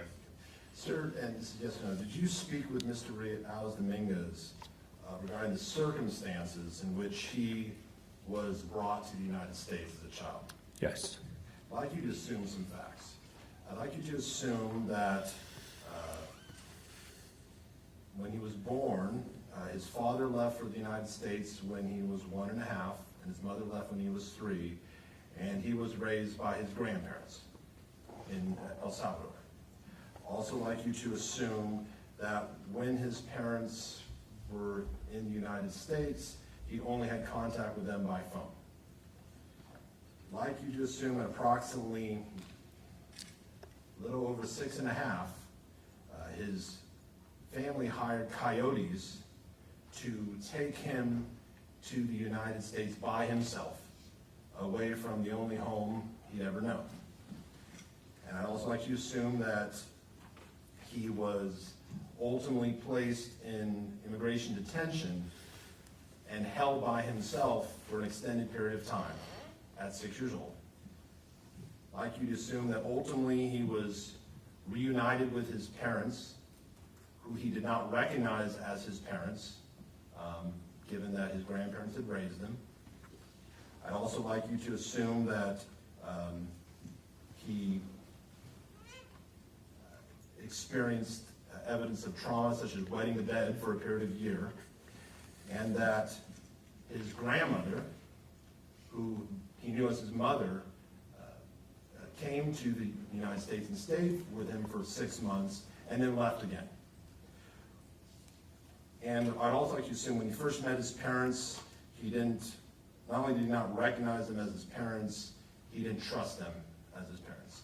Sir, would that experience, in your opinion, constitute an adverse childhood experience? Yes. In your opinion, could that experience be extremely traumatic for a 6-year-old child? It could be. Now, sir, did you also speak with Mr. Reales Dominguez about other potential adverse childhood experiences he had in El Salvador? I did. Sir, can being the victim of child sexual abuse, can that be an adverse childhood experience? It can. Can it be an adverse child experience even if the person committing the abuse is not a family member? Yes. Can it be an adverse childhood experience even if the abuse occurred at a very young age, such as 5 years old? Yes. Now, I want to talk about some other symptoms of schizophrenia. Is lack of insight a symptom of schizophrenia? It can be. What is lack of insight?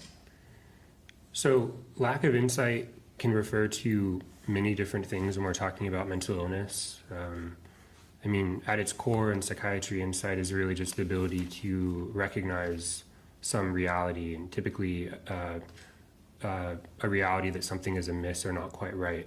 And so, for instance, there's different kinds of insight. There's illness, there's illness insight, and illness insight would be the ability of someone that has a mental health disorder or diagnosis that they have, at least that they have the diagnosis or disorder, and then from there it can kind of get more layered and complex. So in the simplest way, someone might have the illness insight that they have a disorder, but maybe they don't have the insight that they need treatment or that it's not that serious. And so there's sort of different levels to insight. Is it common for people who have schizophrenia to deny symptoms of mental illness? I'm sorry, to deny? Yes. That can happen, yes. Is it common for people with schizophrenia to deny that they suffer from a mental illness? Yes. Now, in reviewing the records from the jail, did you notice that Mr. Reales Dominguez, while he was in custody of the jail, denied any symptoms of mental illness and denied any mental illness whatsoever?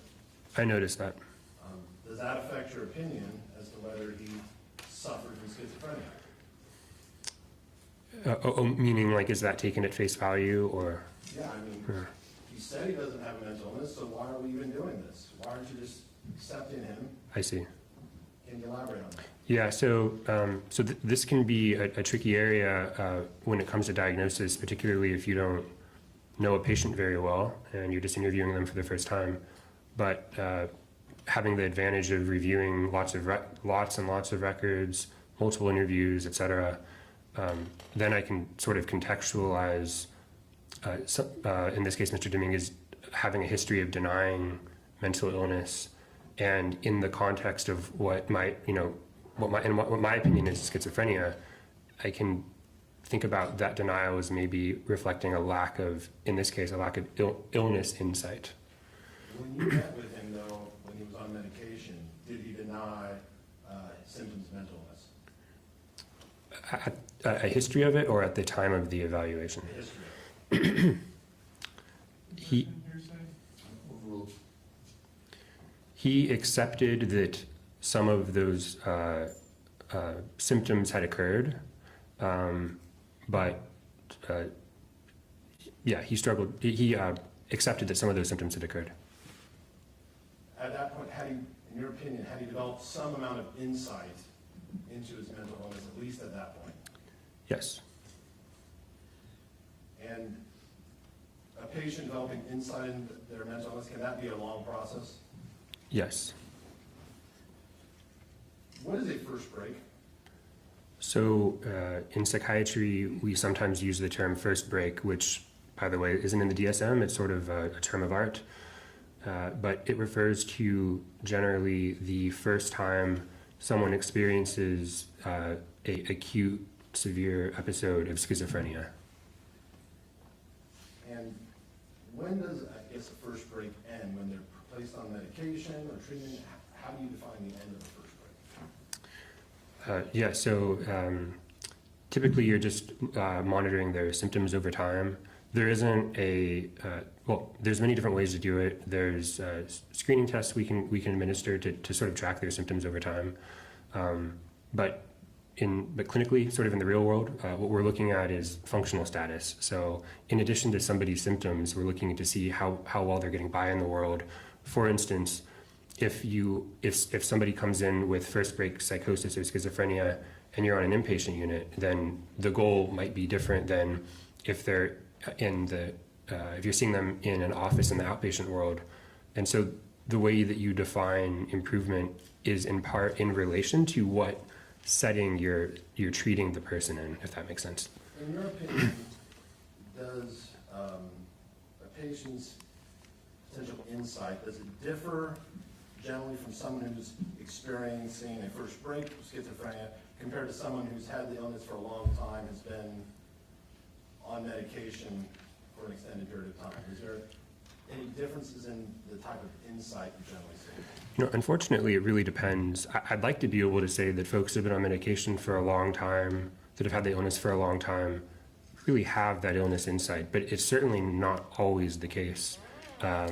Although what is frequently more so the case is that folks that have a first break psychosis, a first break episode of schizophrenia, frequently are lacking in insight. However, tragically, there are situations where the person suffering the first break is aware of what's going on, and they can recognize that they're on this downward trajectory. Again, I don't know which is more common, but in general, illness insight is a big problem in schizophrenia.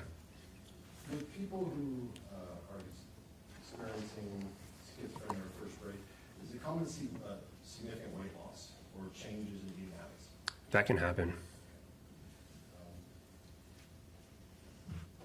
Do people with schizophrenia ever engage in what is considered obsessive compulsive type behavior, like routines, repetitive things they do? Can that be seen in people with schizophrenia? Yeah, highly repetitive behaviors can occur in folks that have schizophrenia. What do you mean by highly repetitive behavior? So there's a term, we call it stereotyped behavior, and this can arise in schizophrenia. We might describe it as a manifestation or a type of disorganized behavior, where someone has a sort of odd, bizarre-looking, ritualistic behavior that they do at certain times. It can be maybe a bizarre movement with their hands, something like that.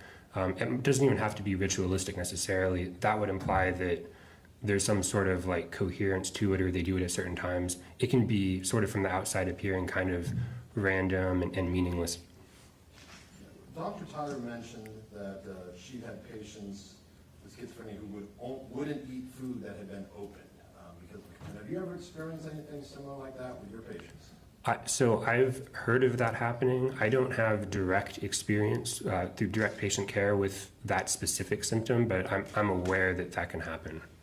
What impact does schizophrenia have on a person's memory, someone who is experiencing symptoms of schizophrenia? How does that impact their memory? So in general, it makes the memory worse. There's many different types of memory, and I won't go into all of them now, but suffice it to say that in schizophrenia, you see deficits or problems with two types of memory in general. There's more, but in general, we think of two. The first being working memory. Working memory is if somebody gives you some information to remember sort of in the short term, and you have to keep it there at the back of your mind while you do a task, and then they ask you about it later.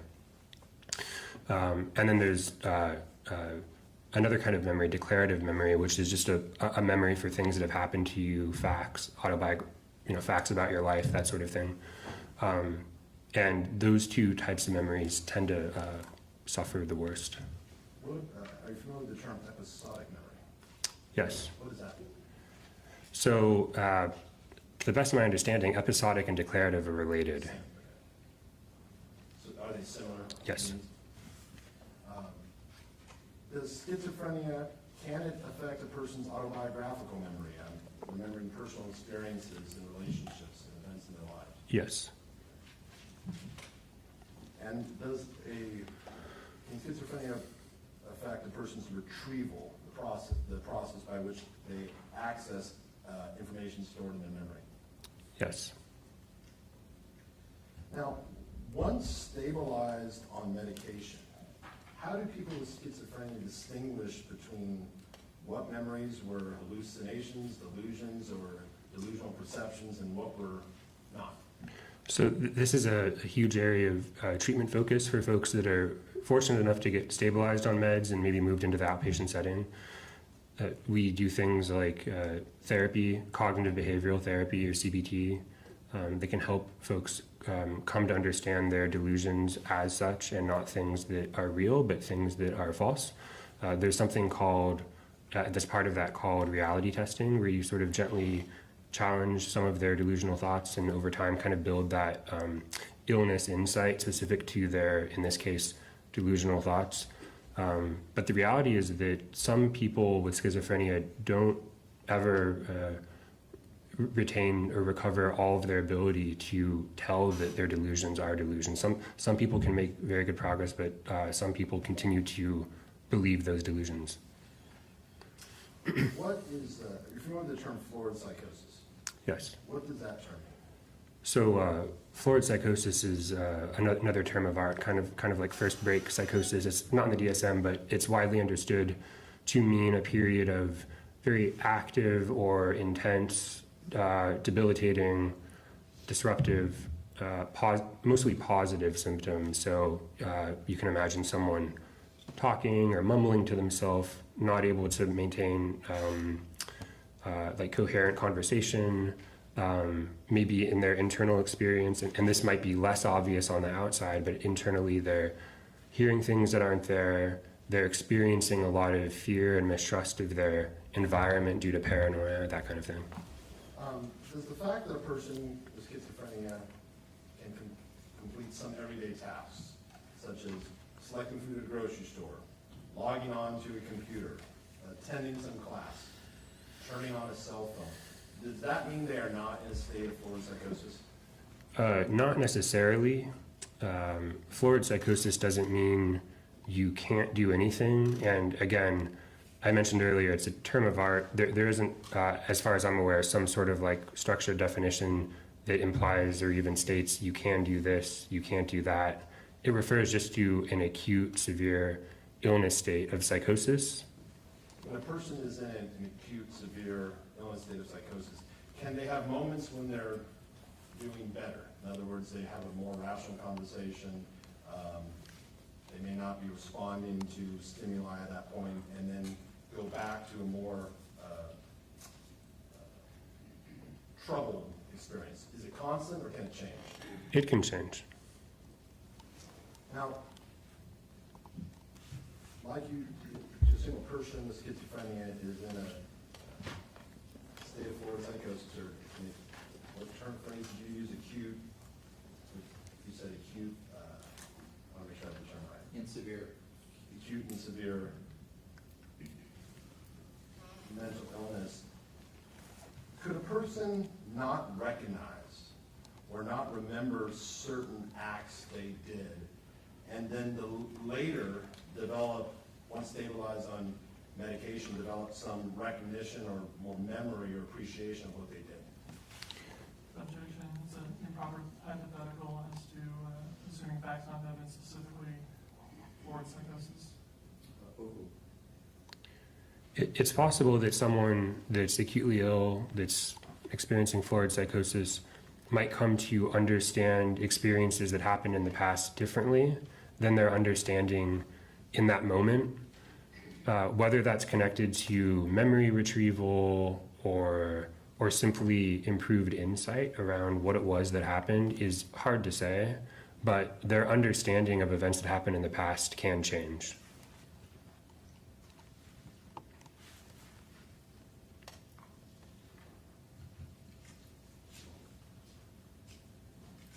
Did you have an opportunity to review a interrogation of Mr. Reales Dominguez by 2 detectives?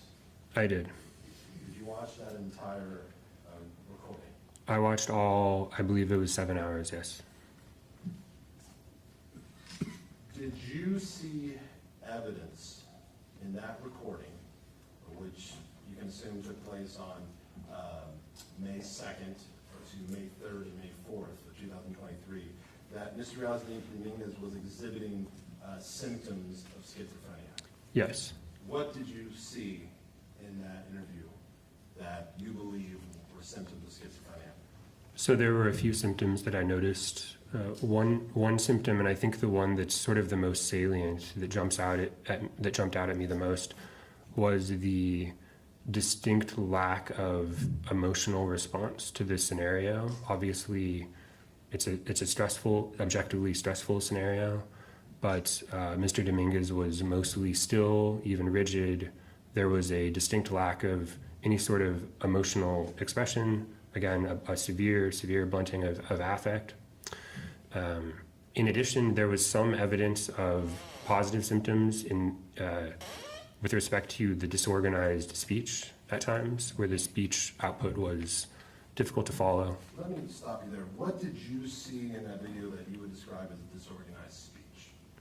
So there were periods of time when he would start a phrase and then stop it and start it again and then stop it once more in a way that seemed to him potentially as like concluding the thought, but no thought had been expressed in the first place. Did you see that type of speech throughout that interview? There were multiple instances of that speech, yes. Was that how Mr. Reales Dominguez spoke when you met with him in Guillory County Jail after he'd been placed on medication? No. What other symptoms of schizophrenia do you recall seeing in that interview? There was also a distinct lack of motivation. Again, if you recall, that's one of the negative symptoms that we talked about. And it's 7 hours long, and yet he didn't ask for a bathroom break. He didn't ask for food. If memory serves, the detectives, I think at least one of them, but maybe both, offered at various times to get something to eat. Hey, are you hungry? That sort of thing. And so there was sort of no, from my read of things, there was no desire on Mr. Dominguez's part to do any of that, even when prompted. I'd like you to assume some facts. You saw during that interview that he used the name John Joas. I saw that. Yes or no? Did you speak, and this is a yes or no question, did you speak to Mr. Reales Dominguez about whether he'd use that name in other circumstances? Yeah, I did, yes. I'd like you to assume some facts. He gave the name John Joas, but also assume that he gave his mother's name as Varla when it was really Carla. Assume that he gave his correct high school as Castlemont, but he spelled it Castlement, M-E-N-T. I'd like you to assume he gave an address of 782 Hawthorne when he really lived at 762 Hawthorne.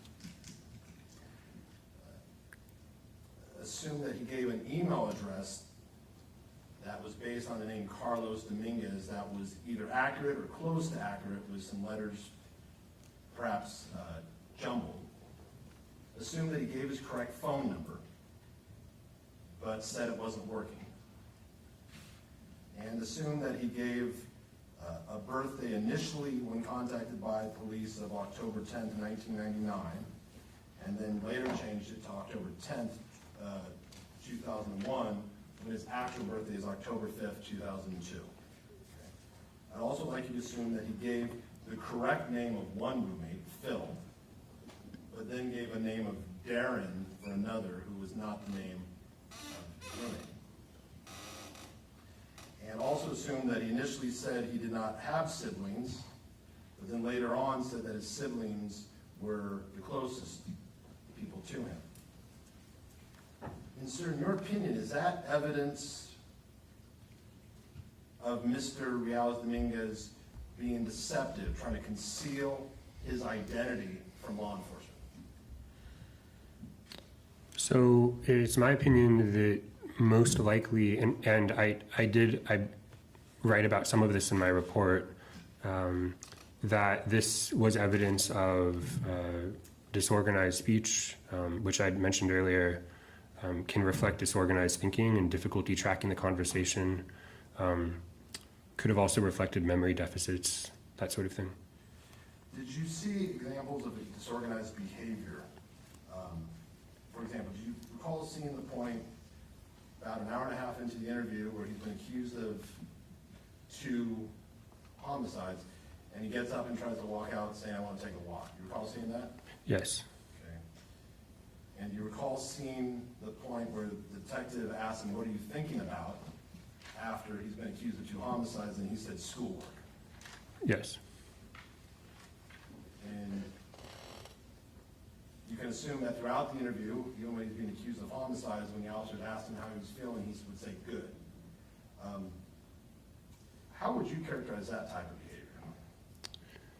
behavior? As is the case sometimes in thinking about schizophrenia symptoms, it can be difficult to know, to categorize precisely whether it's whether they're negative symptoms or positive. Sometimes it's very clear, but other times less so.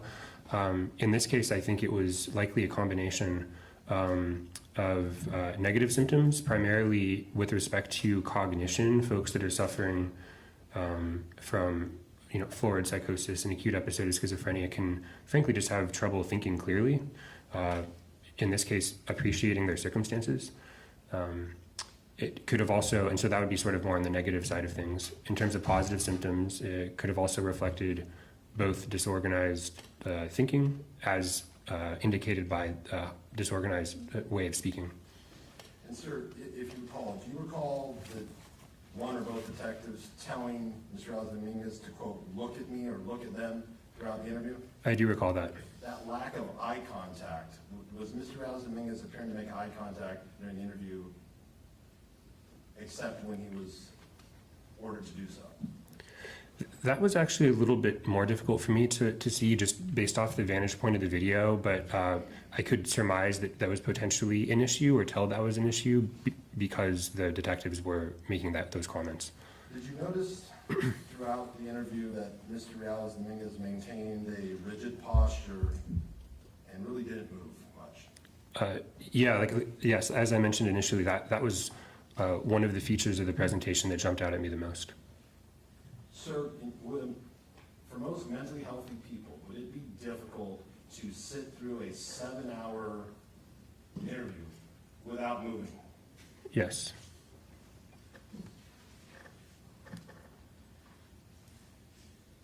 And the flat effect, you described that, you also saw that throughout the interview? Yes. Was there anything about the manner of questioning when the officers asked Mr. Reales Dominguez about these homicides, the attempted homicide, that you found significant? Yes. What did you find significant? I noticed that at times they would ask the questions about his potential involvement in the crimes in different ways. So there's different ways of asking these questions. I'll preface, I'm not a detective, of course, but just from my observation, I noticed that they had different ways of asking these questions. One way was to ask in a more open-ended fashion about his potential participation in the accusations and the crimes. And by open-ended, I just mean giving him a more on-ramp, if you will, to give an answer.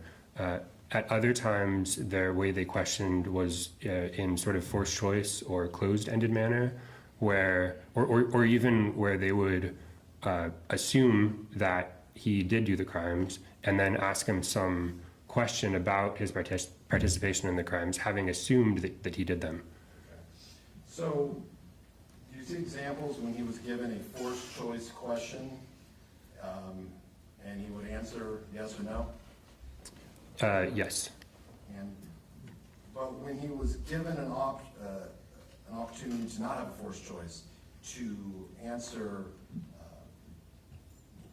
more fully, how would he generally respond?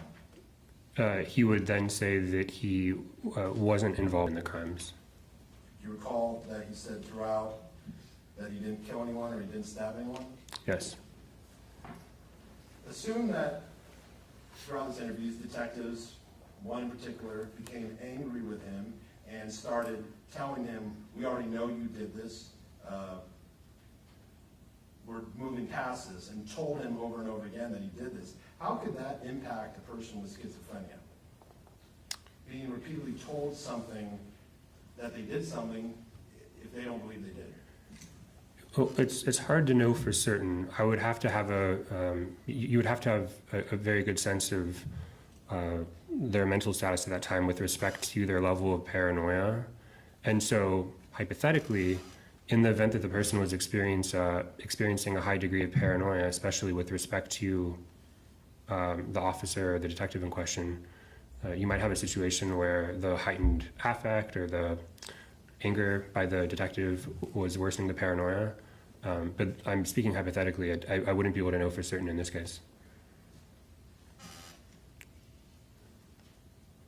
Sir, I want to go back to your ultimate opinion and listen very carefully to my question. How much time during your interviews did you spend discussing with Mr. Reales Dominguez the circumstances of the three offenses for which he's charged, what he believed at the time, what he perceived, what he thought? How much time did you spend discussing that with him? Approximately 2.5 hours. And did you ask him questions about his statements based on your review of other evidence in this case? I did. And did he answer your questions? Yes. Were there things he did not remember? Yes. Sir, if a person is in a state of florid psychosis and is later placed on medication, as a psychiatrist, would you expect them to remember everything that occurred during that period? Not necessarily. Is it common for people with schizophrenia to not really remember anything at all? Not necessarily anything at all, but it is common for there to be problems with memory during an acute episode, and sometimes that can include a near total loss of remembering what happened, especially when they were most symptomatic. So usually they have some memory of the events? Some memory is usually quite limited, but I would say a total blackout would be less common. And does it depend basically on the patient? Is it different from patient to patient? Yes. Sir, based on everything you reviewed and also your interview and evaluation of Mr. Reales Dominguez and the testing you performed, do you have an opinion as to whether he was in a state of florid psychosis at the time of the charged offenses in this case? Yeah, so it's my opinion, with reasonable medical certainty, that he was likely in what we would describe as florid psychosis. In your opinion, during this time period, the charged offenses, was he experiencing positive symptoms of schizophrenia? I'm sorry, during the period of the offenses? Yes. Yes. And does that include hallucinations? It does. Does that include delusions? Yes. And does that include delusional perceptions? Yes. And sir, in your opinion, Did these positive symptoms of schizophrenia affect Mr. Reales Dominguez's perception of reality and his thought processes at the time of the charged offenses? Yes. I have nothing further. Thank you, sir. Okay, thank you. We're going to take a stretch break. Feel free to stand up and stretch and counsel sidebar. Thank you. Off the record.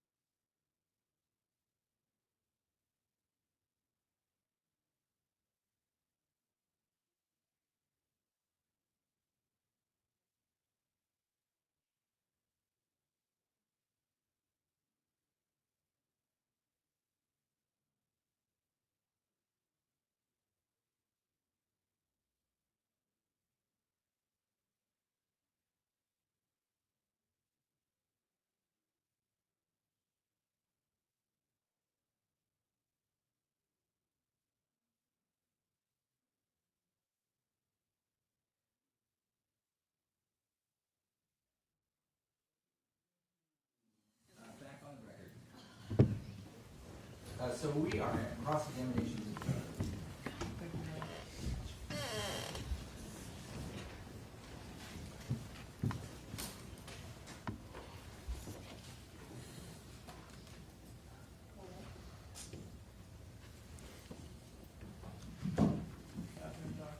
Good afternoon. And so, when it comes to psychiatry, as far as forensic psychiatry, you're in a fellowship for that currently? Yes. And so this is your kind of first stint in forensic psychiatry? Sorry, first stint. As far as, so you did a residency in psychiatry, and now you're doing forensic psychiatry, and this is kind of your first job, per se, in forensic psychiatry? Yes, I'm in training for forensic psychiatry right now. Understood. And given your experience level in the field, is it possible from time to time to make minor errors about different factual things related to psychiatry? Yeah, so I would say that in medicine, psychiatry specifically, but medicine and just in life, it's always possible to make errors. And for psychiatry, is it important to understand the effects or results of certain medications or drugs on individuals? Is knowing how a drug can affect an individual important? Yes. Yes. And so in your report, you mentioned delta-9 THC for a moment. Do you remember talking about that? Yes, that. So in regards to reference that, you specifically, you state that delta-9 THC is a metabolite of marijuana, correct? Yes. And it's not actually a metabolite, it's the active psychoactive ingredient in marijuana, correct? It was my understanding that it's a breakdown product. Is that something you would be able to look into? Yes. So I want to talk to you about the field of forensic psychiatry versus clinical psychiatry. What's the difference? So at its core, clinical psychiatry is really focused on the evaluation and treatment of a patient with a psychiatric or mental health disorder. And forensic psychiatry, in contrast, is focused primarily on the evaluation, but not the treatment piece. And specifically, it's where the court has a question that hinges on, for one example, a defendant's mental health, either at the time of a crime or presently. There's also a variety of civil matters, such as medical malpractice, disability, personal injury, where a psychiatric diagnosis can come into play. And so the court, or sometimes an attorney, will consult a forensic psychiatrist to perform an evaluation to give the court some clarity on the mental health piece. So clinical psychiatry, you're trying to determine what is the person's current status or current mental health needs, correct?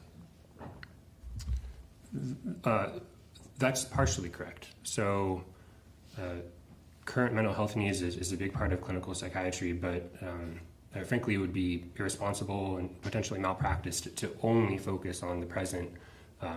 You need to look into their past history. That can include doing a chart review where you look at their prior medical documentation. It includes asking the patient himself about their prior history, and you use that information to make a informed diagnosis in the present that can then help inform treatment and help them feel better. Right, because past things that have been happening in the past inform you what's happening in the present, correct?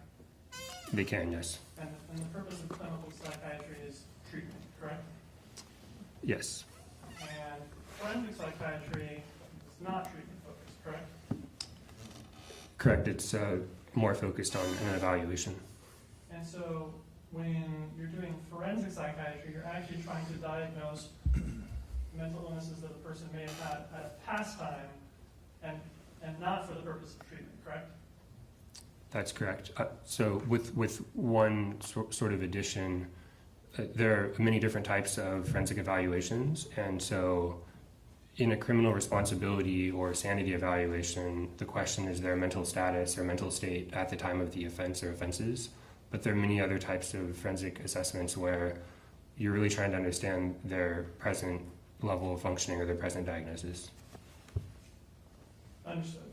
So the field of psychiatry is subject to some level of controversy, correct? The field of psychiatry is subject to sorry, one more time. It's somewhat controversial. There are some people that take exception to some of the claims in psychiatry, correct? Yeah, I would say that like most fields, there is some level of controversy in our field, both within the field itself from psychiatrists as well as people from without. Right. And so I want to ask you some questions about the field of psychiatry in general. For purposes of the questioning that I do today, though, I'd like you to assume that with respect to Mr. Dominguez that there's some kind of mental health issue, and none of my questions are trying to insinuate that no mental health issue is present, okay? But as far as psychiatry goes, as far as the field, we don't know how the mind is formed, correct? I'm not sure what that question means. Do we know how the mind is formed? Where consciousness comes from? We don't know where consciousness comes from. And we don't know how memory works either, right? I don't understand the question. Well, what are the processes in the mind that make you remember something? I mean, what chemicals change? Do you encode a memory? Do we know how memories get encoded in the brain and how they work? We have a better understanding of how memory is encoded. That is to say, we have some understanding of it, as opposed to your prior inquiry regarding the nature of consciousness, which I would say at this point the science is pretty fuzzy on. So we have some idea how memory works, but we don't know how it works, correct? I would have trouble understanding the difference there. Well, do you know what takes place in the brain to make someone remember a particular event? And what functions are taking place in the brain and what causes that? Do I personally know? Yes? I couldn't personally testify to that information. All right. And is there anyone who could testify specifically as to how memories get formed in the brain, what the specific chemical functions that are taking place in the brain that cause it are? So it's my understanding that we have some understanding of memory formation. I wouldn't be able to testify to the granularity of that understanding, but my understanding is that we have some idea about memory formation.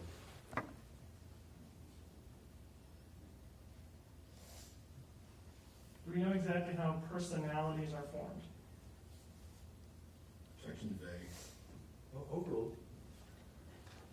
I wouldn't say that we understand precisely how personalities are formed. There are theories. And so, as far as personality changes, we don't know that exactly either, but there are theories also, correct? Yes. And when it comes to how influential environment is on things like personality or even on mental diseases, there's no quantification as to how important environment is. We don't actually know with any degree of precision how important that is, correct? If you could clarify what you mean by quantitative. Well, do we know how much a person's environment affects their personality or mental illnesses? We understand that it can be a significant factor, as I testified to earlier. It sounds like maybe you're looking for a number or percentage. We don't have that.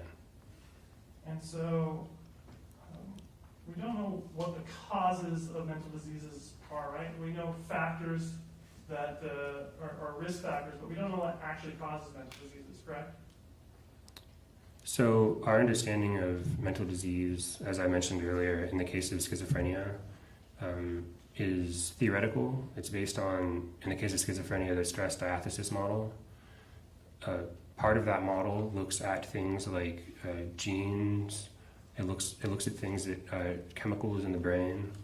We've identified certain genes. There's actually many in the instance of schizophrenia that can contribute to someone having the predisposition to the disorder, but there isn't a way for us to say scan someone's brain or sequence of their genome where we see what all their genes are and then know with any sort of precision or in this case accuracy that the person will develop schizophrenia. It at most can tell us that they may have a predisposition. Right, and there are people with every possible predisposition for schizophrenia that never develop schizophrenia, correct? It's possible to be at risk and yet not develop the disorder. And there are people that have no risk factors that develop schizophrenia anyways, correct? Yes, although actually I'd like to modify that statement a bit. Frequently you can identify some risk factors, although it's possible that someone might not have the sort of obvious risk factors in terms of the childhood stressors or sort of like the right cocktail of chemicals in their brain or the genetic factors.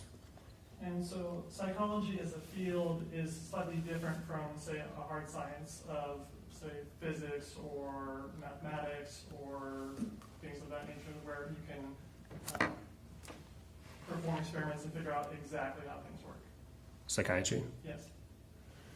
So psychiatry is an evidence-based field.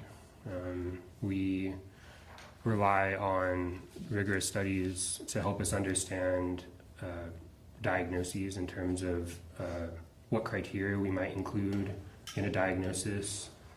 We also rely on rigorous studies to help us understand what treatments are effective for patients and what treatments might be less effective. We also rely on studies, scientific studies, to help us understand things like risk factors for certain mental diseases.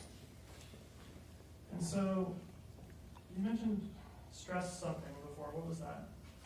stress diathesis. Can you spell diathesis? Diathesis, it's diathesis, diathesis. That's a theory, correct? The stress diathesis model is a theory of how schizophrenia can occur. And there are other theories as well, correct? So the stress diathesis model is the sort of the dominant paradigm, if you will, the dominant model in our current understanding of the illness. But there are other theories, correct? So I wouldn't actually testify to there being other theories. Now, historically, as in the case with many other disorders in psychiatry, there have been other theories of where schizophrenia comes from, also where depression comes from, many different mental illnesses. So while there's a history of there being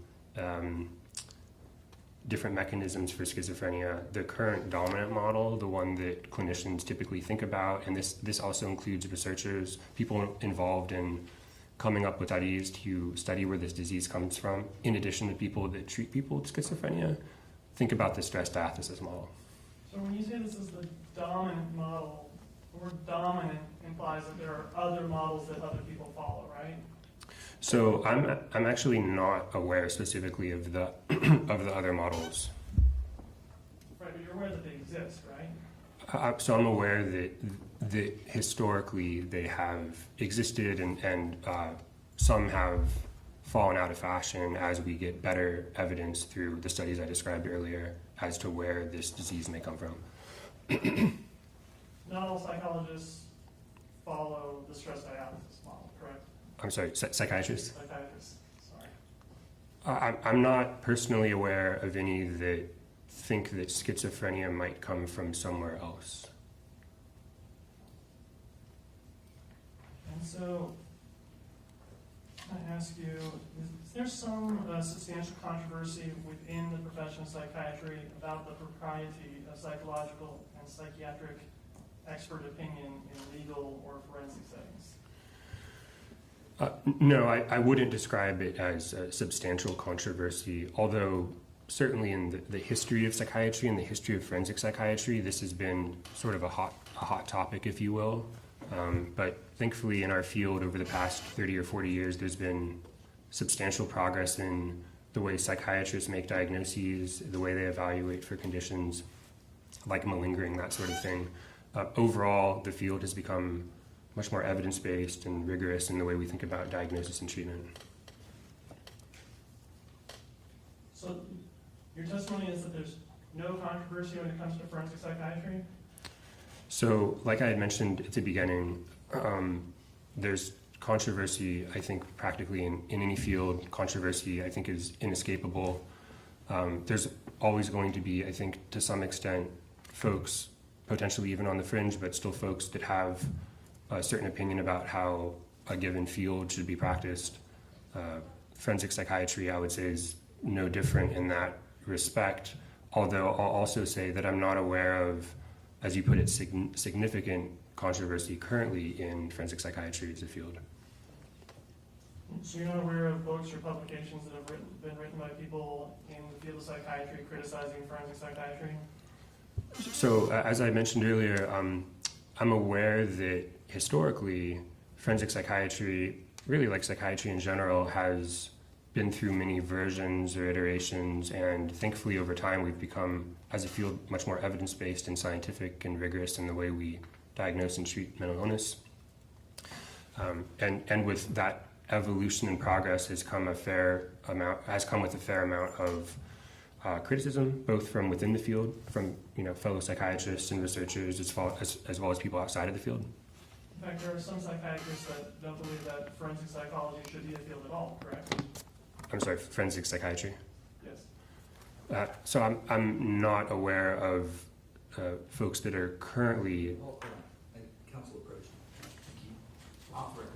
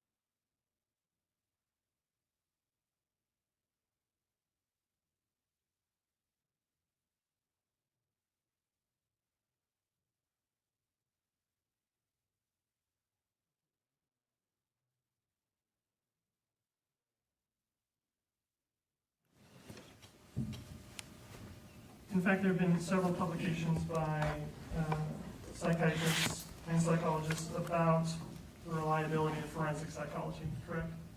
Objections, misstates testimony to psychiatrist. Rephrase. There have been books by both psychologists and psychiatrists criticizing the field of forensic psychiatry, correct? Yes, historically that has happened if we're taking a 50, 60, 70 year view of the field. And so all the problems have been worked out.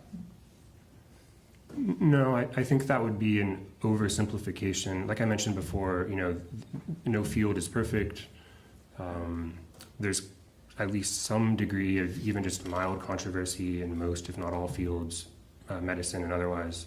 So no, I wouldn't testify to there being no problems in the field to the extent that everyone agrees about everything all the time. No. In fact, even the American Psychological Association has criticized the field of forensic psychiatry, correct? I'm not a member of that organization. I'm not aware of whatever statement they may have made about forensic psychiatry. I think you said the American Psychological Association. Okay. Yes.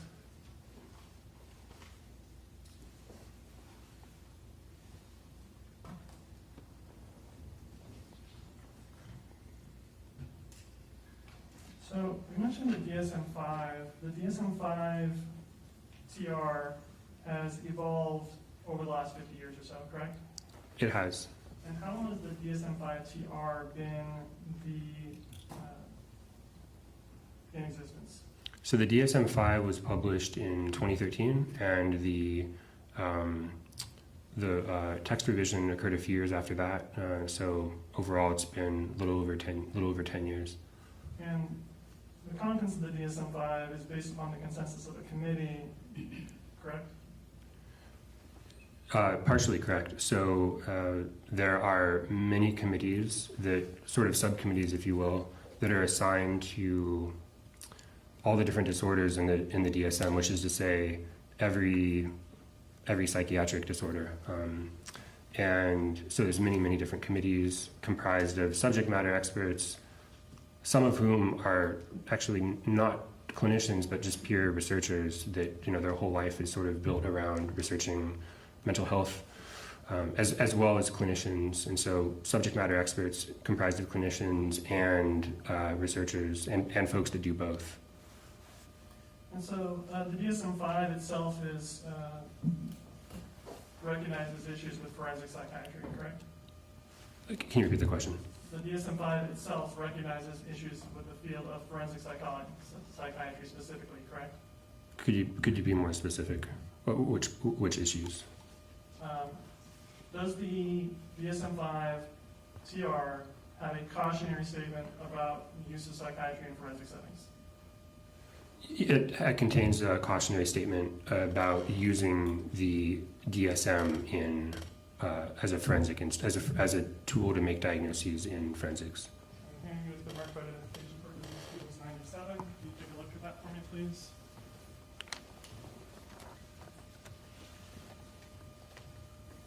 Can you see that? Yes, Is that the cautionary statement within the DSM-5? it is.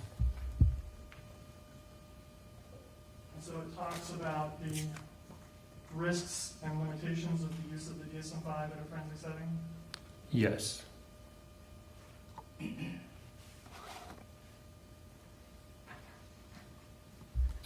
let's break there, and then are we going to continue with Dr. Weiner tomorrow?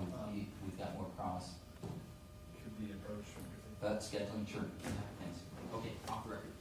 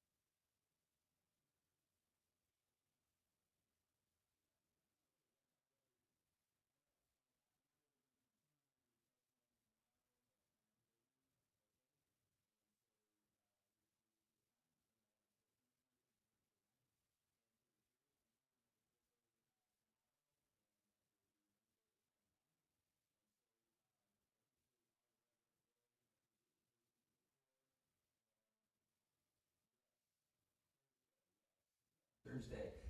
Garbage day's Tuesday at my house, so you know, it's 2 days after. And then, listen, there's I received a note indicating that one of our jurors has a birthday, right? And that's number 9. And you can always tell when the head goes down. But anyway, that's great. Thank you for your note, by the way, and happy birthday to you. And I hope you have a wonderful night to everybody. So remember the 3-part admonition at all times. Don't form any opinions. Don't discuss the substance of this case. Don't research. And I'll see you all tomorrow morning. Thank you, everyone.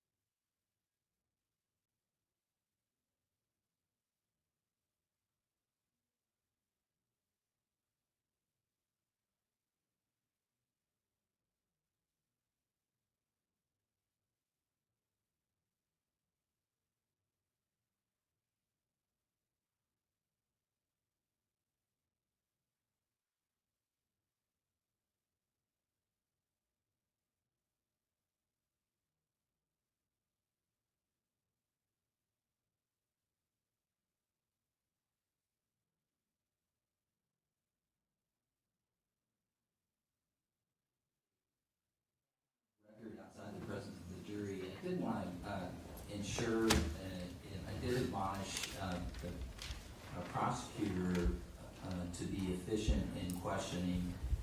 In my view, there was excessive questioning regarding the generalities of in vague description of some sort of controversy in the forensic community, regarding forensic evaluations in psychiatry. And I would have expected as the court that would have been covered in short order by presenting or questioning the witness regarding the cautionary statement in the DSM-5, which was eventually done after about 20-25 minutes. And I wanted to, what I did in admonishing the prosecution was pointed out that this was a court-appointed doctor pursuant to statute. So forensic science is the state of the law in California, passed by the California legislature. It's been on the books for decades, and the witness is a court-appointed doctor. And so, third, the prosecution has no doctor to come in and question the merits of forensic evaluations in psychiatry. So while it's fair game to ask this doctor or any doctor regarding the DSM-5 statement, I think we wasted a lot of time. And I offered that admonishment while I allowed the prosecution to do it because I want the lawyers to be at their best. And I think that was a waste of time. I think the jury was scratching their heads. Yesterday we had a similar occurrence with the examination of Brian Chase. There were 3 points the prosecution wanted to make on cross-examination. The first was that the cell tower data would be reliable to determine the phone powering off on May 2nd.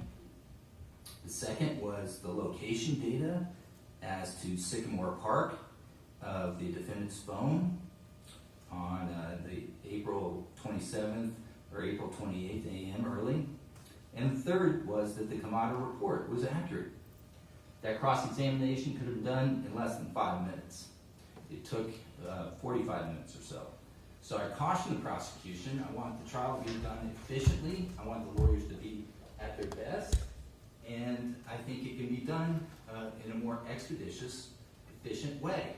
And so I'd like you to think about that as we go forward. And I'm mindful as a trial judge how hard the jury it has to work in doing this case and trying to hold their attention and keeping them focused on the material issues and the disputed facts in this case. And so when I see a point in time when we're off track, it's my job to try to get us back on track. So that's the admonition that I give you at this time. So we're in the defense case. You've indicated that, well, we agreed Dr. Weiner would finish, and then you have Dr. Vincent. Dr. Vincent, yes, Your Honor. Right. Is there anything else for the defense? Tomorrow is only Dr. Vincent. I assume with finishing Dr. Weiner, she would likely take most of the day. So, okay. Thank you. All right. I do have potential witnesses available in the afternoon. Okay. Thank you. Mr. Moore? In terms of scheduling, Your Honor? Or in acknowledgement of understanding the admonition that the court's given. The prosecution understands what the court is indicating. There are two concerns. One is that people should be allowed to talk about whether this is settled science. It doesn't meet Kelly Fry standards for court testimony for scientific evidence. It's a different type of evidence. There's some level of controversy about it, and the people should be able to elicit testimony about the existence of controversy. And the second point, I think that if there's going to be these kind of sidebar discussions, that there perhaps should be the white noise played or something, because there was a louder discussion held at sidebar.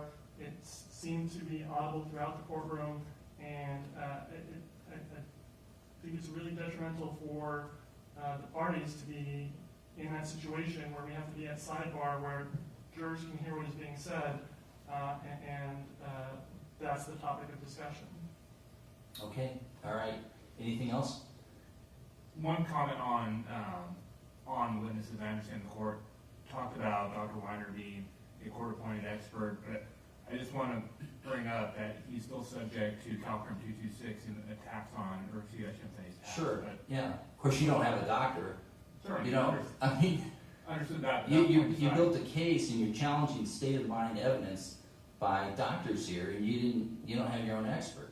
Understood, but at least as it relates to Dr. Weiner, we're still able to bring out issues about credibility in front of the jury. Sure. So I just want to make that point. I don't disagree with that. Thank you. Okay. All right. Let's try to be more efficient tomorrow, folks. Okay. All right. Thank you. Off the record.